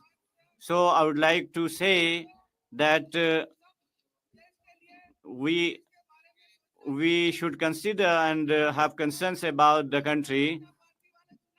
When during election time, the BJP, they make tall claims and promises, but after election, they forget everything. Honorable Speaker, sir, you allowed me to speak on the motion of thanks to Honorable President's address. I have been allowed by my party, BJP, and I rise to support the motion. And you have given me opportunity to express my views. I am thankful to you. In 2014, since Honorable Prime Minister Narendra Modi ji took the charge and India government was formed, in each sphere, the country is pressing ahead on the path of development. In the national interest, the decisions were taken and the people got benefited. Modi ji, on 26 May 2014, for the first time, he took charge as Prime Minister. And since then, in the last 10 years, there are many welfare schemes of the government which are running, and because of this, lakhs and crores of people have seen change in their lives. Today, along with the central government, the journey of development of all people in this unprecedented achievements of Amrit Kaul, it is giving new impetus. Honorable Prime Minister Shri Narendra Modi ji, under his leadership, able leadership, India government in the third tenure, there has been 3 times more speedier work, and new policies and schemes have been implemented because of these decisions and policies. Poor, women, and farmers have been accorded priority. Today, Pradhan Mantri Awas Yojana has been expanded, and 3 crore additional families will be given houses. For this, 5,36,000 crore will be spent. This is unprecedented. In the same way, under Swamiti Yojana, 2 crore 25 lakh people will be given ownership cards. Is appreciable. Under Kisan Samman Nidhi, crores of farmers in the last month, 41,000 crore rupees was given Ayushman Yojana. Under this scheme, the citizens above 70 years, 6 crore senior citizens will be given health insurance, and it is really appreciable. But I'm sorry to say that even today in Telangana, Odisha, Delhi, Kerala, Punjab, the many people are being deprived of this scheme. Honorable Speaker, sir, I would like to mention one thing, that the Britishers who ruled over India for 200 years, the economy of England was left behind, and we are going to become 5th economy, and we did soft landing in the southern part of moon, and we have put a leash on corruption. It's only work of hard-working honorable Prime Minister and the man who takes hard decisions, and this is a miracle. Honorable Chair, Honorable Speaker, sir, one nation, one election, and Waqf Act Work Amendment Bill, the government is moving ahead on these bills. 370 was escaped. It was a very bold decision. And Honorable Speaker, sir, today, keeping the copy of Constitution in their hands and the people who take pledge of Constitution, I would like to remind 50 years ago in 1975, during emergency, the democracy was stampled, and they killed the Constitution. Honorable Speaker, sir, in Prayagraj, the unprecedented spiritual organization of Mahakumbh is the indication of skill of Honorable Prime Minister and able leadership of Chief Minister Yogi Ji. For a small entrepreneurs, credit facility has been made 20 lakhs. PM Vidya Lakshmi internship is being encouraged. It's really very appreciable. Honorable Speaker, sir, at the end, through this house, I would like to express my confidence, convey my confidence to the countrymen that India government, which is running under the able leadership of Narendra Modi ji, will realize the dream of developed nation. I support this motion of thanks of Honorable President. Thank you.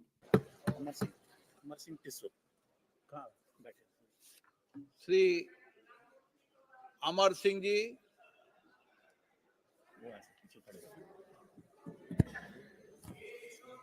Honorable Speaker, sir, मुझे बोलने का मौका दिया. Who allowed me to speak. That is why, on my behalf, I thankful to you. President of India, for her wonderful speech and her grace in mentioning the historic achievement of the nation under the great leadership of Honorable Prime Minister Shri Narendra Modi. The BJP government under Modi ji leadership have brought people of all community together, and the people of Northeast have reaped a greatest benefit. Today, the people of Northeast are feeling proud to be citizen of India, and the successionist force that thrived under the previous Congress regime no longer attract the imagination of our youth. It is a historic achievement of our Prime Minister Shri Narendra Modi ji and our Home Minister Shri Amit Shah ji to end all form of insurgency in the hill area of Assam, which I represent. I urge everyone here to give chance to development of the tribal people also, allowed our Prime Minister to fulfill the program and commitment of the BJP in the Northeast, one of which has been in relation with the demand of the hill tribes of Assam for implementation of Article 244A of the Constitution of India. Exemption from appearing in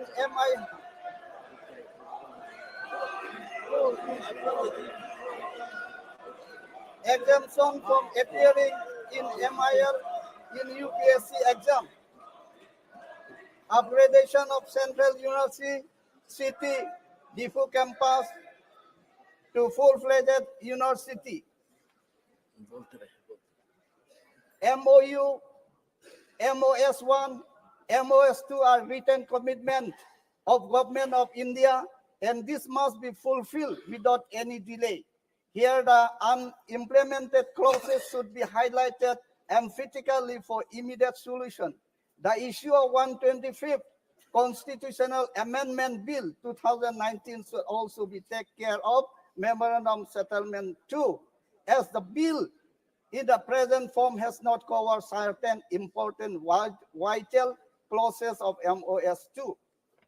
Special provision in the 6th schedule exclusively for Karbi Anglong Autonomous Council and the Mahasab Autonomous Council and other original 6th schedule council in respect to responsibility of governor should be provided in the provision of 125th Constitutional Amendment Bill, so that he is exclusively advised by the Autonomous Council in matter under the jurisdiction of 6th schedule. I am sure this long-standing demand of my people will also be delivered by this great government under the Prime Minister Narendra Modi ji, and we will be delighted to hear its announcement sooner than later by our great President, the Honorable Madam Draupadi Murmu herself during her next address to the Parliament. As tribal people, we have been hugely inspired by the election of the tribal lady to the highest office of the country, which has been made possible only because our Prime Minister's leadership has deep love for the nation, tribal people. We feel immensely proud whenever the Honorable Madam President addresses the nation, particularly the Parliament. So it is a matter of great distress for us when somebody disrespects her by calling her needs and hateful words like bichari. So such comments are crime against the tribal people in Parliament. So learn to respect, honor SC, ST, OBC. We are also the son of the soil. आप लोग देखिए. See, please learn from Modi ji. From tribal community with an allotment of 80,000 crores rupees for this initiative. आप लोग सीखिए. Please learn from Modi ji what he has given to the Northeast. दिया है, आप लोग ने दिया है कि arrest, jail, encounter. आप लोग ने दिया है all. You have given us. You have declared a disturbed area, and you have imposed Armed Force Special Power Act, the power to shoot a person without the authority order. Say, thank you, sir. Thank you, sir. I wish to support the motion of.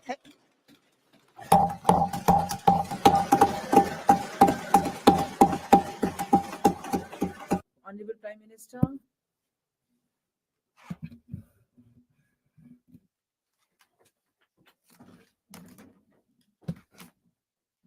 आदरणीय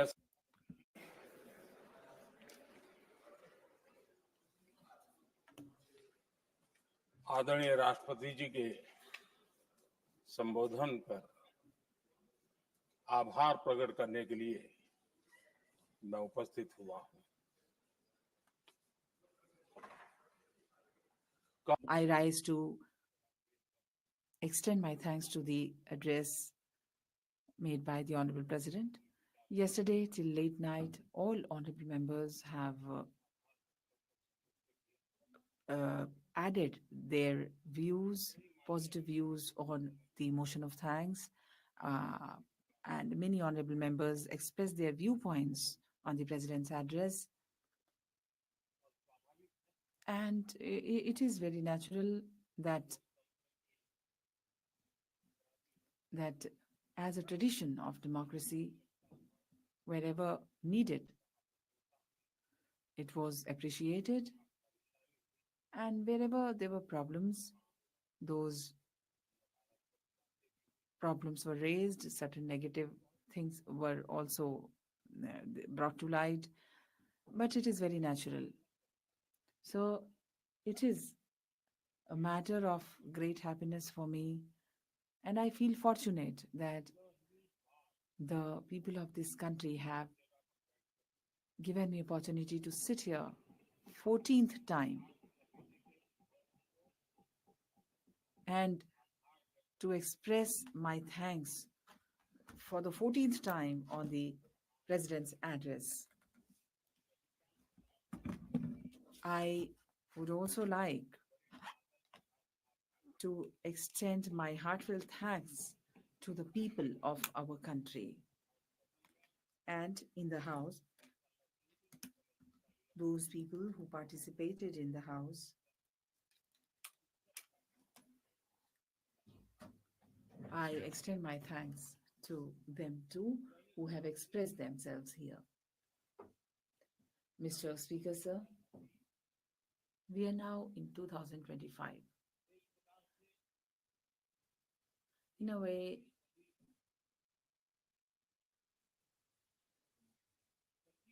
this is the 25% of the 21st century which has passed.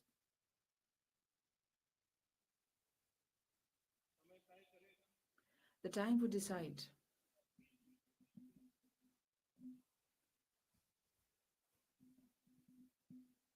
that in the first quarter of the 21st century, and after 75, 76 years of independence, it is the time that would decide what happened and how things took place. But in the address of the President, if we look into the facts minutely, we would find that she had spoken about the next 25 years of our country for Vikasit Bharat, for development. There was a ray of hope, a ray of confidence raised through the President's address for the next 25 years. So the address of the President was giving strength to our commitment for a developed country, to arouse a new confidence, new hope of confidence, and also to inspire the people of our country. Mr. Speaker,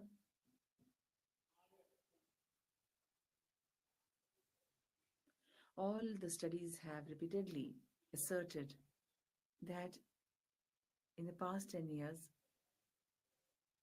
the people have given us the opportunity to serve them. 25 crore people of our country have crossed the line of poverty and are now away from poverty. So,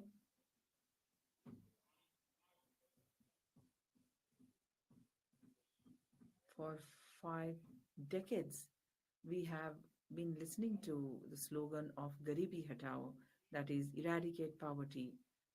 But now we have defeated 25 crore people have come out of the line of poverty. It is just not like that. It is not so simple. It is in a planned way with commitment.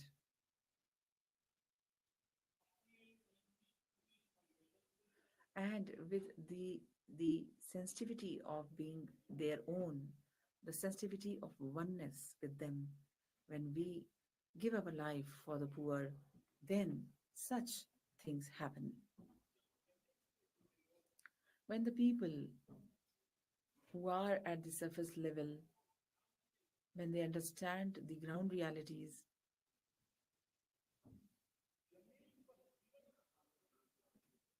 live their life on that ground,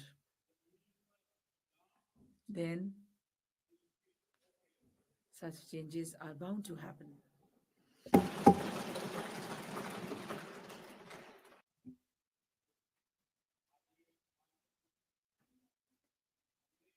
Honorable Speaker, sir, we have not given false slogans to the poor people. We have done real development.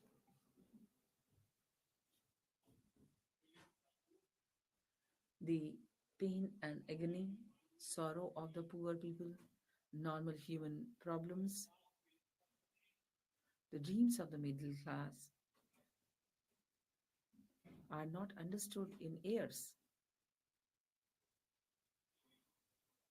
You need to have a commitment with yourself. You need to have a spirit to understand that and to perform.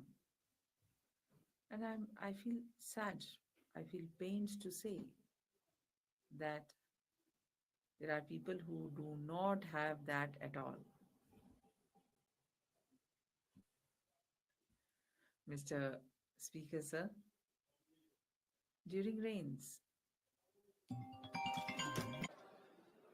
उसकी when we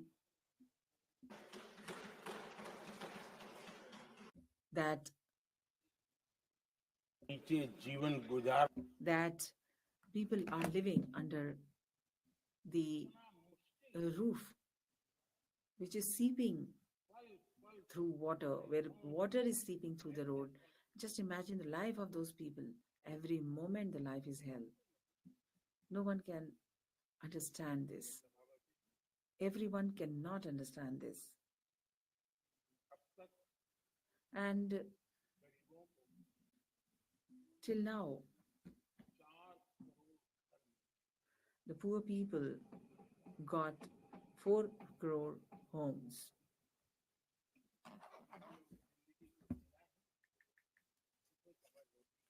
Those who have lived this life can understand what is the meaning of having a home with a roof. Mr. Speaker, one woman who is a woman who's compelled to go for open defecation, either she goes before the sunset or after the sun sets, facing difficulties, even for this natural call, she has to leave the house and go far away. The problems that she could face, not everyone can understand that. Mr. Speaker, sir, we have made more than 12 crore toilets and solved the problem of women and daughters.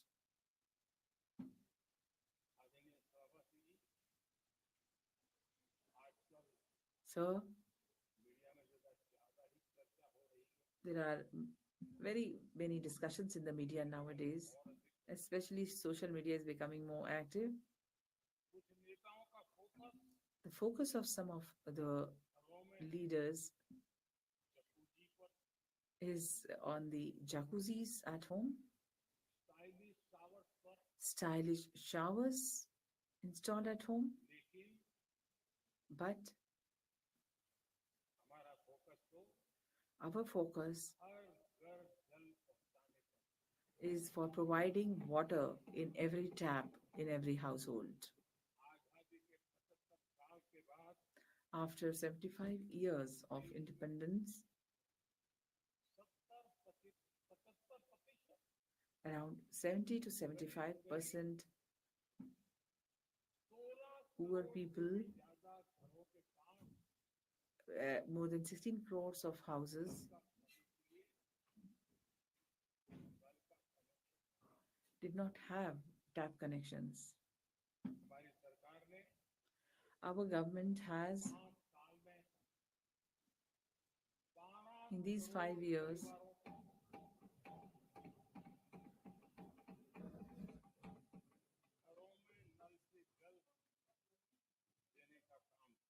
provided water through these taps in these households, and we are moving further in this work. Sir, we have worked a lot for the poor people, as a result of which the Honorable President in her address has made a detailed description of this effort.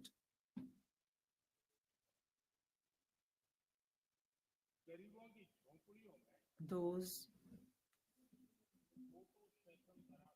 who perform photo sessions in the huts of poor people and entertain themselves,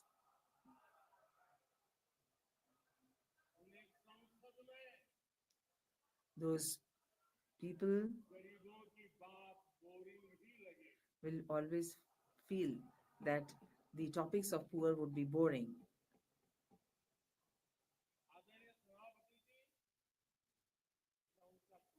Mr. Speaker, sir, I can understand their anger. Mr. Speaker, sir,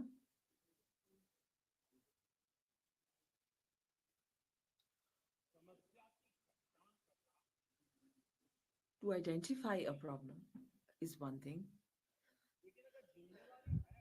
but if there is responsibility on your shoulders, then it is not only to identify the problem. You cannot get rid of it. You will have to make efforts with commitment. We have seen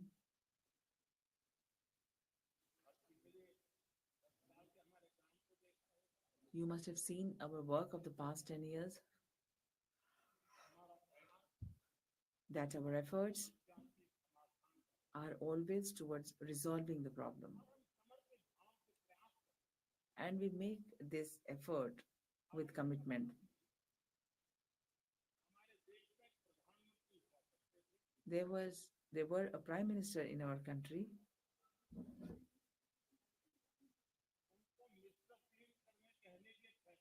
there was a fashion to call him Mr. Clean.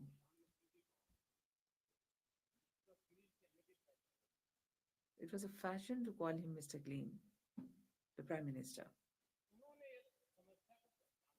He identified one problem.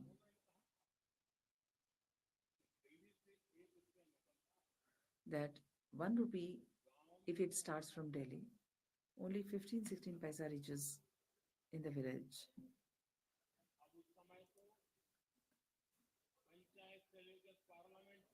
From panchayat to parliament at that time, there was just one party, the rule of one party, from panchayat to parliament. And publicly, he had made this statement at that time that if 1 rupee is released from the center, only 15-16 paisa reaches the village level. This was a real clean statement.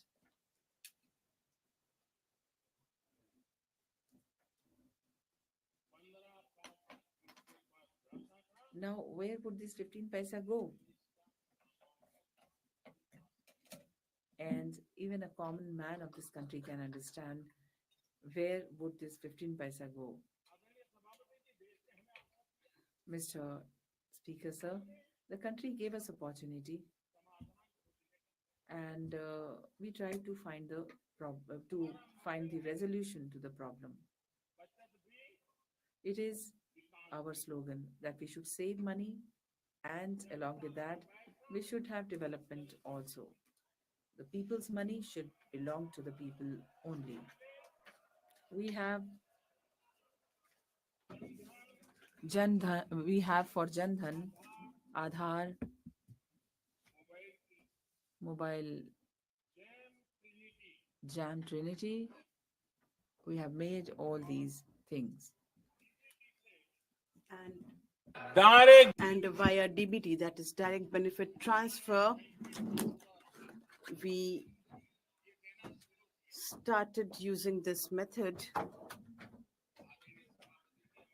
Honorable Speaker, sir, during our tenure, more than 40 lakh crore rupees was transferred directly into the bank accounts of the common people.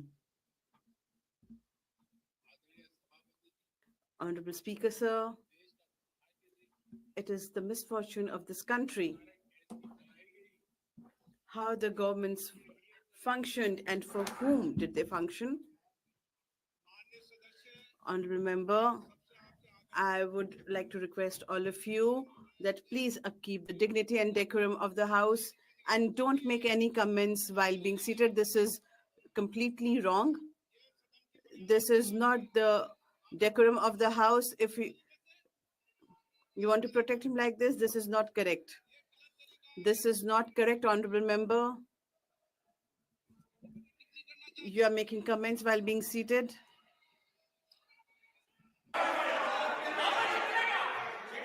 आदरणीय सभापति जी, Honorable Speaker, sir.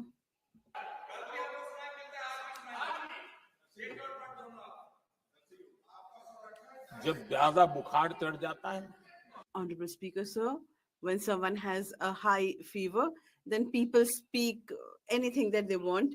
But along with that, if they are hopeless, then also they start blabbering a lot. आदरणीय सभापति जी, Honorable Speaker, sir, जिनका जन्म नहीं हुआ था, जो भारत की those who were not even born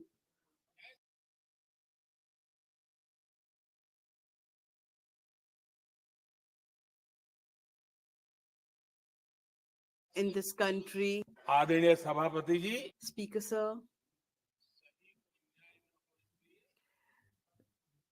there should not be injustice with the right people. That is why politics should rise above right and wrong, and we removed those 10 crore fraud names in those lists, and we made sure and we looked for the real beneficiaries and we provided them all assistance and relief. आदरणीय सभापति जी, Speaker, sir, these 10 crore names which were forged in those lists, and once they were removed from those lists, and if you take cognizance of all the various schemes, then almost 3 lakh crore rupees was saved from going into the wrong hands. मैं हाथ किसका था ये नहीं कह रहा हूं. I'm not talking about who was responsible. I'm just saying that it did not go to the wrong people. Honorable Speaker, sir, हमने सरकारी खरीद में भी in government procurement as well, we used technology to the fullest. We brought in transparency, and through the GEM portal, the state governments also use the same portal. Through the GEM portal, whatever procurement happened, it showed that there's a marked difference, and at a reduced rate, we can buy on the GEM portal compared to the common market, and almost 1,15,000 crore rupees was saved from the treasury. आदरणीय सभापति जी, Honorable Speaker, sir, our Swachhata Abhiyan or cleanliness drive was mocked at as if we have committed a great sin. They said so many things about this cleanliness drive, but today I'm really satisfied to state here that because of this cleanliness in the recent years, not only the government offices, the garbage that has been sold, 2,320 crore rupees have come into the government coffers under they talk about the principle of Mahatma Gandhi trusteeship. And he used to say that we are trustee and this coffer belongs to the common man. And that is why we should save each penny on the principle of trusteeship and we should utilize it in the right direction. And after that, when we came up with the Swachhata Abhiyan and we sold all the scraps, 2,300 crore rupees were saved into the government coffers. आदरणीय सभापति जी, Honorable Speaker, sir, we made a very important decision of ethanol blending. We are aware that we are not energy independent. We have to import oil. But once we started ethanol blending and our cost of diesel and petrol came down because of that one single decision, 1 lakh crore rupees were saved. और ये पैसे करीब करीब 1 lakh And this amount of 1 lakh crore rupees went into the pockets of the farmers. Honorable Speaker, sir, I'm talking about savings, but earlier the newspaper headlines would be that scam amounting to these many crore rupees. But in the last 10 years, these scams, because they have not occurred, lakhs and crores of rupees of the country have been saved, which is being utilized for the benefit of the common people. Honorable Speaker, sir,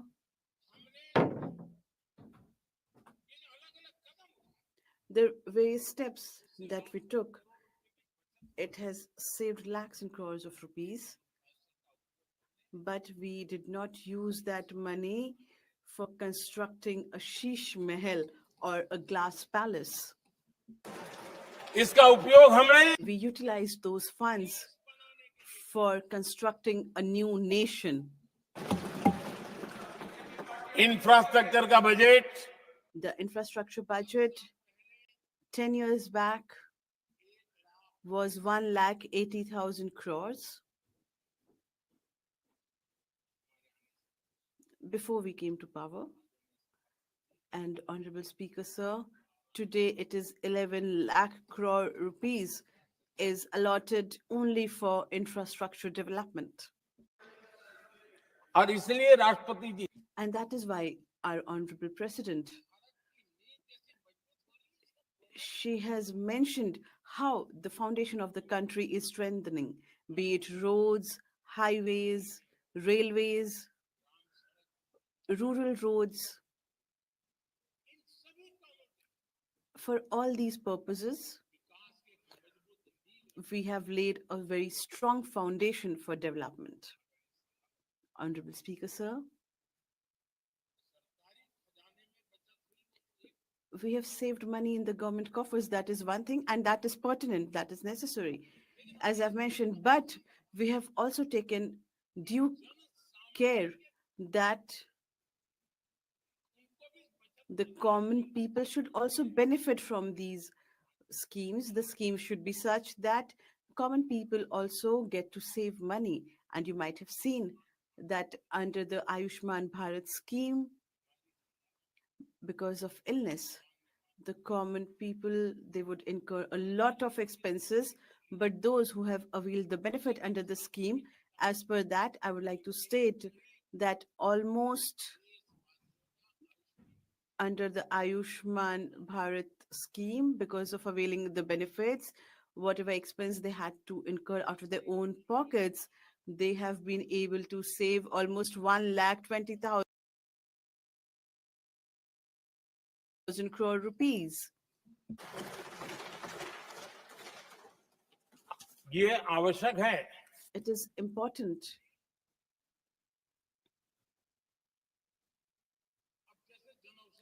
Now, the Jan Aushadhi Kendras that we have today, the middle class families, they are senior citizens above 60, 70 years age. So it is very natural that they might be suffering from some chronic disease and they might have some medical expenses. The medicines come quite costly. But since we launched the Jan Aushadhi Kendras, where we provide almost 80% discount, because of which the families who have availed medicines from these Jan Aushadhi Kendra, they have been able to save almost 30,000 crore rupees on medicine itself. आदरणीय अध्यक्ष जी, Honorable Speaker, sir, UNICEF also states that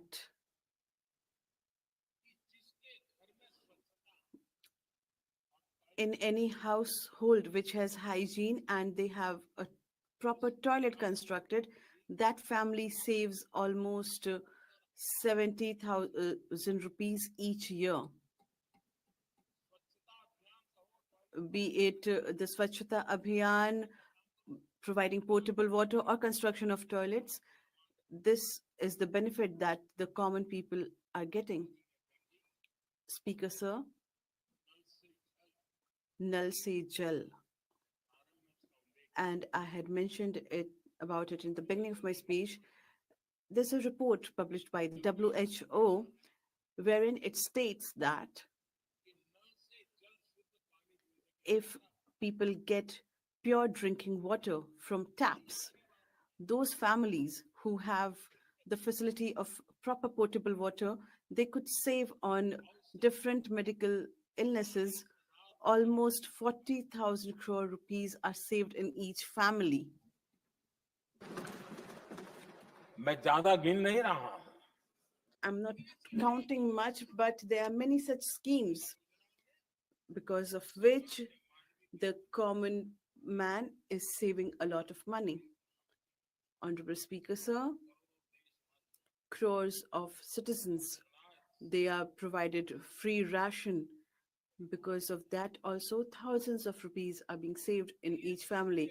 Under the PM Surya Ghar Muft Bijli Yojana, wherever the scheme has been implemented, the families are saving almost 25 to 30,000 rupees on an average per year on electricity costs, and they are saving this amount.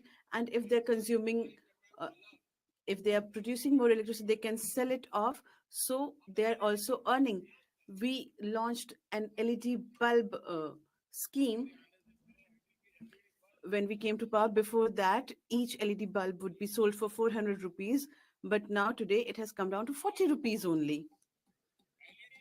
And these LED bulbs, because of that, the energy consumption has gone down and it provides more luminosity, because of which almost 20,000 crore rupees have been saved by the citizens of the country.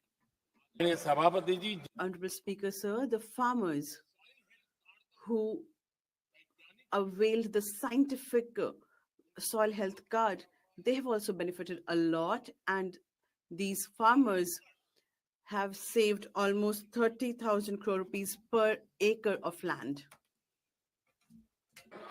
आदरणीय अध्यक्ष जी, बीते 10 साल में Speaker, sir, in the last 10 years,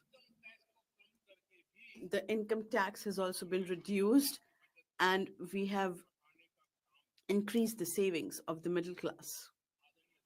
Speaker, sir, Prior to 2014, such rosy pictures were painted and such shots were fired, such bullet shots were fired that the countrymen, their lives were shattered. We slowly started to heal those wounds and moved forward.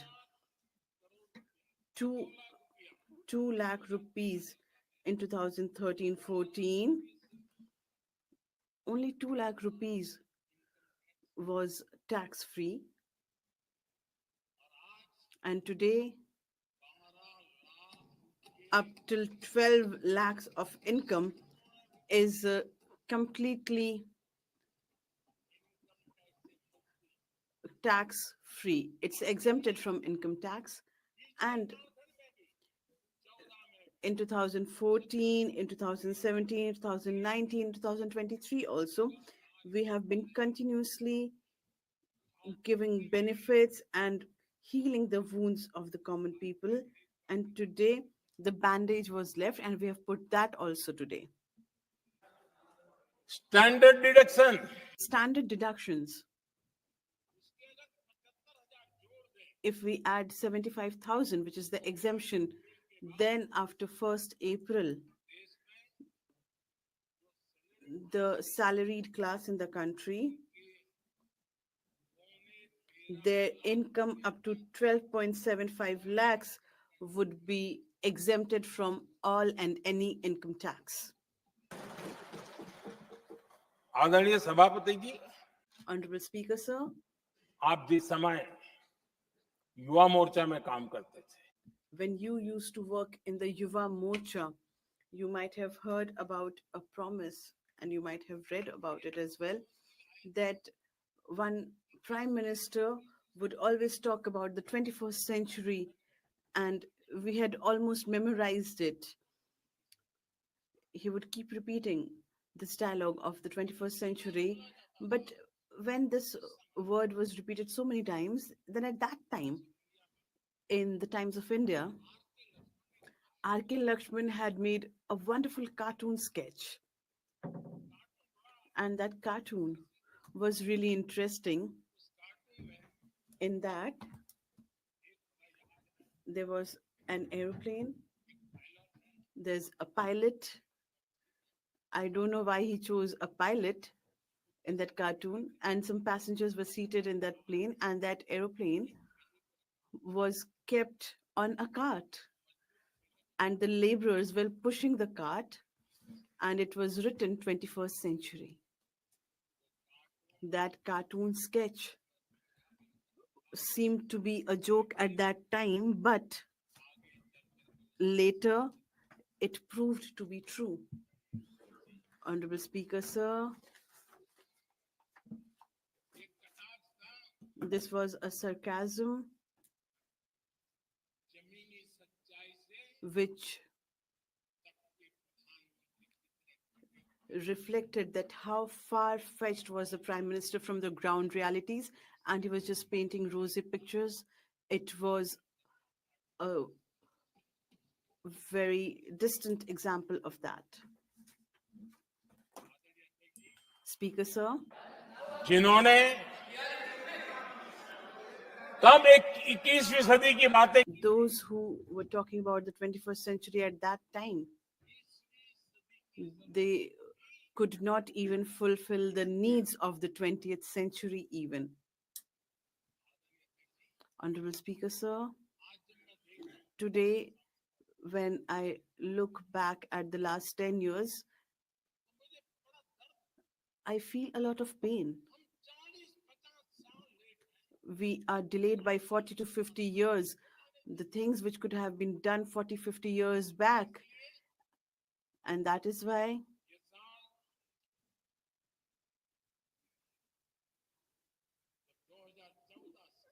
after 2014, when the common people gave me the opportunity to serve them, we have tried to focus more and more on the youth of the country.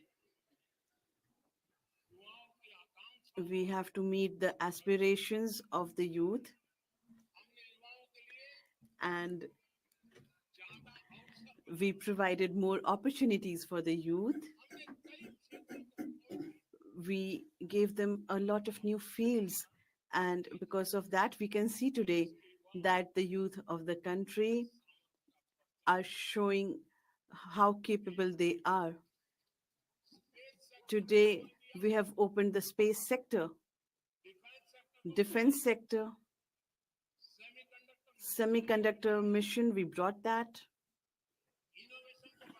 We encouraged innovation and we came up with many new schemes and we gave shape to it.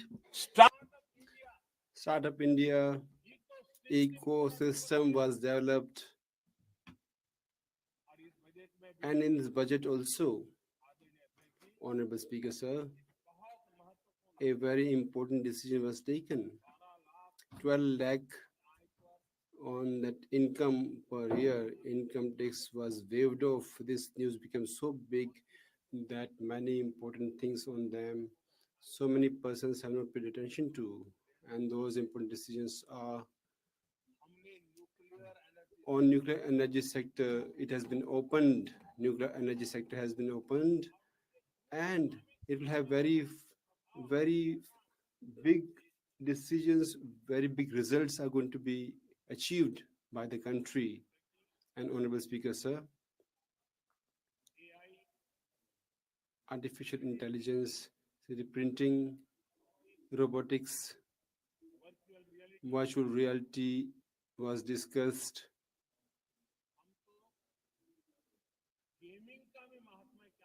What is the importance of gaming? For that also we're going to put efforts. The youth of this country has been asked by me that this gaming creation or the creativity of the world, why shouldn't we be the capital of that? And I can see that very soon, and we are going to achieve this. We are working fast in this direction.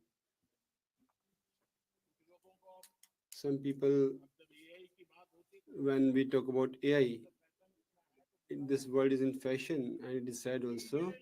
But for me, it's not just AI, it's double AI, it's not single AI. And it is the double power of our country. One AI is artificial intelligence, and another AI is aspirational India.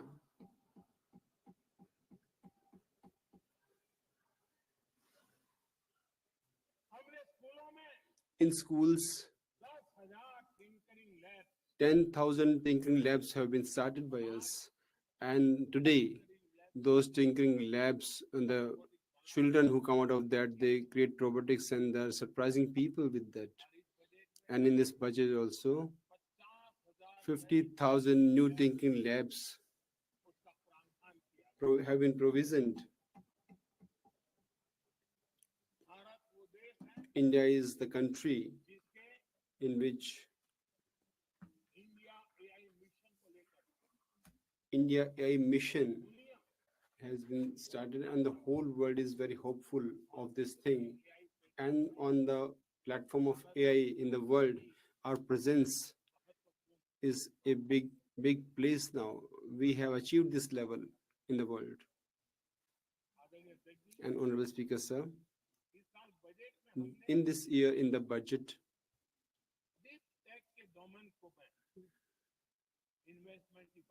we have talked about the investments in the deep tech banks. And deep tech, I feel that it is very much important to have a fast or paced development, and the 21st century, it's a technology driven century. In this context, it is important for us that our country is working in deep tech area on a fast pace. Honorable Speaker, sir,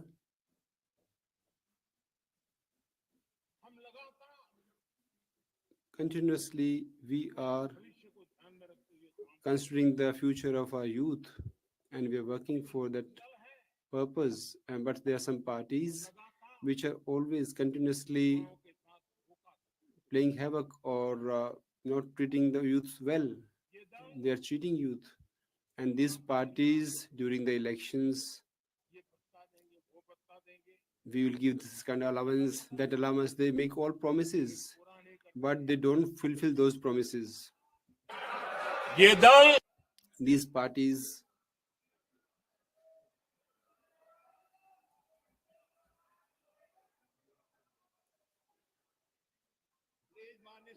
honorable members, please have some dignity in the house. You are in the august premises of this house. Please don't pass comments while sitting. And new members, they're passing the comments while sitting. It's okay. Honorable Speaker, sir. These parties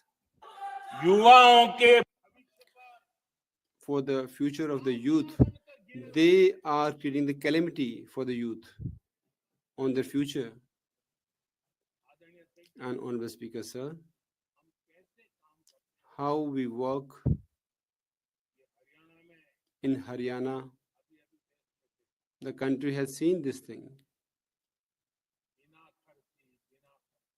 Without any expenditure, without any bribe, without any kind of corruption, we had promised the jobs. And as soon as our government came to power, the jobs have been given to the youth.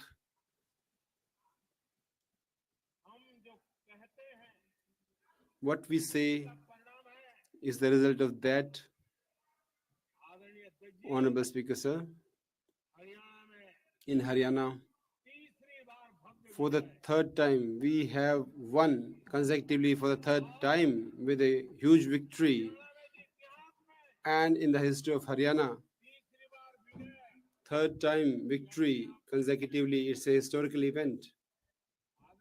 Honorable Speaker, sir, in Maharashtra also, historical results have been achieved.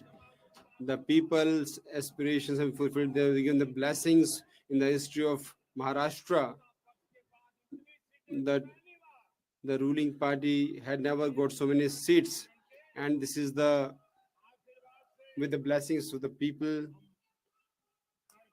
we have done this.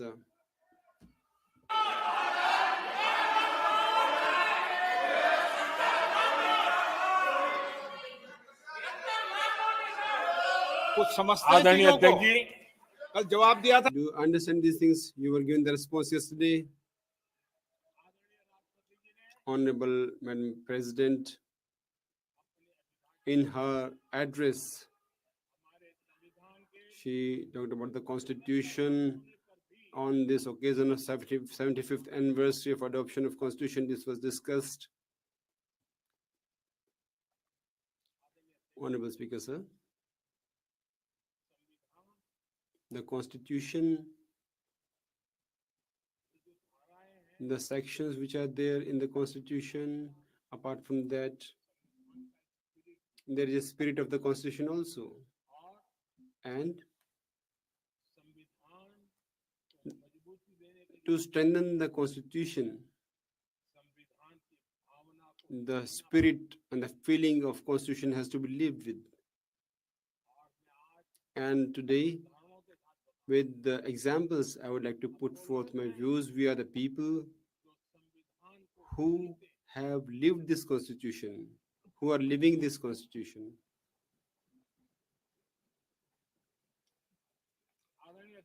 Honorable Speaker, sir,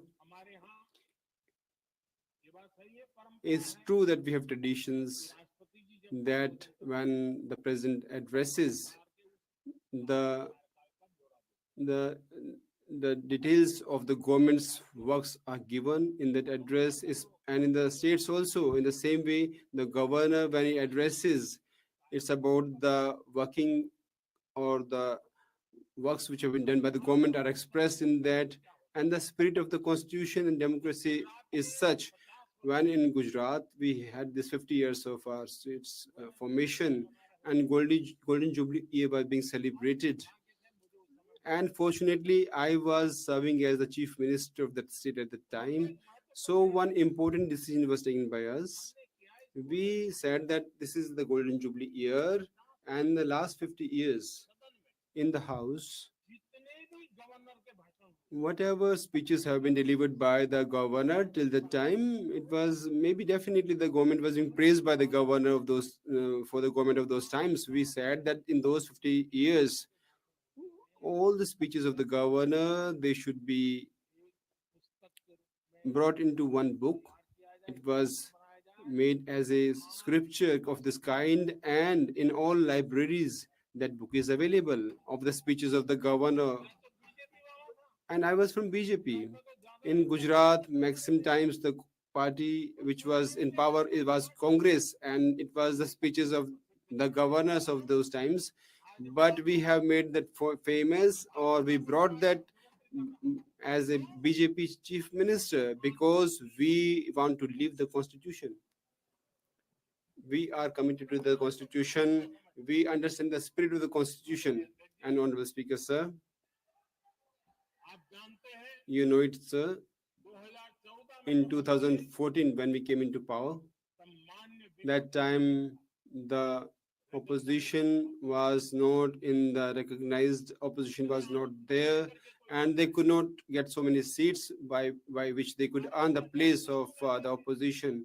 There were so many laws which were there in India. We could work with them. There were so many committees in which it was mentioned the leader of opposition will come in that. But there was no opposition. There was no recognized opposition at the time. But it was the spirit of our living of this constitution. It was our spirit, that it was the dignity of the democracy, that we decided that although the opposition is not there, a recognized opposition may not be there, but the party which has got the maximum of seats, he'll be called in the meetings. The leader of that party which has earned maximum seats will be called. That is the spirit of the democracy which we lived.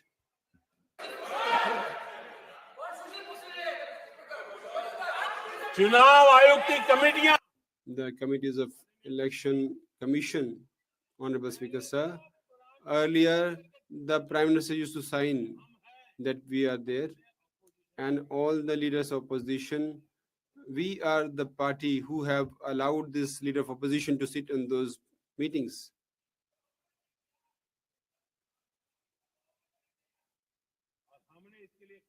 And for this, we have brought one legislation also, and now with all procedures, the election commission will be there. Then the leader of opposition will also be joining that process. That thing we have done.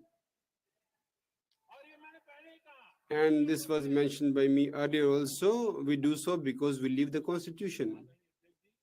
Honorable Speaker, sir, in Delhi, you can see many places where some families had made their museum of their families. जनता जनार्दन के With the people's money, this thing was happening. What is the spirit of the democracy, and what is called as living the constitution? We made PM museum.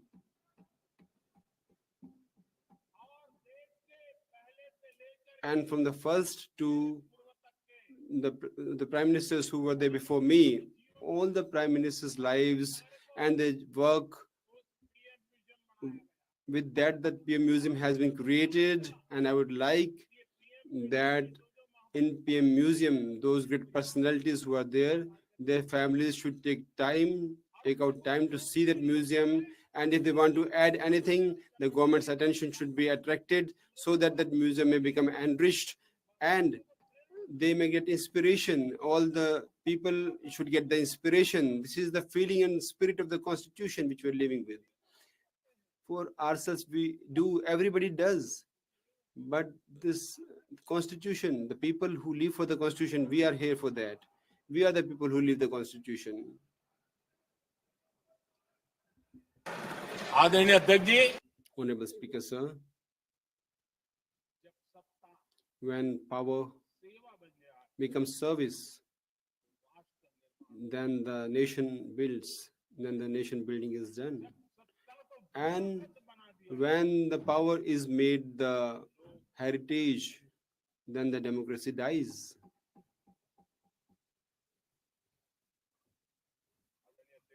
Honorable Speaker, sir.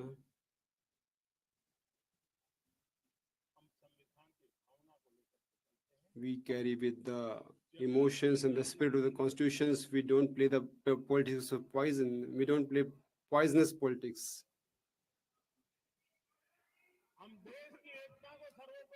We consider that the unity of the country is supreme, and that's why Sardar Vallabhbhai Patel's the tallest statue which we have erected there, and statue of unity is there, that is uniting the nation, the great personality who made this nation together or united. He was not from BJP, he was not from Jansangh. We live the constitution, that's why this statue was erected, and we live with that spirit, and that's why we move forward with these kinds of moves.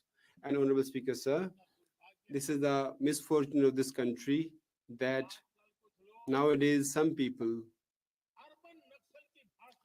speak the language of urban nationalism. Openly they speak like that. The language of urban nationalism they speak. And urban naxals, the things which they say, and they open the morcha against the Indian state. This is the language of urban nationalism, and the people who speak like that against the Indian state, they announce their war. Neither they can understand the constitution nor the unity of this country.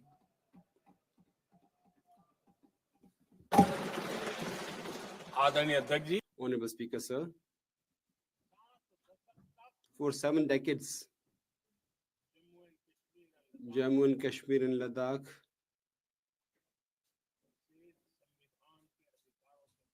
was deprived of that one constitution.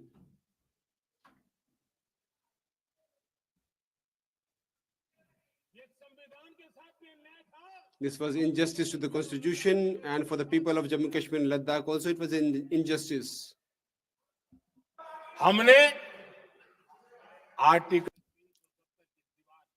That wall of Article 370 was broken by us.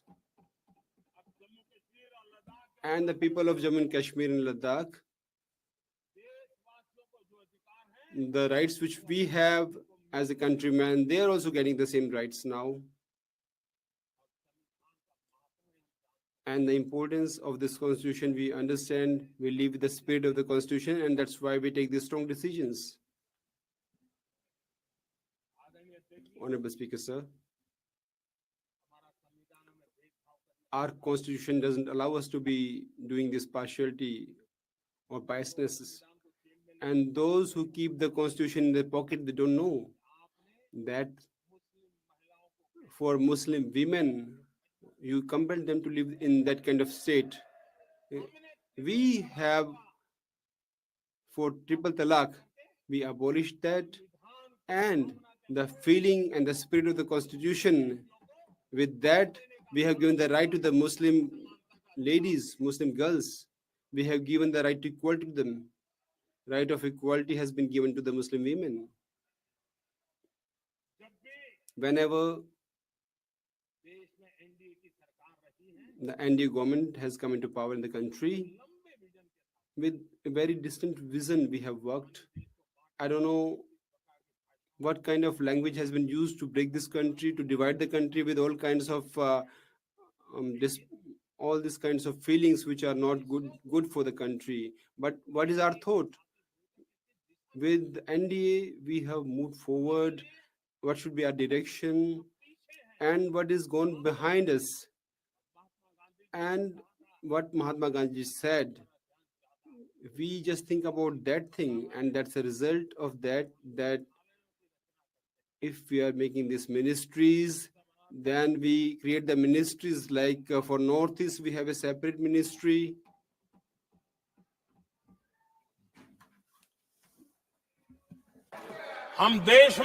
In our country, for all these years, till Atalji came into power, nobody could understand. They could they kept on delivering the speeches. For tribal people, separate ministry was created by the NDA only. Honorable Speaker, sir, South Indian states of a country are coastal areas, and many states of our eastern country are connected with the seas and fisheries and the fishermen's strength is very high in those areas of coastal areas, and to pay attention to their needs was important, and that's why within the territory or these areas which are in the vicinity of sea, for those fishermen, for the last person, our government is such which has taken care of the fisheries. Separate ministry has been created for fisheries. Honorable members, if House agrees, then the proceeding of the House can be extended up to the conclusion of this agenda. Honorable Prime Minister, Honorable Speaker, the oppressed sections of the society, they have capability. If we stress upon skill development, new opportunities can be created.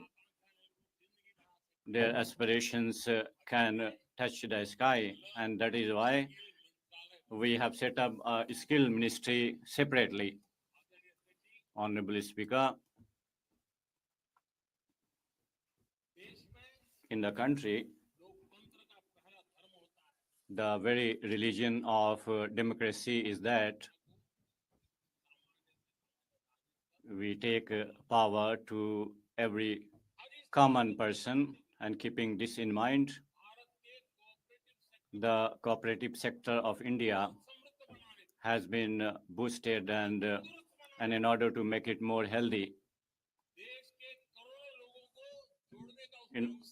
there is opportunity to link crores of people. We can encourage cooperative movements in different sectors in the country, and keeping in this mind, we have set up cooperative ministry. What is vision? You know here only. Honorable Speaker,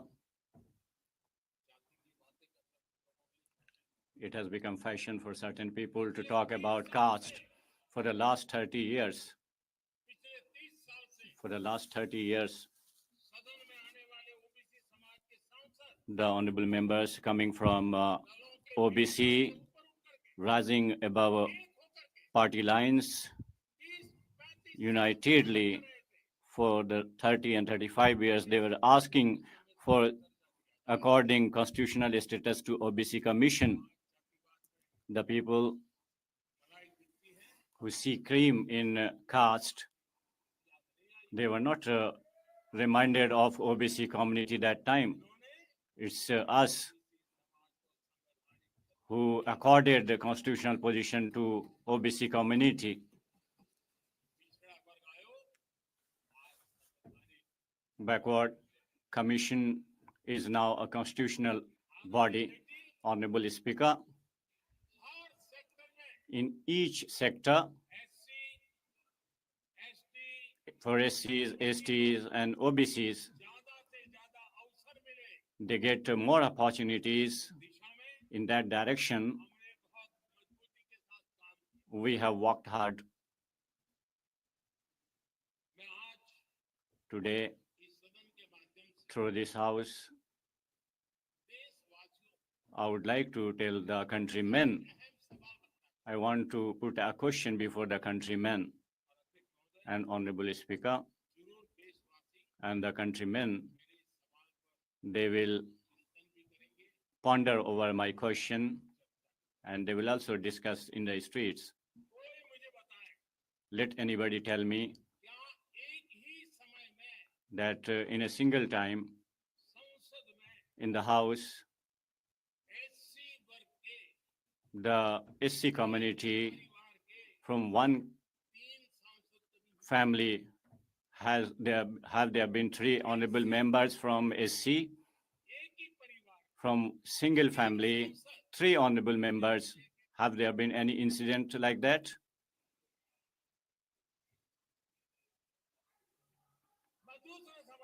I would like to ask another question. Let anybody tell me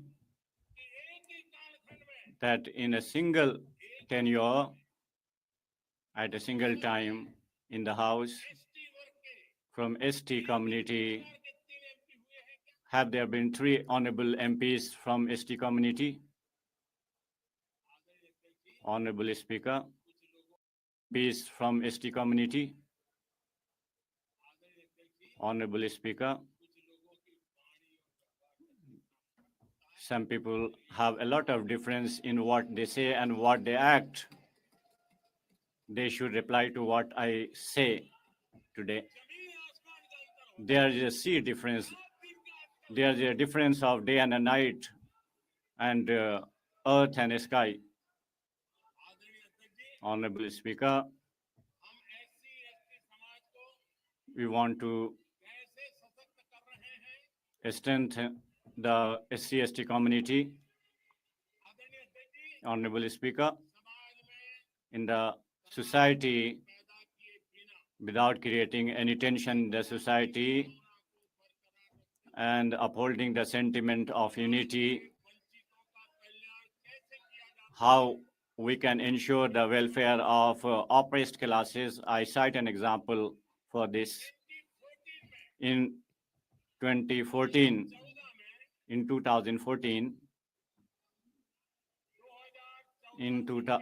before 2014, in our country, the number of medical colleges was 387. Before 2014, the number of medical colleges in India was 387. Today, it is 780 medical colleges.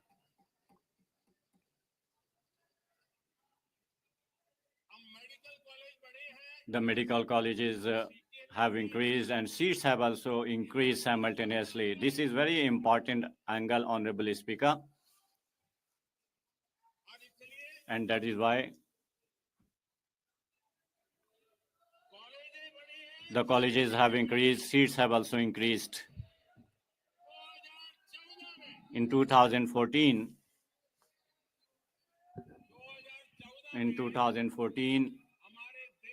in our country, the number of SC students before 2014 in our country, the seats reserved for SC students was 7,700. Before we came to power, 7,700 youth were becoming doctors. We worked for 10 years, and today the number has increased. And the students of SC community, 17,000 MBBS doctors are there. It was 7,700 and 17,000. See the difference. And without creating any tension in society, while encouraging the respect for each other, Honorable Speaker, before 2014, for ST students, the seats for MBBS, 3,800 used to be there.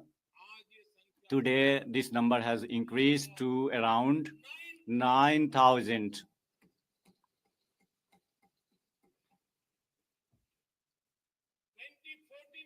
Before 2014, in MBBS for OBC students, it was less than 14,000. Today, the number of seats is 32,000. 32,000 for OBC community, and the children of OBC community will become doctors, Honorable Speaker. In the last 10 years, every week, a new university has been set up. every day, a new ITI has been opened. In every 2 days, one new college has been opened. You please see that is for SC, ST, and OBC, for youth and for boys and girls, what has been the tremendous increase you can easily gauge, Honorable Speaker. We are working with the schemes. There is 100% achievement, and we are implementing it 100%. The beneficiaries should not be left out, and we are working in that direction. Earlier, we wanted that the beneficiaries should get benefited if they have rights. The scheme should reach the rightfuls. It's not a question of 15 paise out of 1 rupee, but what some people have done, they created such a model that it benefited only a few people, and the people were deprived, and they played the politics of appeasement. In order to make this country a developed nation, we have to get freedom from appeasement. We have chosen the path of satisfaction, not appeasement, rather satisfaction. And on that path, we have pressed ahead. For each section and for all societies, without any discrimination, whatever is rightful, this should be given to them. This is called satisfaction. And from my point of view, when I talk about 100% saturation, that means that is a social justice. This is a real secularism. This is a real social justice. And this is real respect to the Constitution. Honorable Speaker, the sentiment of the Constitution is spirit of the Constitution to provide health facility to everybody. And today is the Cancer Day also.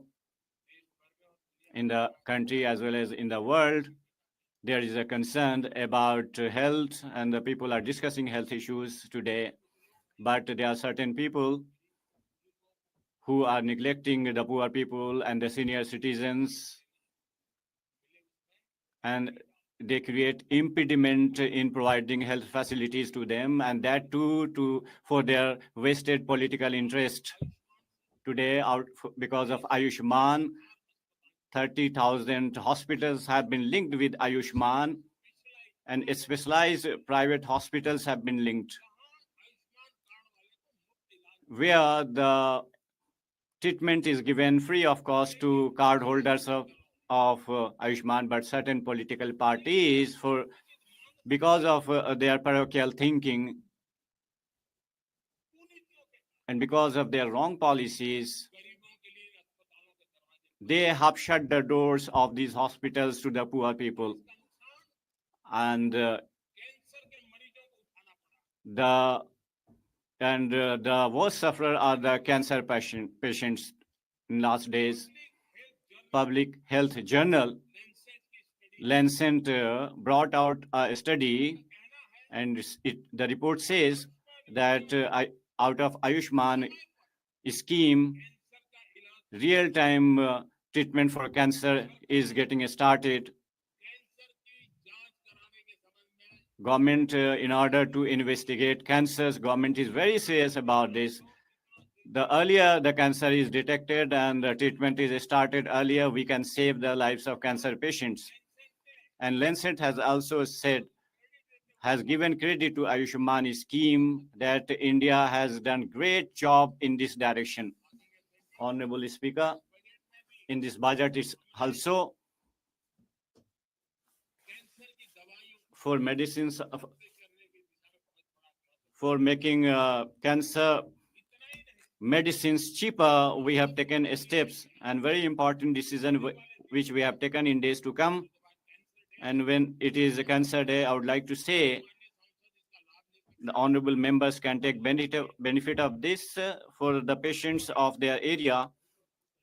and you know that the patients, because hospitals are not there in large number, and the people from outside, they face a lot of difficulties. 200 daycare centers we are determined in this budget.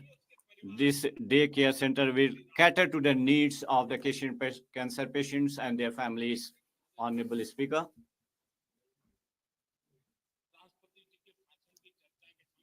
while discussing the motion of thanks to Honorable President, even foreign policy was discussed during the debate, and some people feel until unless a foreign policy is not discussed, they do not feel that they are mature. They think that foreign policy is their favorite subject. Even if there is a loss to the country, I would like to say to such people,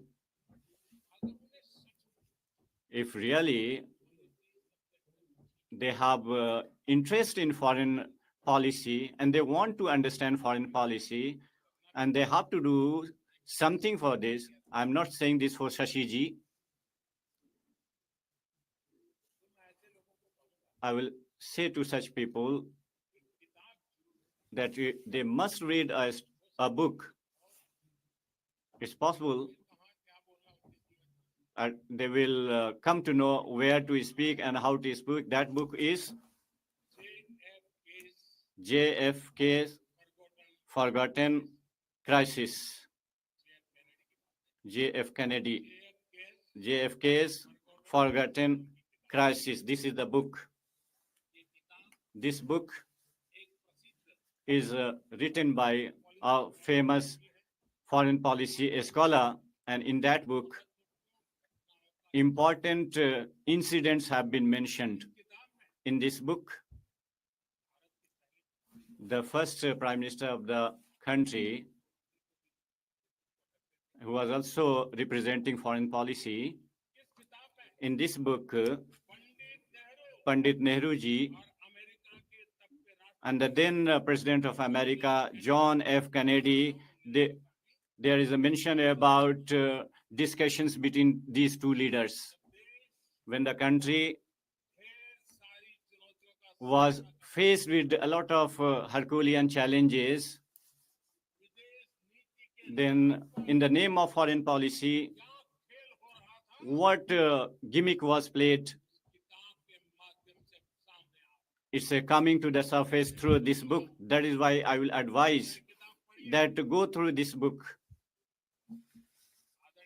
Honorable Speaker,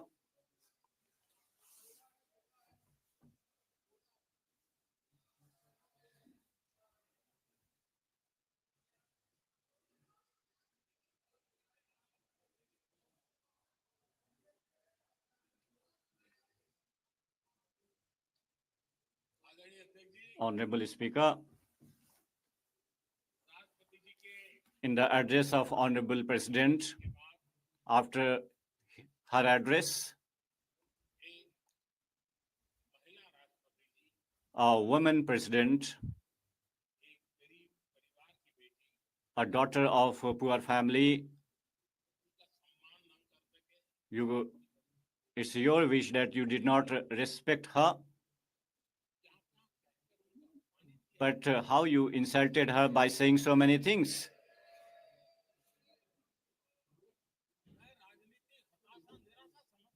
I can understand your disappointment, political disappointment, but what you are saying against Honorable President, what is the reason? Honorable Speaker, today India will set aside that wrong mindset, corrupt mindset, and we'll take up the mantra of development, and we are pressing ahead. If half of the population is given opportunity, India can press ahead at double speed, and this is my confidence. After working for 25 years in this sphere, I have this confidence, Honorable Speaker. In the last 1 decade, self-help groups till now, 10 crore new women have been linked with self-help groups. And these women belong to the deprived section. They come from rural background. The women at the last rung of the society, their capability has increased, their social status has improved, and the government has helped them and has increased their assistance up to 20 lakhs so that they can go ahead with their work and their capability is expanded, their skill is developed. In that direction, we are making effort, and its impact is shown on rural economy. Honorable Mr. Speaker, sir, the Honorable President in her address had mentioned about the Lakpati Didi drive.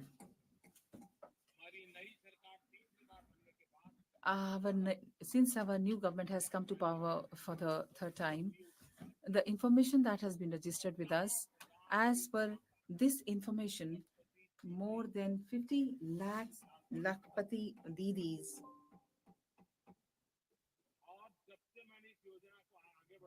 have been registered under this. And since I have told you about this scheme, 1.25 crore Lakpati Didis have been, women have been bestowed with Lakpati Didi scheme.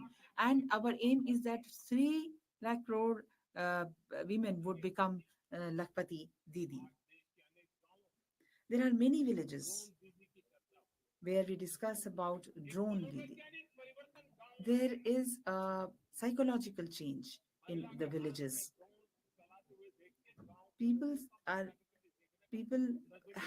Their way of looking at women has changed when they see a woman handling a drone.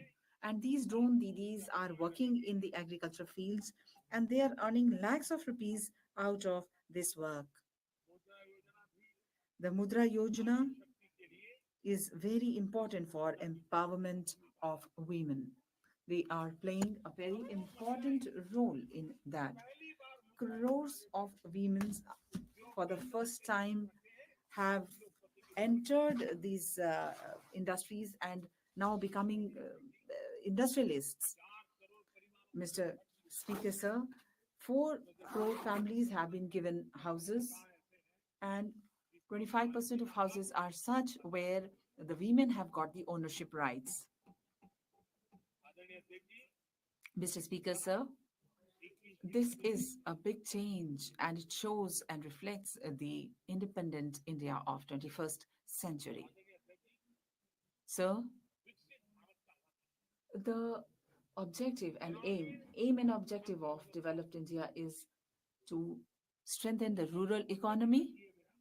And without strengthening the rural economy, we cannot have a developed India. We cannot construct developed India, which is why we try to touch every aspect of rural economy. And we do understand that farming and farmers are very important. And in these 7 columns of our economy, farmer is one of the very important column, very important pole. And in the field of agriculture, in the past 10 years, more than 10, around from 2014 to 2024, 10 times of increase has taken place in the production of crops. Mr. Speaker, sir, today, the people who talk about farmers, before 2014,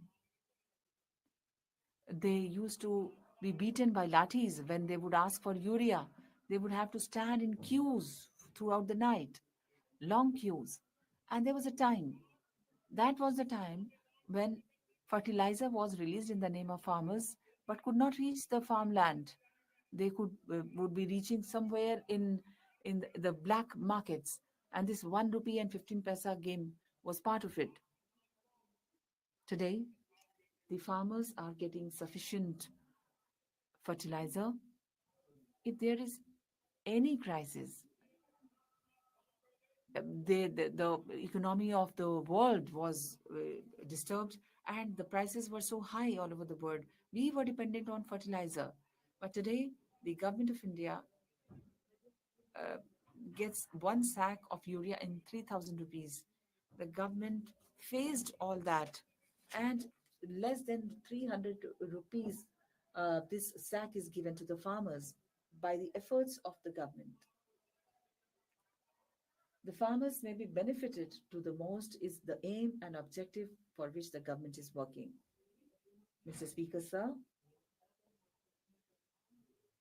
the farmers should get cheap and reasonable fertilizer in cheaper rates, and as a result of this, 12 lakh crore rupees have been expended in the past few years.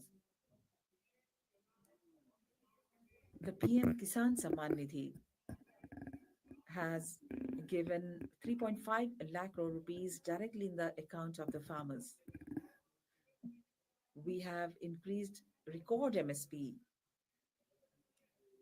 and in the past 10 years, we have made procurement for more than 3 times the prices. The farmers should get loan, they should get cheaper loans. This has also been increased by 3 times the loan amount. In the earlier times, the farmers were left at their own. But during our regime, under the PM Fasal Bima, the crop insurance scheme, 2 lakh crore rupees have been given to the farmers under the PM crop insurance scheme. Honorable Mr. Speaker, for irrigation, in the past 10 years, we have taken unprecedented steps. People speak of constitution. It appears they do not have much knowledge of constitution, and very few people know that in our country, Dr. Baba Sahib Ambedkar had a very clear vision in terms of schemes related to water plans, and it was so inclusive that it gives us inspiration even today. There are more than 100 irrigation projects which were lying pending for decades. We, in fact, started a drive to fulfill those projects which were pending for years together. Baba Sahib Ambedkar had a vision of linking the rivers. It was Baba Sahib Ambedkar who thought about it. And for decades together, nothing was done. Today, we have started the Kane Bedwa Link project, the Parvati Kali Singh project. We have started the work of interlinking the rivers. And in Gujarat also, I have also had a successful experience of linking the rivers within Gujarat. Mr. Speaker, sir, every countryman should have a dream, and we all should dream that at the dining table of every world, we should have made in India food packet. I'm happy to inform when the Indian tea, when the tea of India and the coffee of India also is spreading its fragrance in the entire world. It is creating excitement in the markets. Our turmeric after COVID is being sold all around. There's a high demand for it, increased demand. Mr. Speaker, you would see that in the future, our processed food, and I don't know, some people felt pain on so many things. The makhana of Bihar is going to reach the whole world.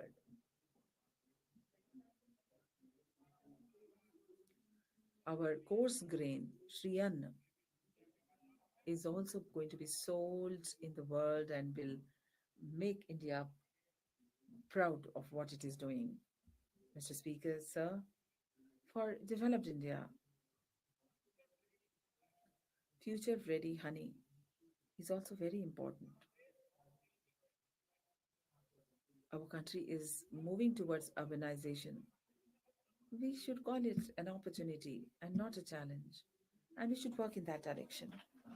We should have an expansion of infrastructure, which is actually a spread of opportunity, an increase in opportunities. So wherever we have increase in infrastructure, we have more possibilities. Delhi, UP connecting link, the Namo Rail was inaugurated some time back. I got an opportunity to travel in the train.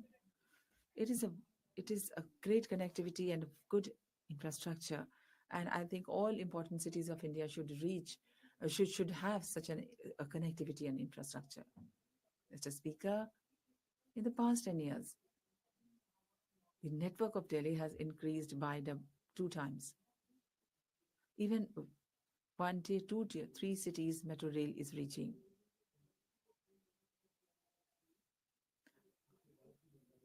Today, we can feel pride that the metro rail is going to complete 1,000 kilometers. Not only that, in the present times, an additional 1,000 kilometers is also being worked upon. So, in the direction of mitigating pollution, reducing pollution, the government of India has taken many steps. 12,000 CNG buses are now, this fleet is running in the entire country, and Delhi has also been provided with the CNG fleet. Mr. Speaker, in our country,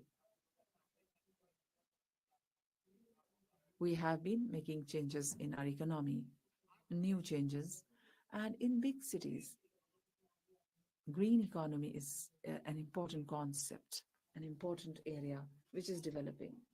Lakhs of youth are getting connected to it. We in this budget have said that on the e-Shram portal, such workers should register themselves, and after verification, there is a new age service economy, how we can help them, and how we can provide them with an ID card. And these gig workers may have the Ayushman Yojana benefit, so that these gig workers may have a facility to move. Around 1 crore gig workers are there, and we are working in that field too, Mr. Speaker, sir. The MSME sector brings a big job opportunity at a large level, bigger level. There are many facilities of employment. These small industries are a symbol of independent India. Our MSME sector plays an important role in the development of our country. Our intentions are clear. So we need to have simplicity, it should be facilitative and should be strong. So the mission manufacturing is now being stressed upon. We are giving all stress to the MSME sector, and through skill development, we are making our people ready.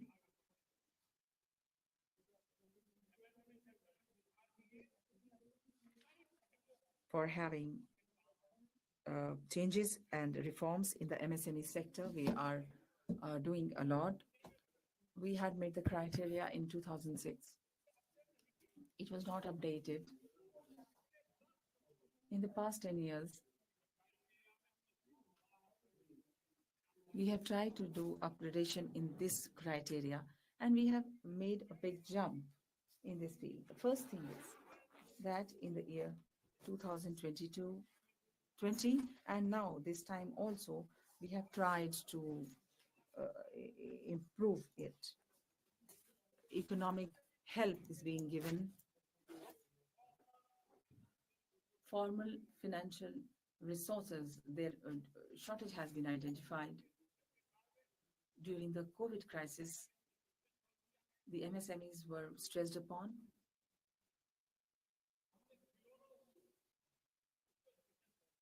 We have also given stress to the toy industry, the textile industry, and there was no shortage of cash flow for them, and we gave them loan without guarantee. So in many industries, there will be possibility of employment. The smaller industries, credit guarantee card, credit guarantee coverage, we have worked in these fields also. And we should give encouragement in business.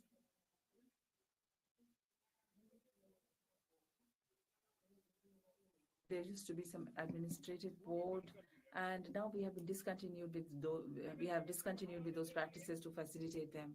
In order to encourage the MSMEs, you would be happy to know that there was a time when even toys were being imported by us. But today I can say this with pride, that all those small industries which are making toys are exporting toys to other countries. And so far as imports are concerned, there is a big decline in the imports. In exports, 239% of increase has taken place through the MSMEs. There are many sectors that are making that are having their identity in the world. Made in India clothes, electronics, electrical goods are now becoming part of the life of people in other countries. Mr. Speaker, sir, in order to realize the dream of developed country, developed India, the country is moving forward with great trust and confidence. This dream of developed India is not the dream of a government, it is the dream of the 140 crore people. So whatever energy we can give, we are giving to it. And it is the example in the entire world. Many countries of our world have shown themselves to be developed. So India has a lot of capability. We have demographic dividend and demand in the country. And with this trust and hope, we have to move forward. In 2047, when the country would become developed, and when we will have 100 years of independence, we will become developed India. This is our resolve. And Mr. Speaker, sir, I can say this with trust, that we have to cross many objectives, many of our aims. And this is just our third term.